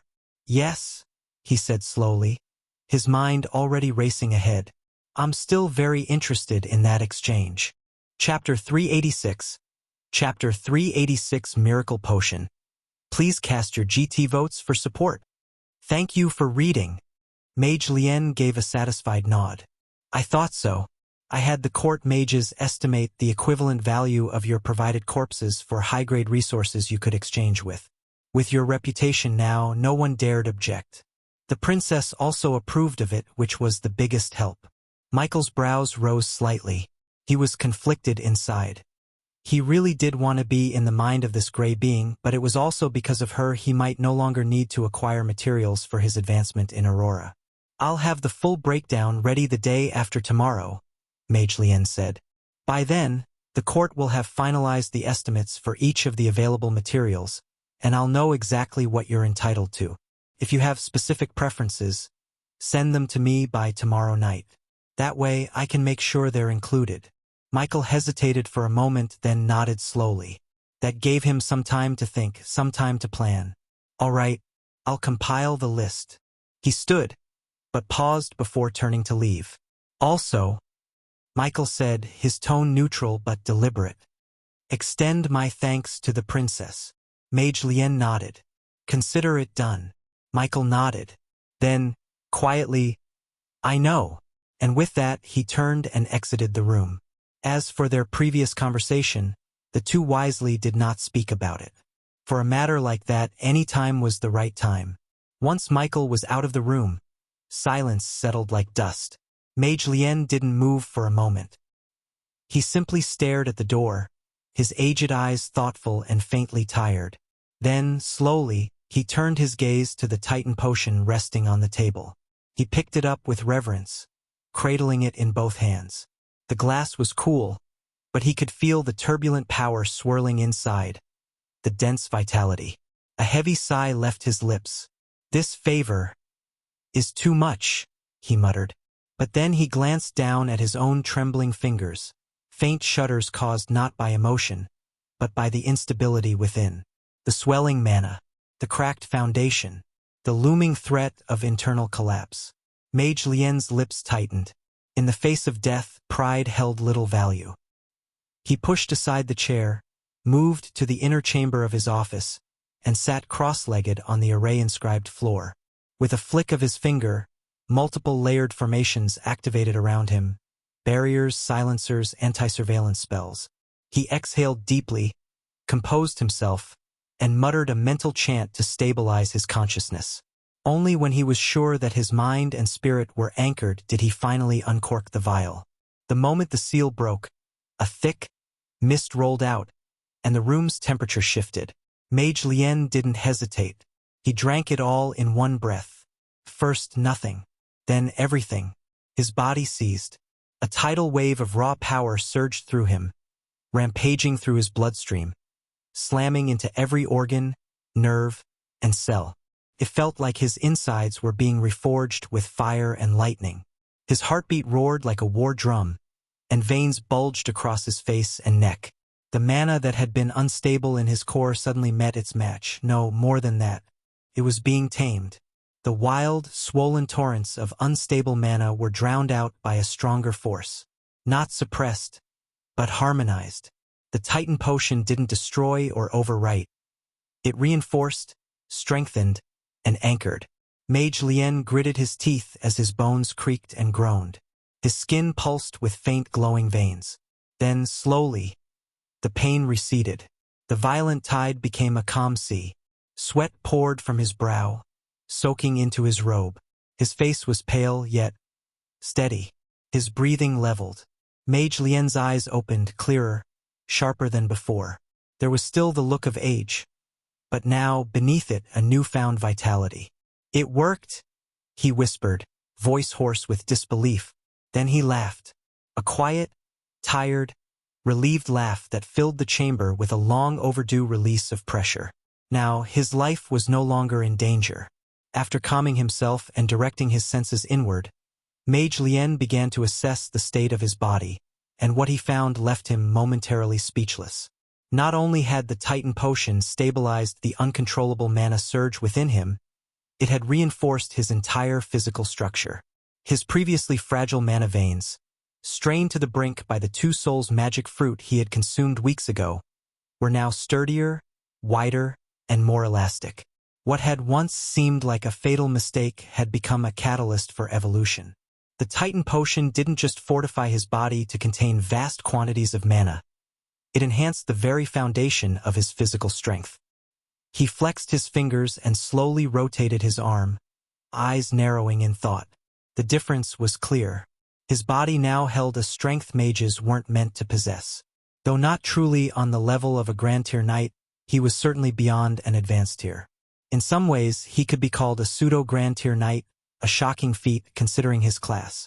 Very few mages could claim such physical might, and even fewer had the durability to match. The increase in strength wasn't just a luxury. It was survival. The Titan potion hadn't merely healed him. It had granted him power, durability, and extended longevity. In battle, where spell interruption and close-range assaults were lethal for most mages, this newfound sturdiness could mean the difference between life and death. Mage Lien looked down at his hands. Steady, unshaking. It was a miracle potion. No, more than that. It was a turning point. Mage Lien took a deep breath, letting the sensation of stability wash over him. For the first time in weeks, the throbbing pressure behind his eyes had faded. His thoughts were no longer cluttered by the constant effort of controlling mana that threatened to tear him apart from within. Now it was as if the storm had passed, and in its place stood an unshakable mountain. He rose slowly to his feet, marveling at how light he felt, how fluid his movements were. The subtle aches he'd grown used to ignoring were gone. /n. If anyone can name all of Michael named Undead, the next upload would be more than 2 chapters. Chapter 387. Chapter 387 Preparation 1. Mage Lien remained still, breathing steadily as the weight of everything washed over him. And then, inevitably, his thoughts drifted back to Michael. The boy, aside from helping him, also had no idea of what he'd done. Winning the Duke's competition had been more than what it was on the surface. It had been a critical moment in the political chessboard of the continent. Mage Lien's gaze dimmed, his fingers drumming slowly against his thigh. A single misstep. That was all it would have taken. Had Michael lost, had Prince Rue won, the Empire would have used it as a foothold. By marrying the Duke's daughter, the prince wouldn't just have claimed a noble title. He would have gained a binding tie to the Lionheart Kingdom's noble line. With that, and the Empire's subtle pressure, they could have lobbied for subtle integration. Their claim would have been legitimate. After all, it was a recognized competition, an open invitation, a fair event on paper. And that was the loophole. Mage Lien's eyes narrowed. All of this scheming had started because of a single thing, an ancient ruin. A legendary site uncovered by the old king, one that could change the fate of a nation. Coincidentally or not, the revelation of the discovery of that ruin matched Duke Evermoon's competition. Fortunately, by winning the competition, by standing tall in the arena, Michael had severed the Empire's creeping hand at its wrist. Mage Lien chuckled darkly to himself, the sound low and rough. "The boy really has no idea," he murmured. "He once again helped the kingdom and doesn't even know it."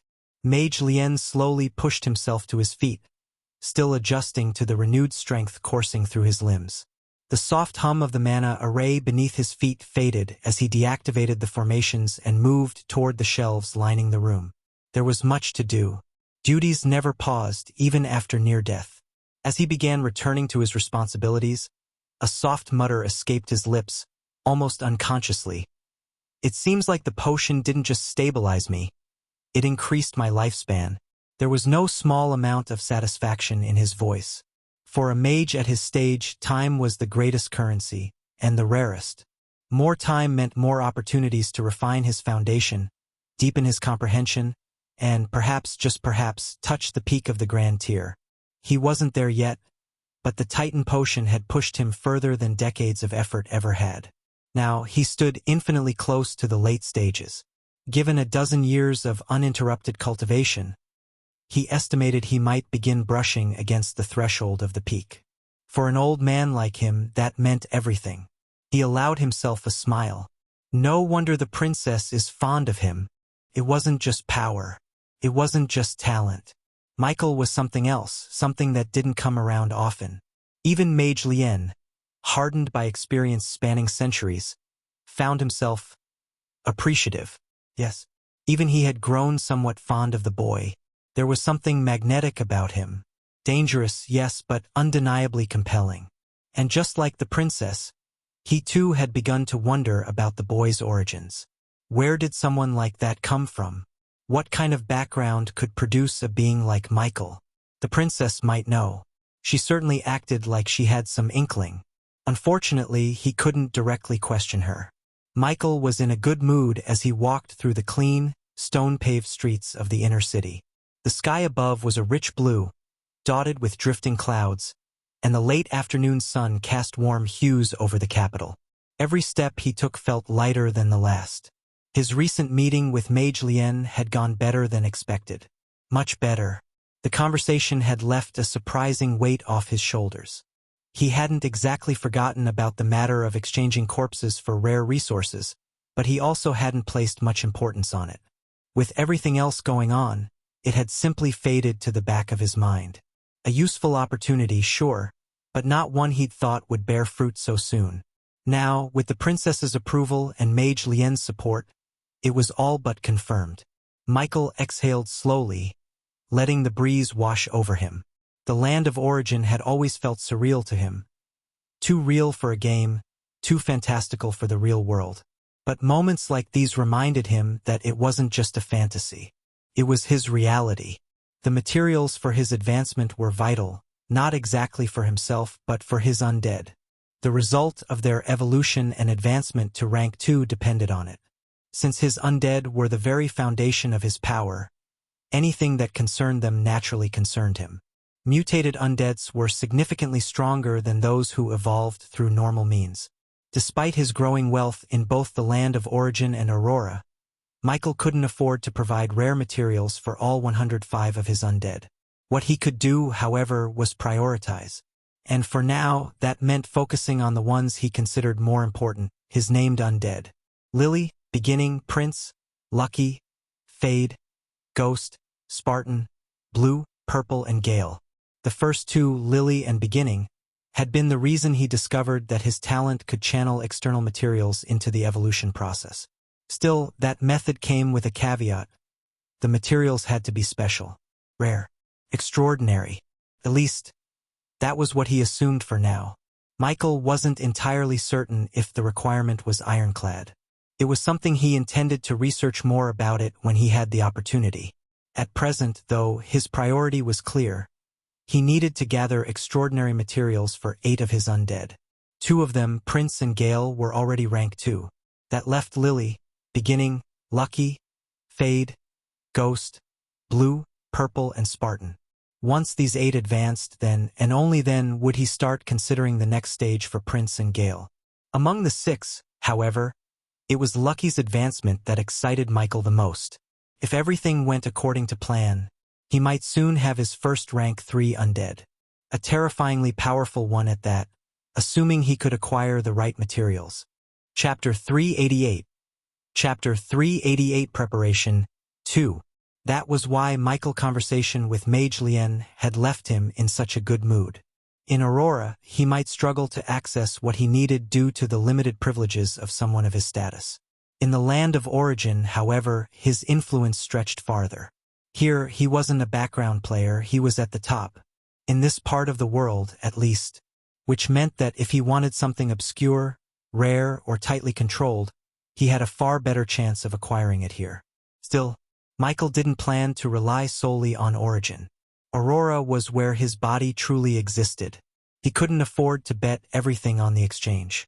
That was why he had decided to prepare his advancement from Aurora's side first. There, he could research what materials suited his path, assess what was realistically attainable through official channels, and only then would he consider which items were worth sourcing through Mage Lien's offer. If something proved difficult to obtain in Aurora, or outright restricted, he would try his luck here in Origin. And by then, he'd already have a carefully curated list. "I'll send it by tomorrow night," Michael muttered under his breath, repeating the deadline Mage Lien had given.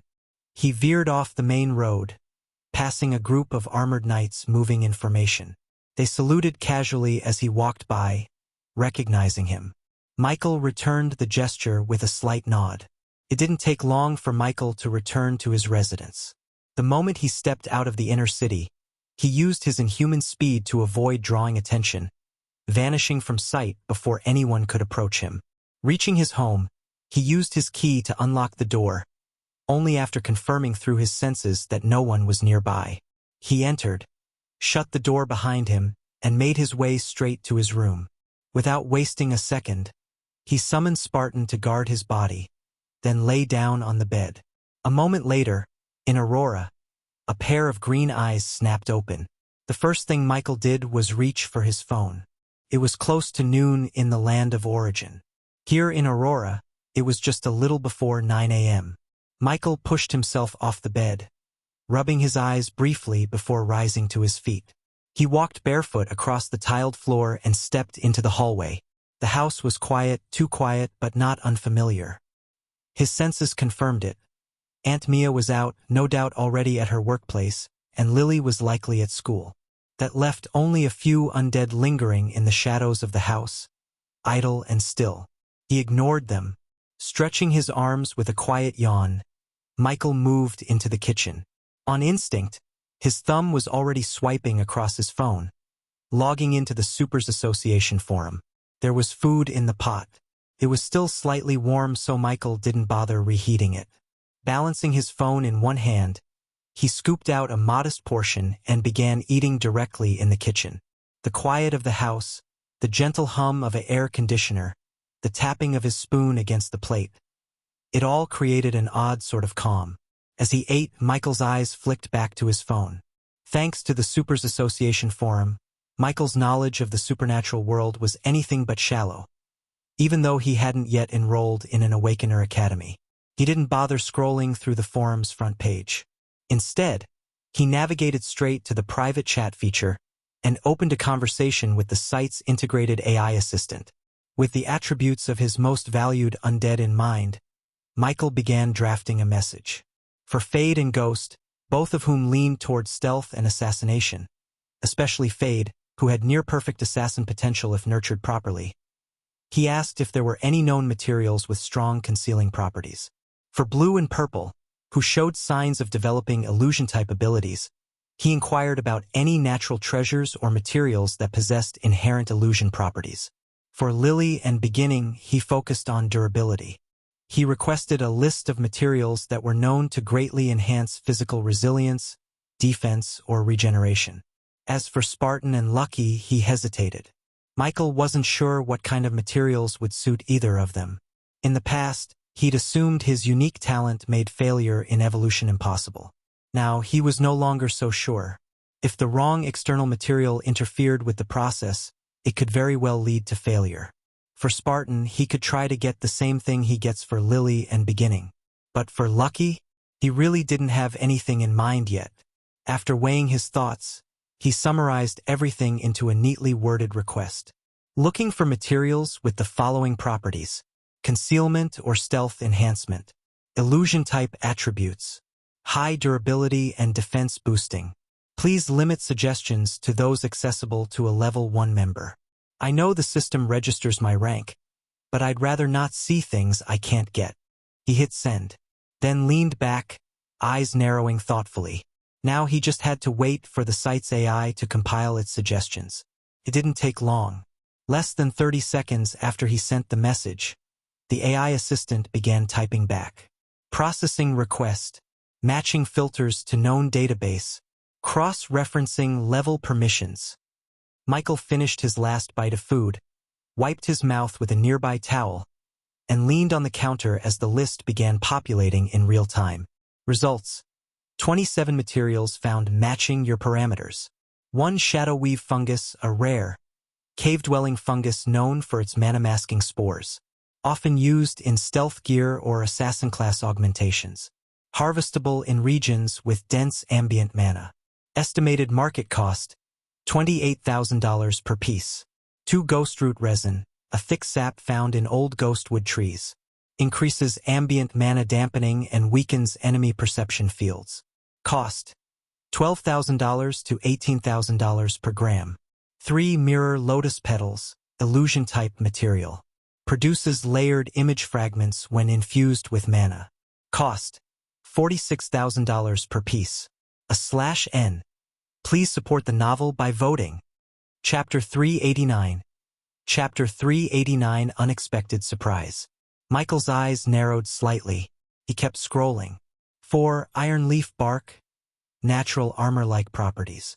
Cost: $6,500 per piece. He stopped there for now, eyes hovering over the list. A few things already stood out. With his wealth, he could afford all of them in small quantity. Ghost root resin and iron leaf bark, for example, looked like what would be suitable for fade and beginning, respectively. Shadow weave fungus was good too. Also, if it was within his power, nothing was stopping him from using multiple materials at once. Lily, who used multiple equipments to evolve, proved this. The mirror lotus petals intrigued him too. Michael kept scrolling. 17 vital moss, a rare moss that feeds off energy. When refined, can produce mild regeneration-type enhancements. Cost: $19,000 per piece. 18 dusk silk threads. Naturally occurring fibers from a rare manaspun cocoon. Cloaking properties that adapt to nearby shadows. When refined, can be infused into gears to grant low-grade invisibility under certain light conditions. Cost: $22,500 per strand. 20 Mindveil sap drawn from the Mirage Willow tree. Grants passive mental cloaking and can interfere with weak detection abilities. Cost: $31,000 per bottle. Michael tapped the screen. Dusk silk threads. That was a maybe for ghost or fade. It synergized with what he wanted, and the end price wasn't absurd. If he combined it with shadow weave or ghost root, it might create a stealth core unlike anything seen in early ranks. As for Mindveil sap, it looked useful for blue or purple. Then came the next block of entries. 21 Abyss Amber, hardened mana stone found in mana-dead zones. Increases mana resistance and is often used in armor or undead shell enhancement. Cost: $26,800 per shard. 22 Glimmer Quartz, crystal that amplifies illusionary effects, often used in projection-type spells. Ideal for creatures developing mirage-type mutations. Cost: $27,000 per crystal. 23 Stoneheart resin, thick sap that hardens into a rock-like shell over time. Used to reinforce armor. Especially effective when fused with iron-based materials. Cost: $30,000 per unit. 24 Hollow core shell of a hollow beetle. Naturally resists sound and energy detection. Cost: $44,500 per shell. 25, 26, 27. Michael nodded slowly. Abyss Amber and Stoneheart resin too. He imagined the two combined might make Lily and beginning virtually unbreakable at rank 2. Glimmer Quartz, that one was definitely for purple and blue. Michael soon made a list. Final shortlist. For Fade and Ghost. Shadow Weave Fungus, Ghost Root Resin, Dusk Silk Threads, Hollow Core Shell. For Blue and Purple. Mirror Lotus Petals, Glimmer Quartz, Mindveil Sap. For Lily and Beginning. Iron Leaf Bark, Stoneheart Resin, Abyss Amber, Vital Moss. It was a good start. Enough for now. Michael shut off the screen. His mind had already begun sorting combinations, potentials, and fallback options. Michael memorized each name carefully, repeating them mentally as if etching them into stone. He intended to add them to the material list he'd submit to Mage Lien tomorrow night. Hopefully, the kingdom's reserves had these items and even better alternatives hidden away. Michael washed the plates he used to eat, the rhythmic sound of water splashing against the ceramic providing a sense of calm. His mind, however, was still occupied with the growing list of materials he'd need for his undead. The knowledge he'd gained from his conversation with Mage Lien was reassuring, but the urgency of his preparations still hung over him. With everything to consider, time was a luxury he couldn't afford. Once he was finished, he returned to his room. But before he could focus on shifting his consciousness back to his body in the land of origin, his phone vibrated, breaking his concentration.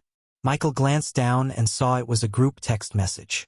The notification indicated it was from the group created by the teacher in charge of the Awakeners tied to Bright Academy, the school his sister Lily attended.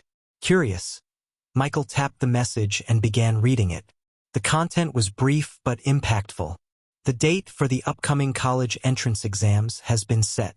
The exams will start 10 days from now and will last for 3 days. Part of the exams will be public. The latter part caught Michael off guard. Public? Why would the exams be broadcast? He wondered if it was an attempt by the Federation to allow the general public a glimpse into the world of the supernatural. With a soft sigh, Michael pocketed his phone and shifted his focus to the task ahead. There was a lot to do in the coming days, and now more than ever, he needed to stay focused on the materials he was gathering for his undead and his own preparations. Michael sat cross-legged on the bed. He took a slow breath, letting the calm settle over him before reaching into his storage space. With a flicker of mana, a small, cloudy white crystal appeared in his palm. It wasn't a rank 2 spirit crystal, those were far too valuable. They took time to refine, time to absorb. This one was unranked, perfect for quick absorption. He still had a few rank 1 crystals as well, but those 2 he had been saving for Lily mostly. She would be able to use them soon, and he hadn't felt much need for them himself. Michael stared at the crystal for a moment longer, then clenched his fingers around it. "I'll get my intelligence stat to 200 today," he muttered. There was no dramatic surge of light, no burst of mana, just a soft pulse. Energy flowed into him. His body accepted the spirit crystal's contents eagerly. Michael closed his eyes, breathing evenly as the energy coursed through him. Once the energy was almost entirely absorbed, he allowed his breathing to slow. His fingers relaxed. The crystal in his hand crumbled to ash. Only then did he shift. Not because he wanted to stop his meditation, but because something else made him do so. It also wasn't because of the exhausted spirit crystal. "Your mana is overwhelming. You have gained the skill, telepathy, /n.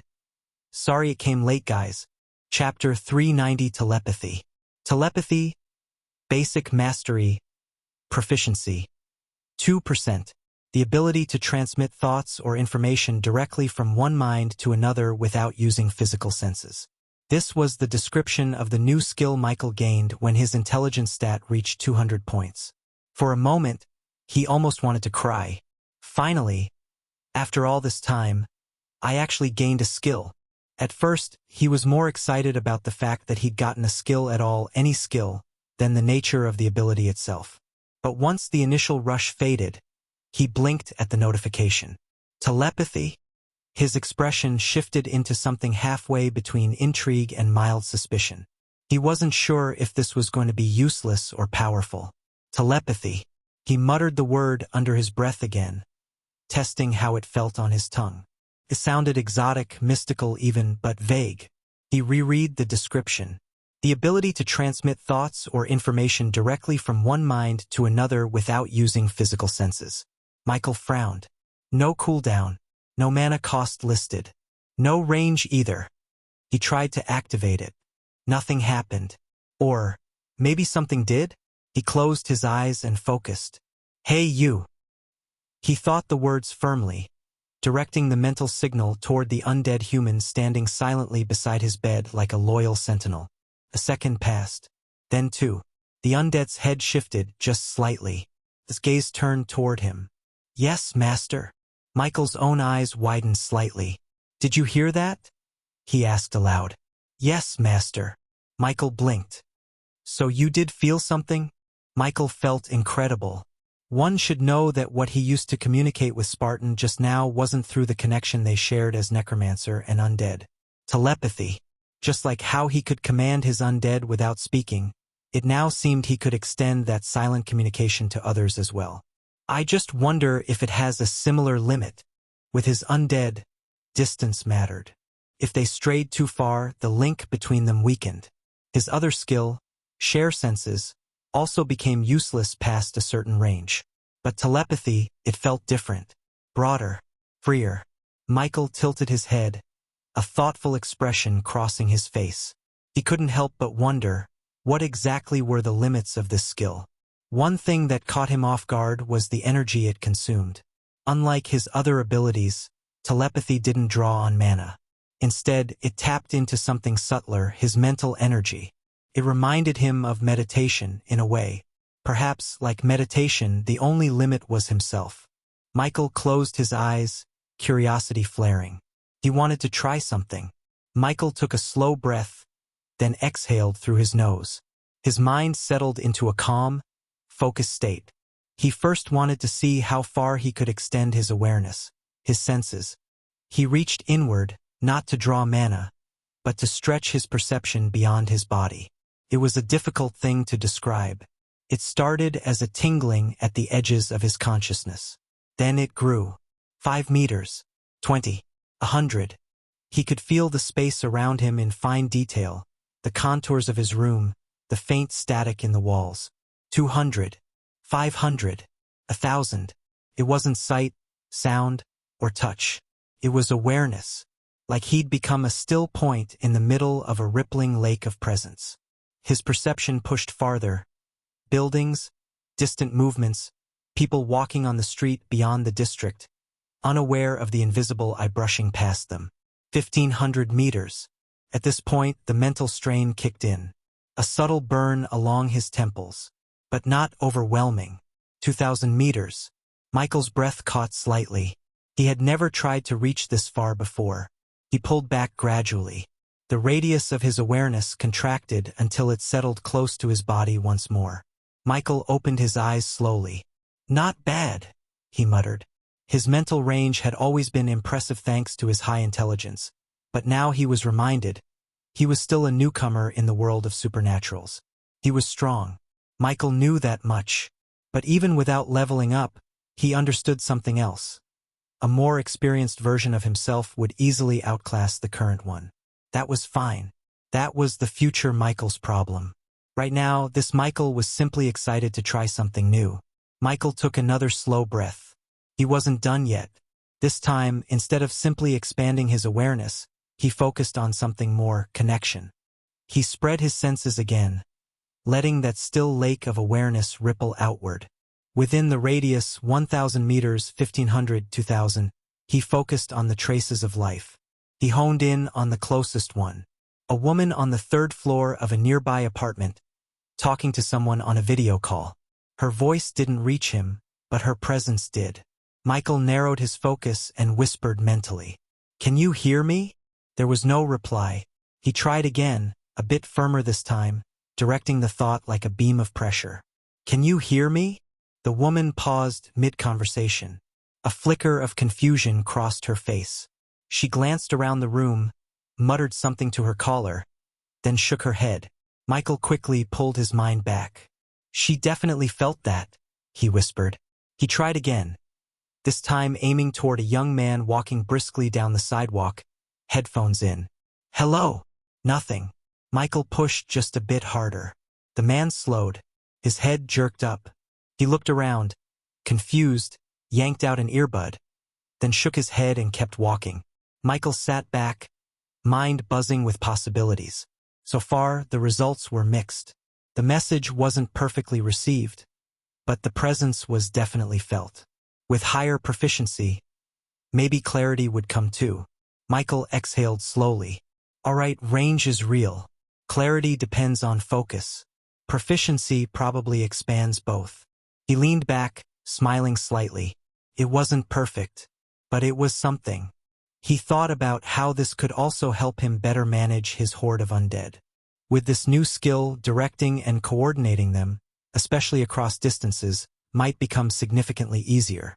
A faint smile touched his lips. With telepathy, he had taken another step forward. Another step closer on the path to becoming a true necromancer. Powerful one.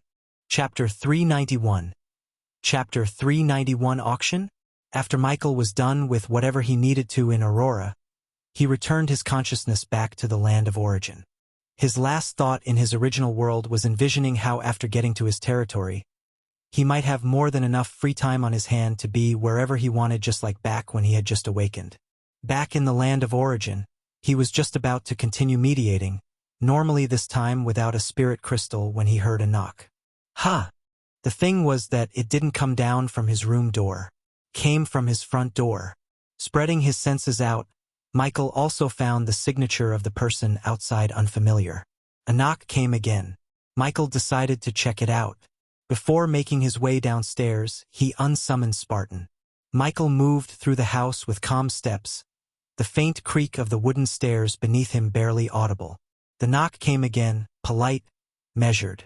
Not the kind of rapping that suggested urgency or threat. But still, it was early, and Michael wasn't expecting visitors. When he reached the door, he pulled it open without much fanfare. Standing just beyond the threshold was a young boy, no older than 12 or 13. He wore a blue uniform of simple but neat fabric, and a cap with a small silver pin holding it to one side. His hands were clasped in front of him, posture straight, and his expression was respectful. But what caught Michael's attention immediately was the insignia embroidered onto the left side of his chest. A crescent moon and stars. Michael's eyes narrowed slightly. Duke Evermoon's crest. The boy bowed lightly. Sir Mike Nor, I presume? Michael didn't reply right away. His eyes lingered a moment longer on the boy's outfit. Not because it was impressive, but because he finally recognized what it meant. In this part of the land of origin, even servants had ranks. He hadn't known that at first, back when he had only just arrived in the capital. A servant was just a servant to him.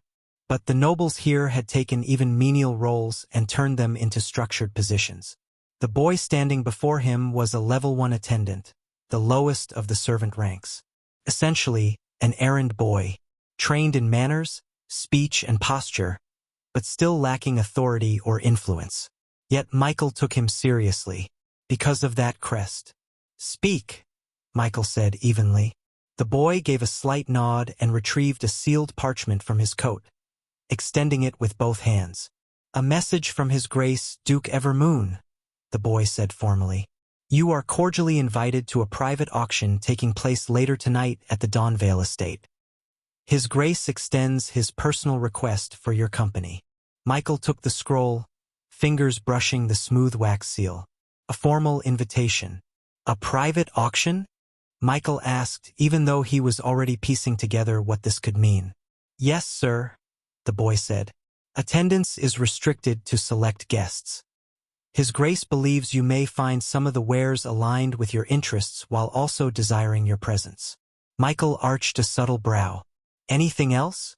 Michael asked. The boy hesitated, then added, the auction will be hosted tonight. A personal carriage will arrive for you this evening if you wish to attend. Michael nodded. Understood. With a short bow, the boy turned and left, not expecting anything further. Michael shut the door slowly, holding the scroll in one hand. Private auction. And he was invited personally. He unsealed the parchment with a flick of his thumb, unrolling it as he walked back towards his room. The handwriting was elegant and sweeping. A professional scribe's work. The message repeated what the boy had said, but included a few more details. Location, time, dress code formal but not restrictive.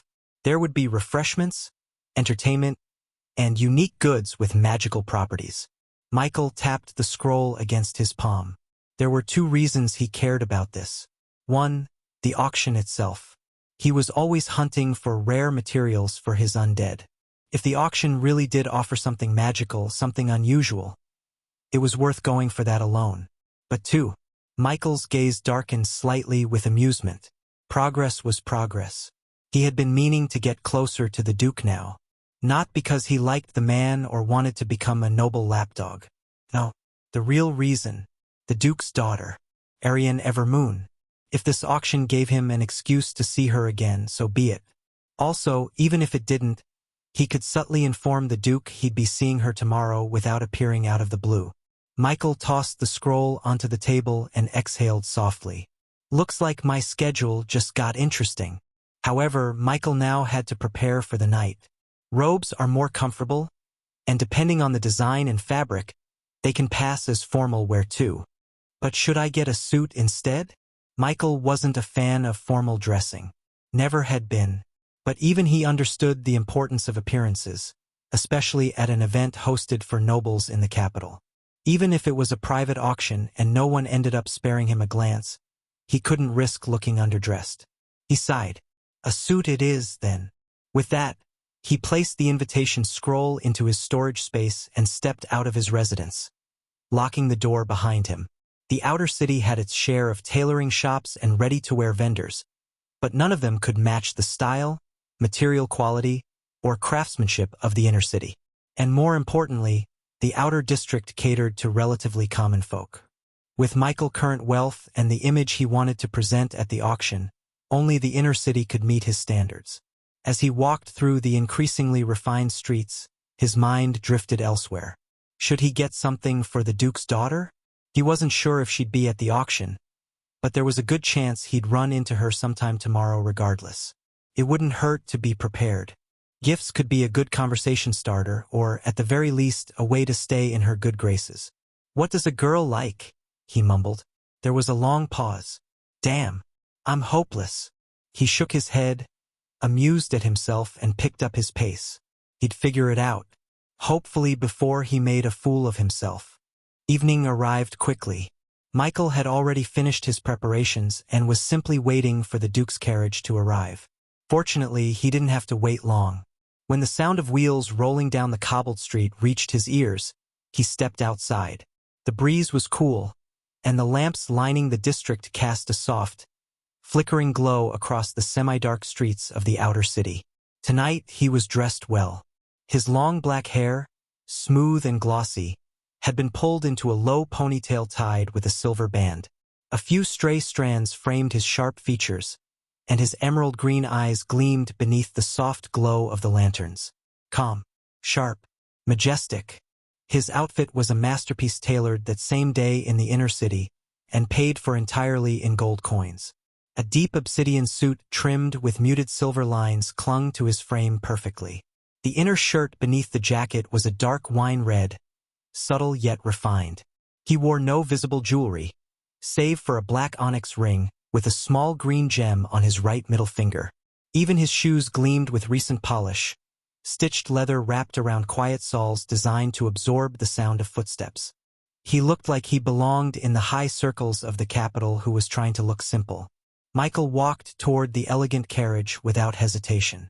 The door was already being held open by a man in formal attire. Sir Mike Knorr, the man greeted, bowing slightly. Michael gave a curt nod in return and stepped inside. The carriage's interior was no less luxurious than the outside. Plush velvet seats, and a faint aroma of aged wood and clean air. As the carriage pulled away, Michael leaned slightly against the window, watching the outer district fade behind him. He didn't feel nervous. Not exactly, but there was a quiet anticipation in his chest. An auction. This was the first time in his 2 lives he was attending one. He wondered how auctions worked in the land of origin. And even if it wasn't for this, well, there was still the Duke's daughter. The ride was smooth. Soon the scenery changed. The outer city gave way to the inner capital. Buildings grew grander, cleaner, older in a good way. Then the carriage slowed. Michael leaned slightly forward. They had arrived. The location was a secluded estate at the edge of the inner city, one of the older noble domains where events like this, quiet, exclusive, and drenched in subtle influence, often took place. Through the open curtains of the carriage window, he saw the private grounds of the Dawnvale estate unfold like something out of a royal brochure. The entire entrance was lit with gentle blue lanterns that cast a cool, almost ethereal glow over the scene. A cobbled courtyard opened before a towering mansion. Dozens of carriages were already parked in a sweeping arc around the estate's drive, sleek, ornate, all clearly belonging to nobles or powerful merchants. Gold-rimmed wheels, silver-trimmed doors, house emblems, and rare steads. Michael's gaze swept over them briefly. Every single guest here tonight could likely buy a city block in the outer city with pocket change. And they were all here for a private auction. His own carriage came to a smooth stop near the back of the line, but as Michael reached for the handle to step out, the driver turned halfway in his seat and cleared his throat softly. "Sir Mike Nor," he said. "His Grace, the Duke, has requested that you be brought directly to his personal carriage." Michael blinked. "Oh." He adjusted his cuffs, composed himself, and gave a short nod. "Very well." With a tug of the reins, the carriage curved away from the parking line and was guided around to a section near the front of the estate, far closer to the estate's side entrance. There, standing like a shadowy colossus among the sleek rides, was a larger, heavily reinforced obsidian black carriage adorned with the Evermoon family crest. Two armored knights in silver-plated gear stood at the front, one on each side of the driver. Their gazes followed Michael's carriage calmly, without alarm, but definitely with awareness. When Michael's carriage halted beside the Duke's, one of the knights gave a crisp nod and approached. "Sir Mike Nor," the knight said, voice even and practiced. "His Grace is awaiting your presence inside." Michael stepped out of his ride, brushing off a faint bit of invisible dust from his sleeve. He didn't feel overwhelmed. He didn't feel flattered either. He felt curious. The Duke had sent someone to personally fetch him. Michael wondered if the Duke truly just wanted some company or it was because of something else. Either way, Michael was ready. He walked across the short distance, heels making soft clicks against the ground, and paused beside the Duke's carriage. The door opened smoothly from within. "Sir Mike Nor," came a strangely familiar voice. "Hello, Sir Mike." The young princess greeted cheerfully. Michael blinked once. Arian Evermoon sat with a soft smile on her lips, dressed not in a gaudy gown, but in a sleek silver and midnight blue outfit that blended elegance with mobility. Her long hair was loosely braided over one shoulder, a moon-shaped pin glinting near her temple. She looked less like nobility tonight and more like someone who chose to be here, not someone forced by status. "Princess," Michael greeted calmly, bowing slightly as he stepped inside. "I was told His Grace would be here." "He'll be joining us at the venue," Arian replied, still smiling. "But he asked me to welcome you personally. Said it would be good for us to become familiar." Michael took the opposite seat, his expression unreadable. However, within him, Michael couldn't help but suspect he's been set up. /N. On the road to 400 chapters. Another huge milestone. Hard to believe it's already been 8 months. Time really flew by. I truly appreciate everyone who's still reading and supporting the story. Also, I'm working on several concept arts for Yuga right now, trying to decide which one captures him best, lol. Chapter 393. Chapter 393, The Duke's Daughter. Arian's eyes twinkled as the carriage began to move. "You're not disappointed, are you?" Michael met her gaze with a faint smile. "I wouldn't dare say that aloud." She laughed, light and genuine, before turning her gaze to the window for a moment. The city lights painted soft reflections on the glass. "Have you ever been to a private auction like this before?" Michael asked, shifting the conversation. Arian turned back to him and nodded. "A few. Not often. Most are terribly boring, truth be told. But tonight should be different." "Different how?" She shrugged lightly. "Well, it's not hosted by my father directly. He's just sponsoring part of it. The actual goods come from several parties. Mercenaries, traders, even adventurers returning from outside the kingdom. That's why the items can be unpredictable." "Unpredictable?" Michael raised a brow. "It can be anything," she replied. "Enchanted jewelry, forbidden grimoires, beast remains, cursed items, relics from ancient ruins. Whatever can be smuggled into the capital and deemed valuable enough for trade. Michael's gaze sharpened slightly. So they don't screen the goods? They do, she said, brushing a loose strand of hair from her cheek. But discretion is key. Nobles don't mind buying risky items as long as they can say it was part of a collection or research. Michael leaned back against the seat, absorbing her words. Sounds like a gamble. That's what makes it fun, Arian said, then paused. Do you enjoy these sorts of things? Michael paused, his gaze distant for a moment. It's my first. Anywhere, really? Arian raised a brow, a hint of curiosity flickering in her eyes. Anywhere. He gave a faint, unreadable smile. Let's just say I don't exactly have a long history with noble gatherings. She studied him for a second, then simply nodded, as if sensing there was more behind his words but choosing not to dig. Well, she said, her tone light, you're in for a strange evening. Everyone at that estate is either powerful, wealthy, or pretending to be both. Just try not to look too bored. Michael chuckled under his breath. No promises. Arian's laughter was soft, genuine. It made the carriage feel a little less like a noble prison and more like a shared moment. Good, because something tells me this auction isn't going to be the quiet kind. Michael's fingers tapped once against the window frame. That's exactly what I'm hoping for. Really? No, Michael admitted with a small grin. It just felt like the right thing to say. Arian let out a soft, melodic laugh, the kind that lingered in the air. One might expect Arian to resent whoever won her father's political competition, or even resent her father himself. But in truth, it was neither. Using one's daughter as a political tool wasn't uncommon in the world of nobles. Girls born into noble houses often grew up knowing they might be sold off one day. Some even prepared for it. Sons inherited the property and titles. Daughters strengthened alliances. That was just how it worked. What made Arian different, what kept her from feeling bitter, was the simple fact that she knew her father loved her. That love dulled the sting of feeling like a bargaining chip. But would a loving father offer up his daughter in a political marriage? Yes. In noble society, absolutely yes. Most traditional nobles, like Duke Evermoon, viewed love for their daughters as finding them a powerful, secure match. That, to them, was the best kind of affection, even if it was mixed with personal ambition. So no, Arian didn't hate Michael. She didn't even dislike the idea. Ever since she was young, she had only hoped for one thing.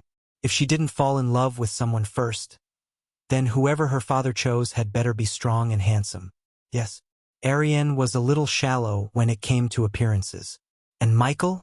Let's not even talk about how he looked like he was sculpted by the gods themselves. He was powerful, one of the strongest in the kingdom, and just so happened to meet her personal standards without even trying. She didn't have a crush on him. Not yet, at least, but she found him agreeable. It was like how, in the modern world, a girl didn't need to be in love to find a man attractive if he dressed well and was financially stable. Michael was like that, except his strength was more appealing than his wealth. All in all, she was satisfied with him. At the very least, he wasn't Yuga. She'd seen that match too. And for more reasons than one, she was deeply relieved. The carriage rolled smoothly along the stone-paved road, the noise of hooves and wheels dulled by the expensive construction of its frame. For a moment, there was a comfortable silence between the two. So, Arian finally said, her voice light but curious, if this is your first auction, what exactly are you hoping to find tonight? Michael tilted his head slightly, considering the question. Anything interesting, actually. Michael glanced sideways at her as the estate loomed closer. What about you? Arian tilted her head. Me? He gave a small nod. You said the auction might be interesting tonight. Any reason in particular? Or are you just playing host? She looked thoughtful for a second, then shrugged lightly. Nothing in particular. But, her voice dipped, a flicker of genuine interest in her eyes. It would be great if I saw a rare beast species I could tame. A flicker of light passed through Michael's eyes. At last, an opening to steer the conversation toward something that genuinely intrigued him. Are you a beast tamer, princess? I didn't mean to eavesdrop, Michael added lightly, but I recall your conversation with the Duke yesterday about a flame lion. I've seen one before. They're majestic creatures. Ariane's eyes immediately lit up. Her posture straightened ever so slightly, and her earlier composed elegance gave way to something far more honest, excitement. You've seen one? She asked, her voice rising with interest. Where? Was it a wild one or tamed? Male or female? Was its mane flared? Did it roar? Chapter 394. Chapter 394 arrived. Michael blinked at the sudden barrage of questions, then let out a small laugh. I wasn't expecting an interrogation. She flushed slightly, but didn't look away. Sorry. I just really like magical beasts, especially flame attribute ones. They're temperamental, yes, but full of pride. Michael found himself amused, but also mildly puzzled. I've encountered a pride of them before, he said, then paused, his gaze narrowing slightly. But princess, didn't you receive a flame lion yesterday? From your father, I assume. His tone was casual, but his eyes flicked toward her face, searching. Or am I mistaken? Ariane's cheerful expression faltered in an instant. She blinked once, then twice. Her smile faded, and her brow furrowed in quiet annoyance. But her next words weren't directed at Michael. No, she said flatly. You're not mistaken. I received it. Her jaw tightened, and a visible tension crept into her posture as she folded her arms across her chest. That beast, the one my father had delivered to me, wasn't the one I asked for. I'd specifically gone to him a week ago and told him I was ready to contract a new beast. Something younger, something I could bond with properly. He smiled, patted my head like I was still 12, and said not to worry, that he'd find the perfect flame lion for me. She shook her head, her tone growing sharper. Do you know what they brought me yesterday? An old male. Not just old, ancient. The poor thing looked like it had been through a dozen wars. Scars all over its body. And don't get me wrong, he was strong, an early advanced stage beast, strong enough to make seasoned tamers hesitate. But he was dying. You could see it in his eyes. Michael raised a brow, silent as he listened. The problem wasn't his strength, Ariane continued. I wouldn't have minded a challenge. I failed to tame stronger beasts before, but that lion? It shouldn't have even been brought to me. It wasn't a partner, it was a relic. An elder. It deserved rest, not another master. She exhaled sharply, visibly trying to calm herself. It wasn't until later that I found out the truth, she said, her voice low now, as if the walls might be listening. Apparently, my father told one of the stewards to get her a flame lion. No details, no context. That steward outsourced the request to some beast handlers outside the capital. Ones used to supplying the Duke's personal zoo. Michael blinked. Zoo? Ariane nodded bitterly. Yes, my father has a private collection of rare monsters. Some are gifts, others trophies. Some alive, some not. The handlers thought the lion was meant for that. So they brought the grandest one they could find. She leaned back against the carriage wall, crossing one leg over the other, arms still folded. It was a misunderstanding, supposedly. No one thought to clarify the beast was for me. Not until it was already delivered, standing proudly in the courtyard with its wounds half-healed. Michael was quiet for a long moment. Then he asked, What did you do? Gifted it back to my father. Michael blinked, then gave a small chuckle. That's one way to say, thanks, but no thanks. Ariane tried to hold back a smile but failed. I told him he could add it to his collection. It's not the lion's fault after all. He deserves a place where he can rest in peace. Michael nodded, respect in his eyes. Wise choice. Silence lingered between them for a moment. The steady hum of the carriage wheels filled the quiet, accompanied only by the soft jingling of reins outside. Michael didn't rush to fill the space. He leaned slightly back in his seat, watching Ariane out of the corner of his eye. Then, casually, almost like an afterthought, he said, If you still want one, a flame lion, a young one, not too powerful. Something you can raise yourself. Arian glanced at him, curious. Michael didn't look at her directly as he continued, his voice smooth, almost indifferent.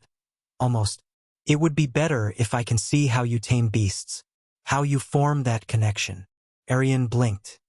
You want to watch me tame a beast? I'm just saying, Michael replied with a faint shrug. It's only now that I've become curious. It's not every day you meet someone who speaks about magical creatures like that. A beat passed. Then Michael's tone softened just a touch. But if it's not something you can do, if that's beyond you, then I apologize for asking. Arian straightened, a spark of pride flashing through her eyes. No, she said firmly. It's not beyond me at all. She leaned forward, hands clasped together over one knee, the earlier irritation forgotten, replaced by a low burning excitement. I'd love to show you, actually. It's rare anyone even asks how beast tamers do what we do. Most nobles either don't care or assume it's some fancy bloodline ability. Michael quirked a brow. Isn't it? It's not at all, she said, grinning. True beast taming takes more than just a family name. She paused, eyes narrowing in thought. But some knowledgeable people also don't realize that even if you do learn the method, it doesn't mean you'll succeed. Michael nodded, filing the information away. So the knowledge isn't that secret? Not really, Arian admitted. It's like swordsmanship. The basic forms are known, but how many people actually master it? It's the same with taming. Interesting, Michael thought. However, just as Michael was about to say more, a voice from outside the carriage came. Your Grace, your Ladyship. The voice called respectfully, slightly muffled through the thick wood. We've arrived. Arian perked up, smoothing a strand of hair behind her ear. That was faster than I expected. Michael, on the other hand, simply sat still for a moment. He exhaled softly. So this is where the evening truly begins. The carriage door opened with a gentle click. Arian descended first, her steps light but confident. Her silver and midnight blue outfit shimmered faintly under the lanterns, turning more than a few heads. And when Michael stepped down behind her, silence rippled through a nearby group of younger nobles. Some recognized him. Most just saw a stranger with an aura that screamed danger. Calm, unapproachable, eyes like polished emeralds and a presence too sharp for someone without a title. He didn't care. Let's go, Arian said, casting him a glance over her shoulder. Try not to act too interested. It makes the sharks circle. Michael offered the faintest smile. Don't worry. Together, they walked toward the estate entrance. As they passed through, Michael glanced once at Arian. I'll hold you to your promise, he said. Arian gave a half-smirk. To show you how I tame a beast? No, Michael replied, his gaze flicking forward. To make this evening interesting. Arian laughed. Chapter 395. Chapter 395. First item, please cast your GT votes for support. Thank you for reading. The estate courtyard was already bustling when they arrived. Carriages of all shapes and coats of arms lined the circular drive, and attendants in black uniforms moved swiftly to help nobles dismount, check their invitations, and direct them toward the grand entrance. As Michael and Arian approached, more than a few eyes turned their way. Conversations dipped and murmurs followed in their wake. Everyone knew the Duke's daughter, and tonight, she'd arrived with someone unfamiliar, but no less striking. Whispers stirred. Who is he? That's Duke Evermoon's daughter. And the one beside her? Mike Nor? The one from the arena? He's the one who beat Yuga, right? Michael ignored them all. Arian, by contrast, wore her confidence like perfume, subtle but unmistakable. She nodded politely at a few acquaintances, offered a short smile here and there, but otherwise didn't stop. She didn't need to. The guards at the front entrance stepped aside immediately when they recognized her. But before the two could step into the main auction hall, a servant in formal blue attire, his breast marked with the distinct insignia of House Evermoon, approached swiftly and bowed. Your Ladyship, sir, he said, straightening. You're to follow me. A private room has been prepared on the Duke's orders. Arian arched a brow. Father's not here? The servant shook his head. He was earlier. He's presently in the company of one of his close friends. A separate chamber. He asked that you be shown to your room in the meantime. You'll be called when he's available. Michael said nothing. Ariane didn't seem bothered. She simply nodded. Lead the way. They followed the servant past the main hall. A few guests took notice, some with curiosity, others with veiled judgment. Not everyone got a private room at events like this. It was reserved for a very specific few. Their room was located on the second floor, with a view overlooking the central auction chamber. It wasn't a large space, just enough for 4 or 5 people, but it was elegant. Deep blue drapes, a small crystal table set with refreshments, and padded chairs arranged in a half-circle facing a wide viewing pane. Once the servant bowed and left, closing the door quietly behind him, Ariane sighed and took a seat. Well, this is better than standing shoulder to shoulder with sweaty merchants, she muttered. Michael remained standing, his gaze sweeping the room once before settling on the viewing pane. Below, the seats were filling quickly. Nobles, traders, scholars, and even a few mercenary leaders had shown up. The air buzzed with anticipation. Ariane reached for a glass of wine. Don't worry, we can still go down if something catches your eye. I'm fine here, Michael replied, finally sitting down beside her. Besides, this view gives me a better sense of the room. Michael smiled faintly. Down below, a chime echoed through the chamber, signaling the start of the auction. A man in a fine burgundy coat stepped onto the central platform and raised a hand for silence. Ladies and gentlemen, he said smoothly, voice carrying without strain. Thank you for honoring us with your presence tonight. The 9th Moon Auction welcomes you. Let us begin. The auctioneer gave a shallow bow, his polished shoes gleaming under the lamplight. Tonight, he continued, we have a total of 10 lots, each carefully vetted and sourced. A ripple of amusement passed through the room, followed by the soft clink of glasses and rustling fabric as nobles leaned forward in interest. The 10th and final item, he added, pausing just long enough to stoke anticipation, is a special listing. Even we only confirmed its arrival an hour ago. The murmur that followed was a bit louder this time. From their room above, Michael turned to Ariane. Do you know what it is?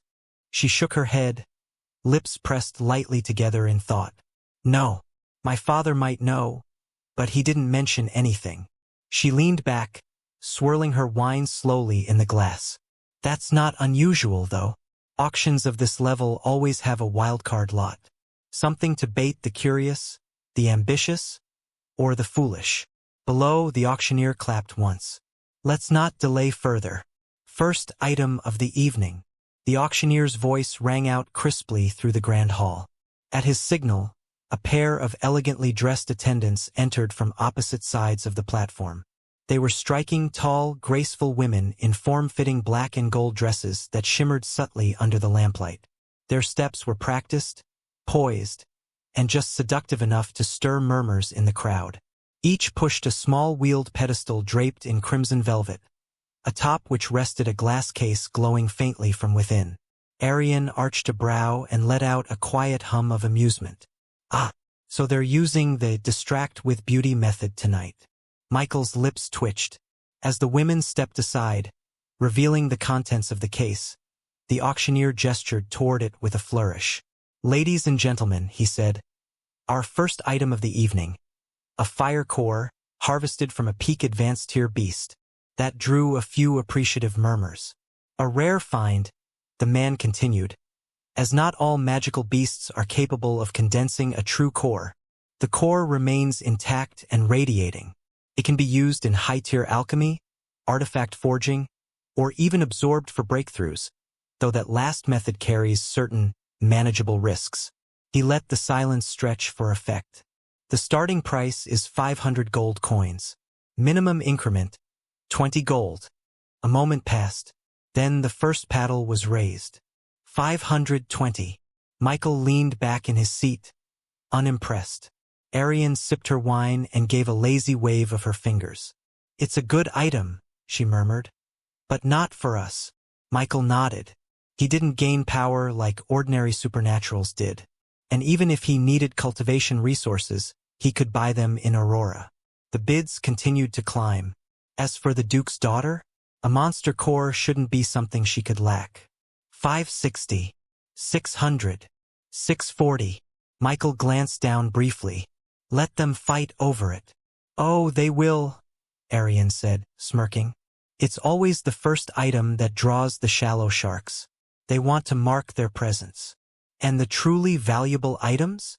They come later, she said, setting down her glass. When the pretenders are worn thin. Chapter 396. Chapter 396 Shock. The fire core sold at 760 gold to a rotund man in yellow robes who looked far too proud of himself.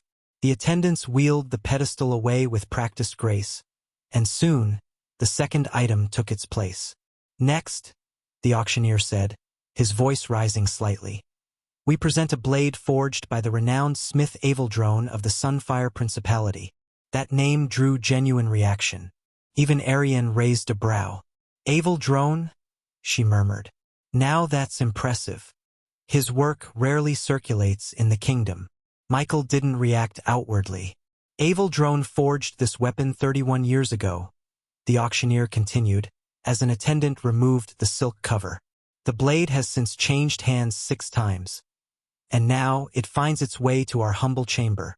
Gasps followed as the weapon was revealed. It wasn't adorned in jewels or magic inscriptions. No, it was painfully simple, sleek black steel with a gently curved edge and a faint sheen that made it look wet. But its presence, it commanded the room. Starting bid, 1,200 gold. The room didn't hesitate. Paddles flew up like it was a reflex. Even Arian leaned forward slightly. Now this is a real auction, she whispered. The bidding reached 2,000 gold before slowing. A scholar with ink-stained fingers and a white-furred mantle clinched the final offer. Michael didn't bid, but he did commit the look of the blade to memory. 1 silver coin was roughly equivalent to $1 in Aurora. That meant this trade was worth over $150,000. A substantial amount by any standard. The third item was a scholar's curiosity. An ancient scroll sealed in glass, supposedly taken from a tomb deep beneath the sea. The fourth was a set of beast claws said to retain their poison even after death, mounted on a chain. The fifth was a palm-sized silver box, locked, and no one knew what was inside. It drew laughter, then curiosity, and finally a massive bid from an older woman in green robes who claimed to feel destiny in her bones. Michael's only comment during that was a deadpan. Expensive gamble, Arian chuckled. That's half the fun. The sixth item was perhaps the most visually stunning. A harp carved from what was said to be the horn of a sky stag. The strings shimmered with threads of light and, according to the auctioneer, could mimic the voice of any singer it heard. It was bought by a young noblewoman with tear-streaked makeup and an entourage of maids.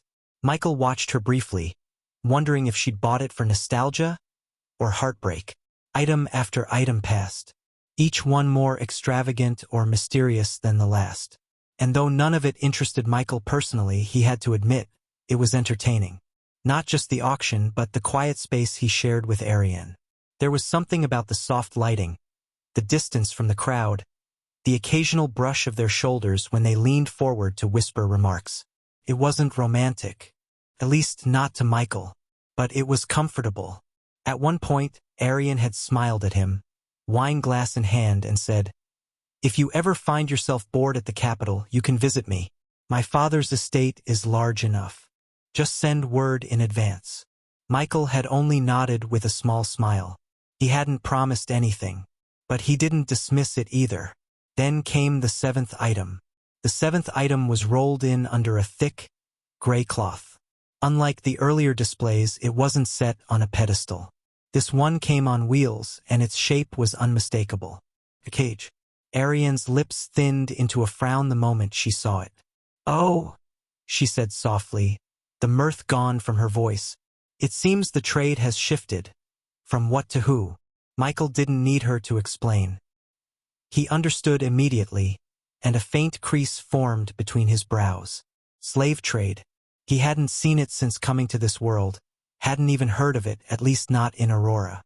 But here, in the heart of a noble gathering, behind velvet curtains and gold-tipped wine glasses, it had apparently reared its head. His gaze sharpened. The auctioneer's voice carried again, but this time with a touch more caution, almost as if he knew this would provoke mixed reactions. "Our next offering," he said, "is exceedingly rare." Michael's eyes narrowed. The cloth was pulled back, and what was revealed silenced the room. Inside the cage stood a figure, tall, lithe, and completely still. A girl. No chains bound her limbs. She wasn't hunched, nor did she cower like a beaten servant. She stood upright, proud even, her back straight and chin raised. Her clothing was minimal and foreign, clearly not of local make. Her skin was dark with a faint shiny glow, her hair long and silver blonde, cascading down her back like liquid moonlight. But it wasn't her beauty that stole Michael's attention. It was her ears. They were long, unnaturally so, elegant, sweeping back at a sharp angle and twitched faintly. Michael's breath caught. "An elf?" he muttered. Michael's mind reeled. He was well aware that there were myriad races in the universe. But even after 2 months since his awakening, he hadn't met one yet. Not until now. This was the first time since his transmigration that he was faced with another intelligent race. A real, living, breathing elf. And she was in a cage.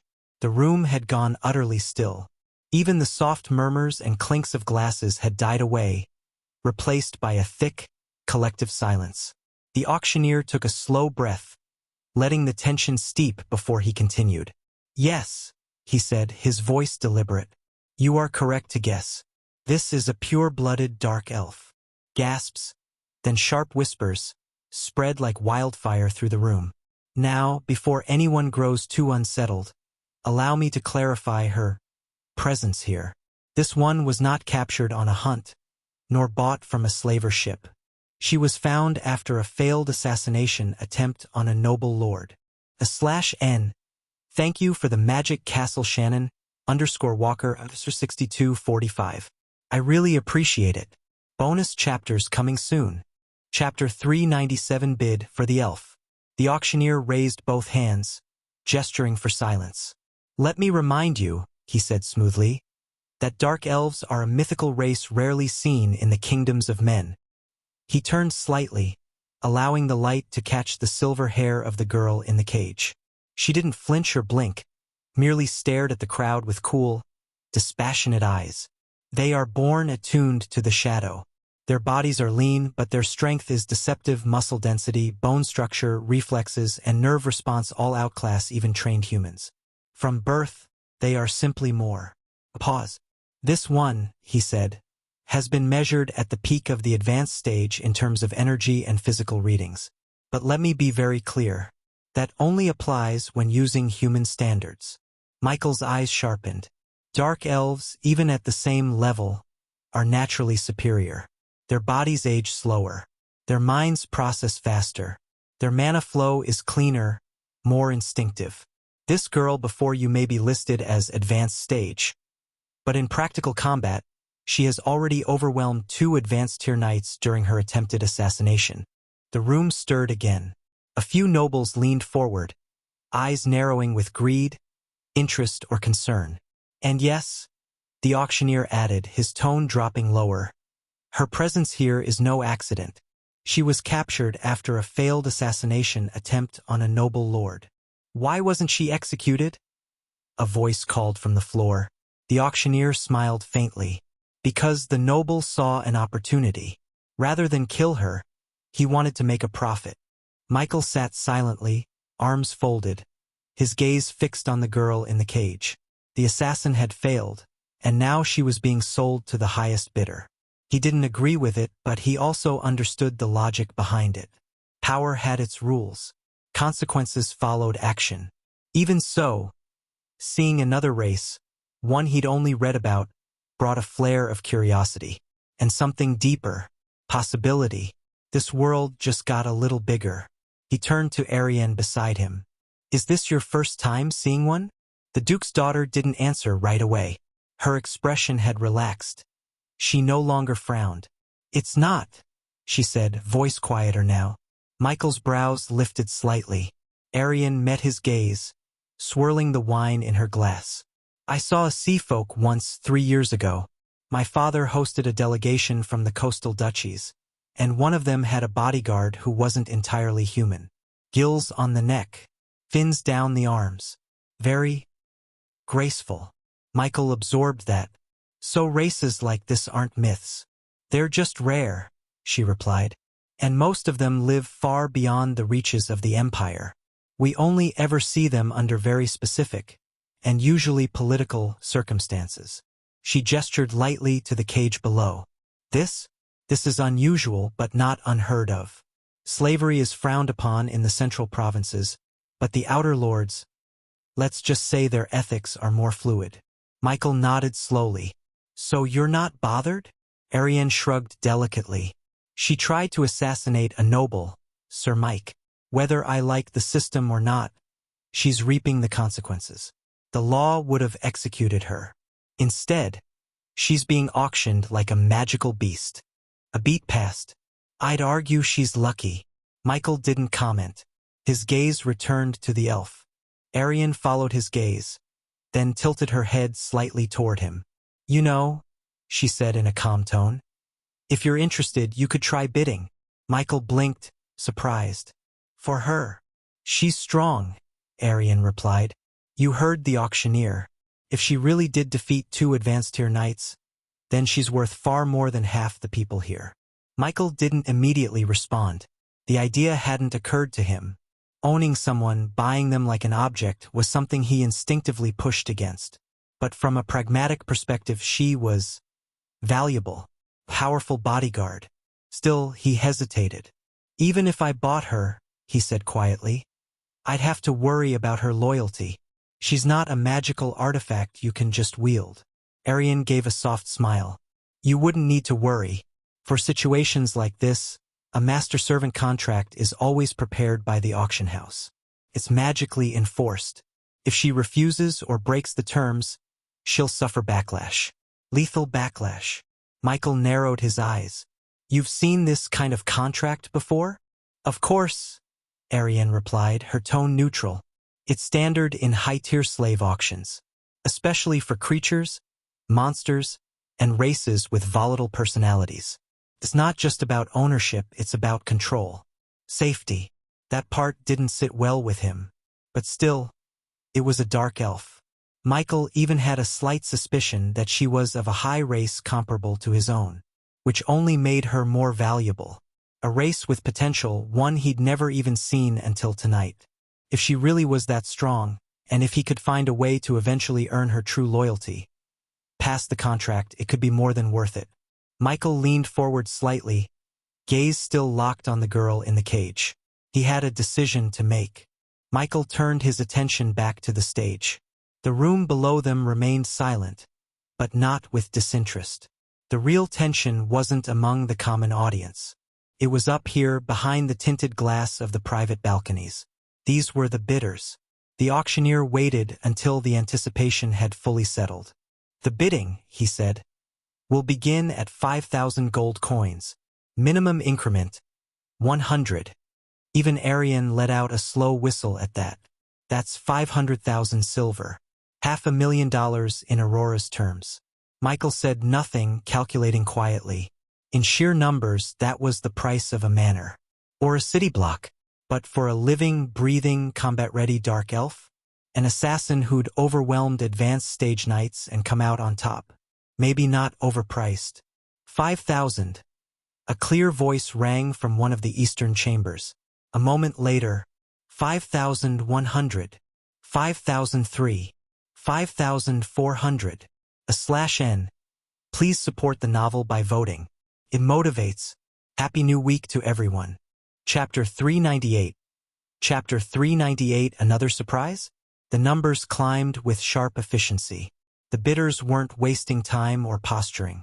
They wanted her, and they had the money to back it.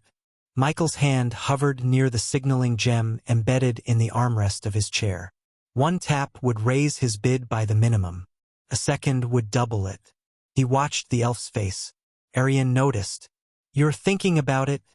She said quietly, almost amused. The bidding had reached 5,900. Then, for the first time, a pause. Silence stretched like drawn wire.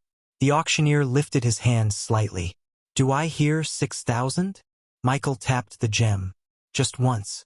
The bidding crystal embedded in the balcony wall lit up faintly. The number shifted. 6,000. The auctioneer announced, a flicker of intrigue in his voice. From room 11. Every eye turned toward their balcony. Michael leaned back in his chair. Arian gave him a sideways glance, her smile returning. "Well then," she said. "You're in it now." The hall buzzed with tension.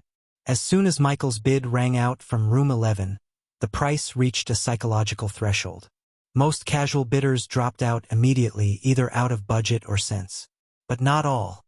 6,100. Came the voice of a man from room 4. Confident. Arrogant. Michael's finger hovered again. 6,002. He tapped. 6,3. 6,4. The battle was no longer fast, but it was persistent. Arian sipped her wine calmly, but her eyes followed the numbers with interest. Then, just as Michael raised the bid to 6,800, the hall shifted. A gruff voice cut through the air with deliberate volume. "Room 11. The man from room 4 spoke again. "Surely this noble one can give this face and let it end here?" Michael's eyes narrowed slightly. "Face." Arian stopped mid-sip. Her gaze flicked sideways. "Did he just?" As if to confirm his audacity, the man added smoothly, "I am Vayne Calidor, third son of Marquis Calidor. I assume even room 11 wouldn't wish to offend a major house over one slave." A few nobles murmured from the audience below. It was a subtle threat. Michael remained silent, but before he could respond, Arian stood. Her voice was crisp, clear, and carried weight. "Marquis Calidor's son? Are you threatening the Evermoon household?" The air froze. Michael turned to her, briefly surprised by how fast she'd acted. Below, the auctioneer went still. The attendants held their positions. Even the girl in the cage finally blinked once. The silence that followed was deafening. Room 4 went quiet for a full beat. Then the voice returned, but more restrained now. "My lady, I meant no offense. I did not realize the Evermoon household had such direct interest." He was trying to backtrack, but the tone had changed, neither fully apologetic nor defiant. A coward's middle ground. Arian's expression remained neutral, but Michael could sense the heat behind her calm voice. Arian was angry because someone had tried to use status to pressure the person sitting beside her, and in front of him, no less. She sat down again, but this time without her usual grace. "That man's face is too thin for such a thick ego." Michael didn't reply. His eyes returned to the bidding crystal. 6,900. He tapped again. The tension snapped. Room 4 didn't bid again. The silence stretched for 10 heartbeats. Then the auctioneer raised his hand. "No further bids?" "Going once." He looked around the chamber. "Going twice." Still nothing. "Sold." To room 11. A final chime echoed through the chamber. Michael leaned back in his seat. He hadn't just bought a powerful asset. Michael leaned slightly toward Arian. "What now?" She didn't hesitate. "Now? You wait. Someone will bring her to here. Probably one of the auction staff." Michael nodded. Arian set her wine down and folded her hands across her lap, tilting her head toward him with a casual smile. "You'll need to sign the ownership contract once she arrives. They'll also confirm the transfer of funds and imprint the slave seal, unless you request a delay." Michael raised a brow. "Delay?" Arian nodded. "Some buyers prefer to hold off until they have better containment or transport arranged. In your case." She gave him a once-over, eyes twinkling faintly. "I doubt that's necessary." He didn't rise to the tease. Down below, the auction resumed. The auctioneer cleared his throat, his voice steady but subtly charged with anticipation. "And now, for our 8th item of the evening. Something extraordinary." The lights dimmed slightly. The attendants wheeled out a new pedestal, this time carrying a heavy black iron box covered in intricate, rune-like engravings. Michael tilted his head, brow furrowing slightly. The moment the latch was undone, boom! A wave of invisible pressure erupted from the box like a thunderclap. Michael's eyes widened faintly as a pulse of crimson aura flooded the hall. The walls shook ever so subtly. Arian's face paled, and she instinctively sat straighter beside him, her glass still in hand but unmoving. Gasps echoed throughout the hall. The auctioneer didn't lose composure, though even his voice was a notch tighter. Contained within this sealed relic is the blood essence of a peak grand tier poison wyvern. This essence was extracted from a slain wyvern in the Ashen Wastes nearly 6 years ago by one of our top warrior groups. It has been refined and sealed to preserve its purity. Suitable for high-grade pill crafting, advanced alchemy, and, most notably, for bloodline infusion. Murmurs rippled. Particularly favored by those walking the path of bloodline knights or attempting to awaken draconic affinities, the auctioneer added. This essence has been appraised by 3 guild-verified alchemists and confirmed to still retain 70% of its original potency. This was what it meant to the others in the hall. To Michael, it was different. Ordinarily, he might not have cared much about a drop of monster blood, no matter how rare or potent. But the situation had changed. This wasn't just any material. This was a perfect fit for his undead. More specifically, isn't this really suited for Lucky? Chapter 399. Chapter 399, 135. Okay, maybe it was a bit of a stretch to say it was perfectly suited for Lucky, especially with Gale around. In Michael's mind, wyverns were like the lesser cousins of true dragons. Still dangerous, still powerful. Gale, as a griffin, also had wings. Infusing it with the blood essence of a poison wyvern could potentially enhance its flight capabilities or even awaken a new trait. But the problem was obvious. Their attributes didn't align. The wyvern was poison-aligned. Gale, on the other hand, was a wind-type creature through and through. Fusing the two might cause a mutation. Whether that would be beneficial or disastrous, no one could say. Now, Lucky was a different story. It didn't have wings, but it was poison-aligned.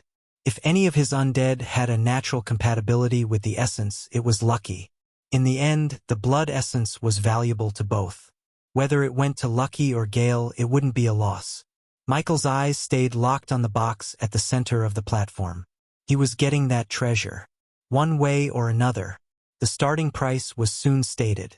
50,000 gold coins. Minimum increment. 5,000. The murmurs returned. But this time, laced with awe and apprehension. This wasn't just a valuable item. It was a test of wealth. Michael didn't move. Not yet. He watched as the room recalibrated. 50,000 gold coins was no casual bid. And still, the first paddle rose. 55,000, called a deep voice from room 2. Another quickly followed. 60. Then, 70,000. The bids climbed like steps to a distant summit. 75. 80. 85.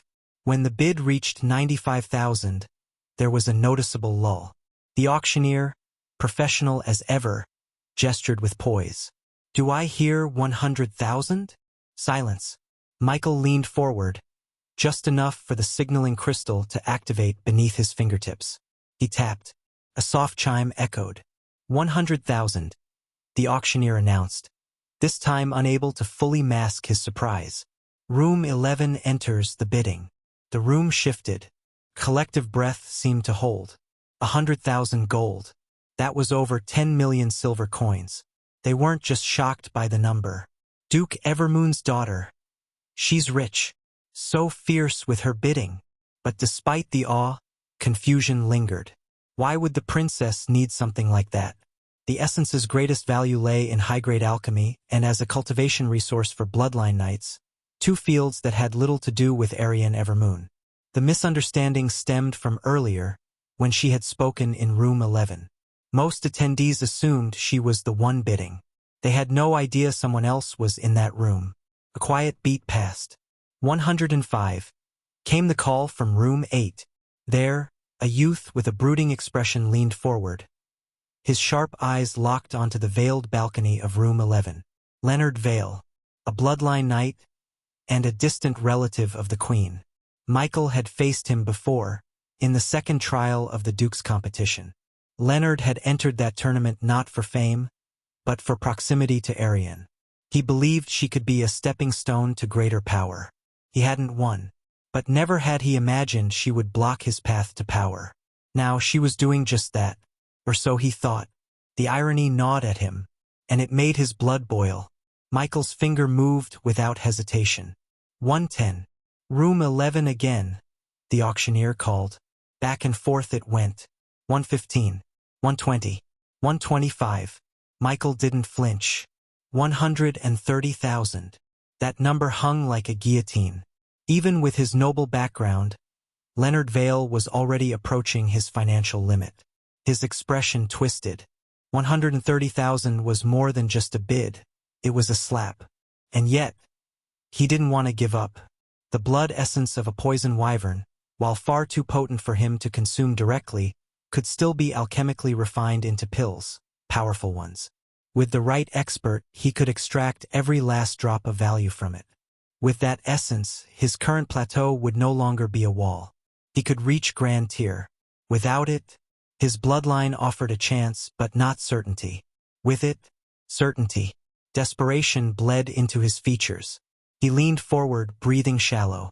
Then, clutching onto the last scraps of noble pride, he activated his balcony's voice crystal. Room 11. I'm Leonard Vale. Leonard's voice rang out, brittle and forced. Princess Ariane, I beseech you, please allow me this item. Michael raised a brow but didn't speak. Ariane blinked, tilting her head slightly as Leonard continued.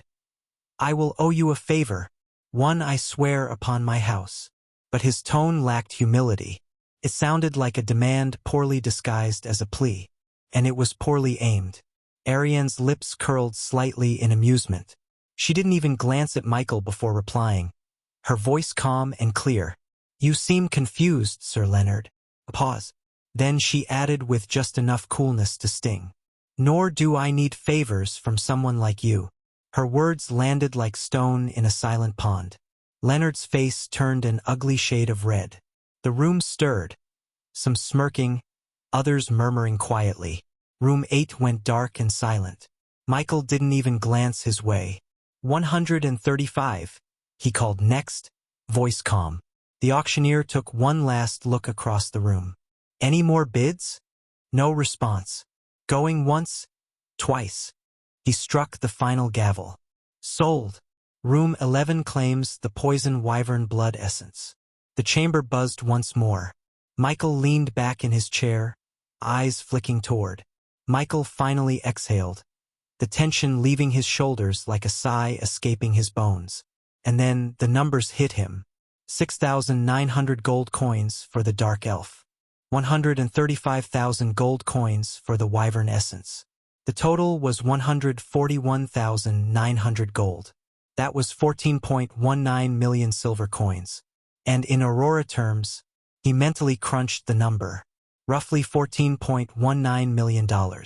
Spent in a single night. Even for a capital auction, that was insane. Not many nobles could do that without feeling pain. Yet here he was, leaning casually in his chair, a rare blood essence secured and a deadly assassin about to be delivered. Chapter 400. Chapter 400 if you're poor. Michael's lips twitched faintly. Guess this is what it means to be rich in both lives. It wasn't just about the money, it was what the money brought him. The Wyvern Essence wasn't just a rare item. It was power, possibility, a future for his undead that most necromancers could only dream about. And the Dark Elf? A living weapon, a trump card. He had walked into this auction with no real goal beyond curiosity. Now, he'd walked out with two of the most valuable assets in the entire event. Worth it. Every damn coin. Even so, he couldn't help but let out a quiet snort. Almost makes me feel broke again, he muttered under his breath. Michael leaned back, gaze sweeping the still buzzing hall. He'd spent more than some lords earned in 5 years. And yet, he didn't feel regret, only anticipation. Ariane shifted beside him, her voice soft but curious. With the nature of the 7th and 8th items, I can't help but wonder what the 9th and 10th are. Michael nodded faintly, his mind already stirring. The wyvern essence alone had been a top-tier treasure. And yet, there were still 2 more items to go. What could possibly match or exceed that? Fortunately, they didn't have to wait long. The lights dimmed again. The auctioneer raised a hand, and his voice cut clean through the murmurs. "Esteemed guests," he said with a calm, resonant tone. "Our 9th item is quite special." He snapped his fingers. An attendant rolled out a velvet-cushioned stand. On it sat a scroll sealed in a black jade casing engraved with silver runes. Michael's brows lifted the moment he saw it. The air around it shimmered faintly. The scroll radiated restrained pressure, like the silent weight of a mountain waiting to fall. "A single-use artifact," the auctioneer announced. "This is a consumable scroll that unleashes 1 great tier spell." A stunned silence overtook the hall. Great tier. Michael's mind locked on that phrase. This wasn't just impressive, it was absurd. In Aurora, Great Tier was the realm of rank 3 Awakeners. In cultivation terms, it was equivalent to king rank magic. A one-time scroll that could replicate that kind of power? That was a kingdom-level weapon. He had no idea why something of this level could appear there. For a moment, Michael became tense. The auctioneer didn't rush. "The magic within is of the fire element." Michael leaned forward slightly, unable to stop himself. This was more than precious. It was overkill in scroll form. He didn't even need to hear the rest to know the price would be astronomical. But he was already intrigued. Arian gave him a quick glance, her tone dry but tinged with respect. "If you buy that too, you might actually become the most dangerous person in the city." Michael didn't reply. He was thinking of how valuable something like that would be in the chaos of the world, or in dealing with something far beyond his current power. It was a final move. However, Michael already had a suspicion he wouldn't be able to compete for this one. And he was proven right the moment the auctioneer spoke. Starting bid, 500,000 gold coins. Minimum increment, 50,000. Then came the first bid, loud and confident. 1 million gold coins. Came from room 5. Michael could only chuckle bitterly. He had never claimed to be the richest in the room, but that didn't stop the sting of watching something powerful slip through his fingers. Even the rooms that had previously competed with him on earlier bids were silent now. They knew better. This was what they'd really come for. So that was the main course all along. Michael exhaled slowly. "I really hope Lucky evolves as expected. If he really does reach rank 3. No, with his race, he might not even need to reach rank 3 to fight like 1. That thought gave him comfort. Even if he couldn't claim the scroll, he had already had something just as terrifying. And unlike a one-time spell, Lucky would only grow stronger. 1 million gold coins. The voice echoed with confidence from room 5, the same that had begun the bid on the poison wyvern blood essence. No hesitation. No pause. Just raw wealth. The air shifted. Murmurs rippled across the auction hall like a breeze through dry leaves. Then came the second blow. 1,200,000. Came another voice, sharper, colder, from room 3. Michael raised an eyebrow. That room had been silent for most of the auction. 1,500,000. This time from room 1. A deep, commanding voice. The kind of tone used to issue orders on a battlefield. 3 rooms now, each bidding like they had bottomless pockets. Each pushing the number with quiet, vicious precision. The atmosphere in the hall was heavy, expectant. Even the nobles who couldn't afford to participate leaned forward in their seats, eyes gleaming with excitement. "This is insane," Michael muttered. And yet, the moment he said it, 2 million, called room 15. Michael's eyes snapped toward the direction of the bid. "Room 15? Another voice echoed from room 9. "This humble bidder requests room 15 to give some face. I am from House Greymont. Surely such a noble house doesn't need to bid further." Michael's eyes rolled almost instinctively. Again, how many of them were going to use that same weak threat disguised as etiquette? But before the auctioneer could speak, another voice cut in, sharp and unmistakably irritated. "If you're poor, then shut up and leave. If you want it, bid." Don't hide behind face. The entire auction house froze for a beat. That voice, that was Duke Evermoon. His thoughts froze. It had taken him this long to realize the Duke's presence. He'd been wondering if Duke Evermoon had left earlier or was simply staying hidden. Turns out he'd never left. So the Duke's been here this whole time. For this? Michael thought, eyes narrowing. The crowd buzzed. A few voices whispered the Duke's name with reverence and fear.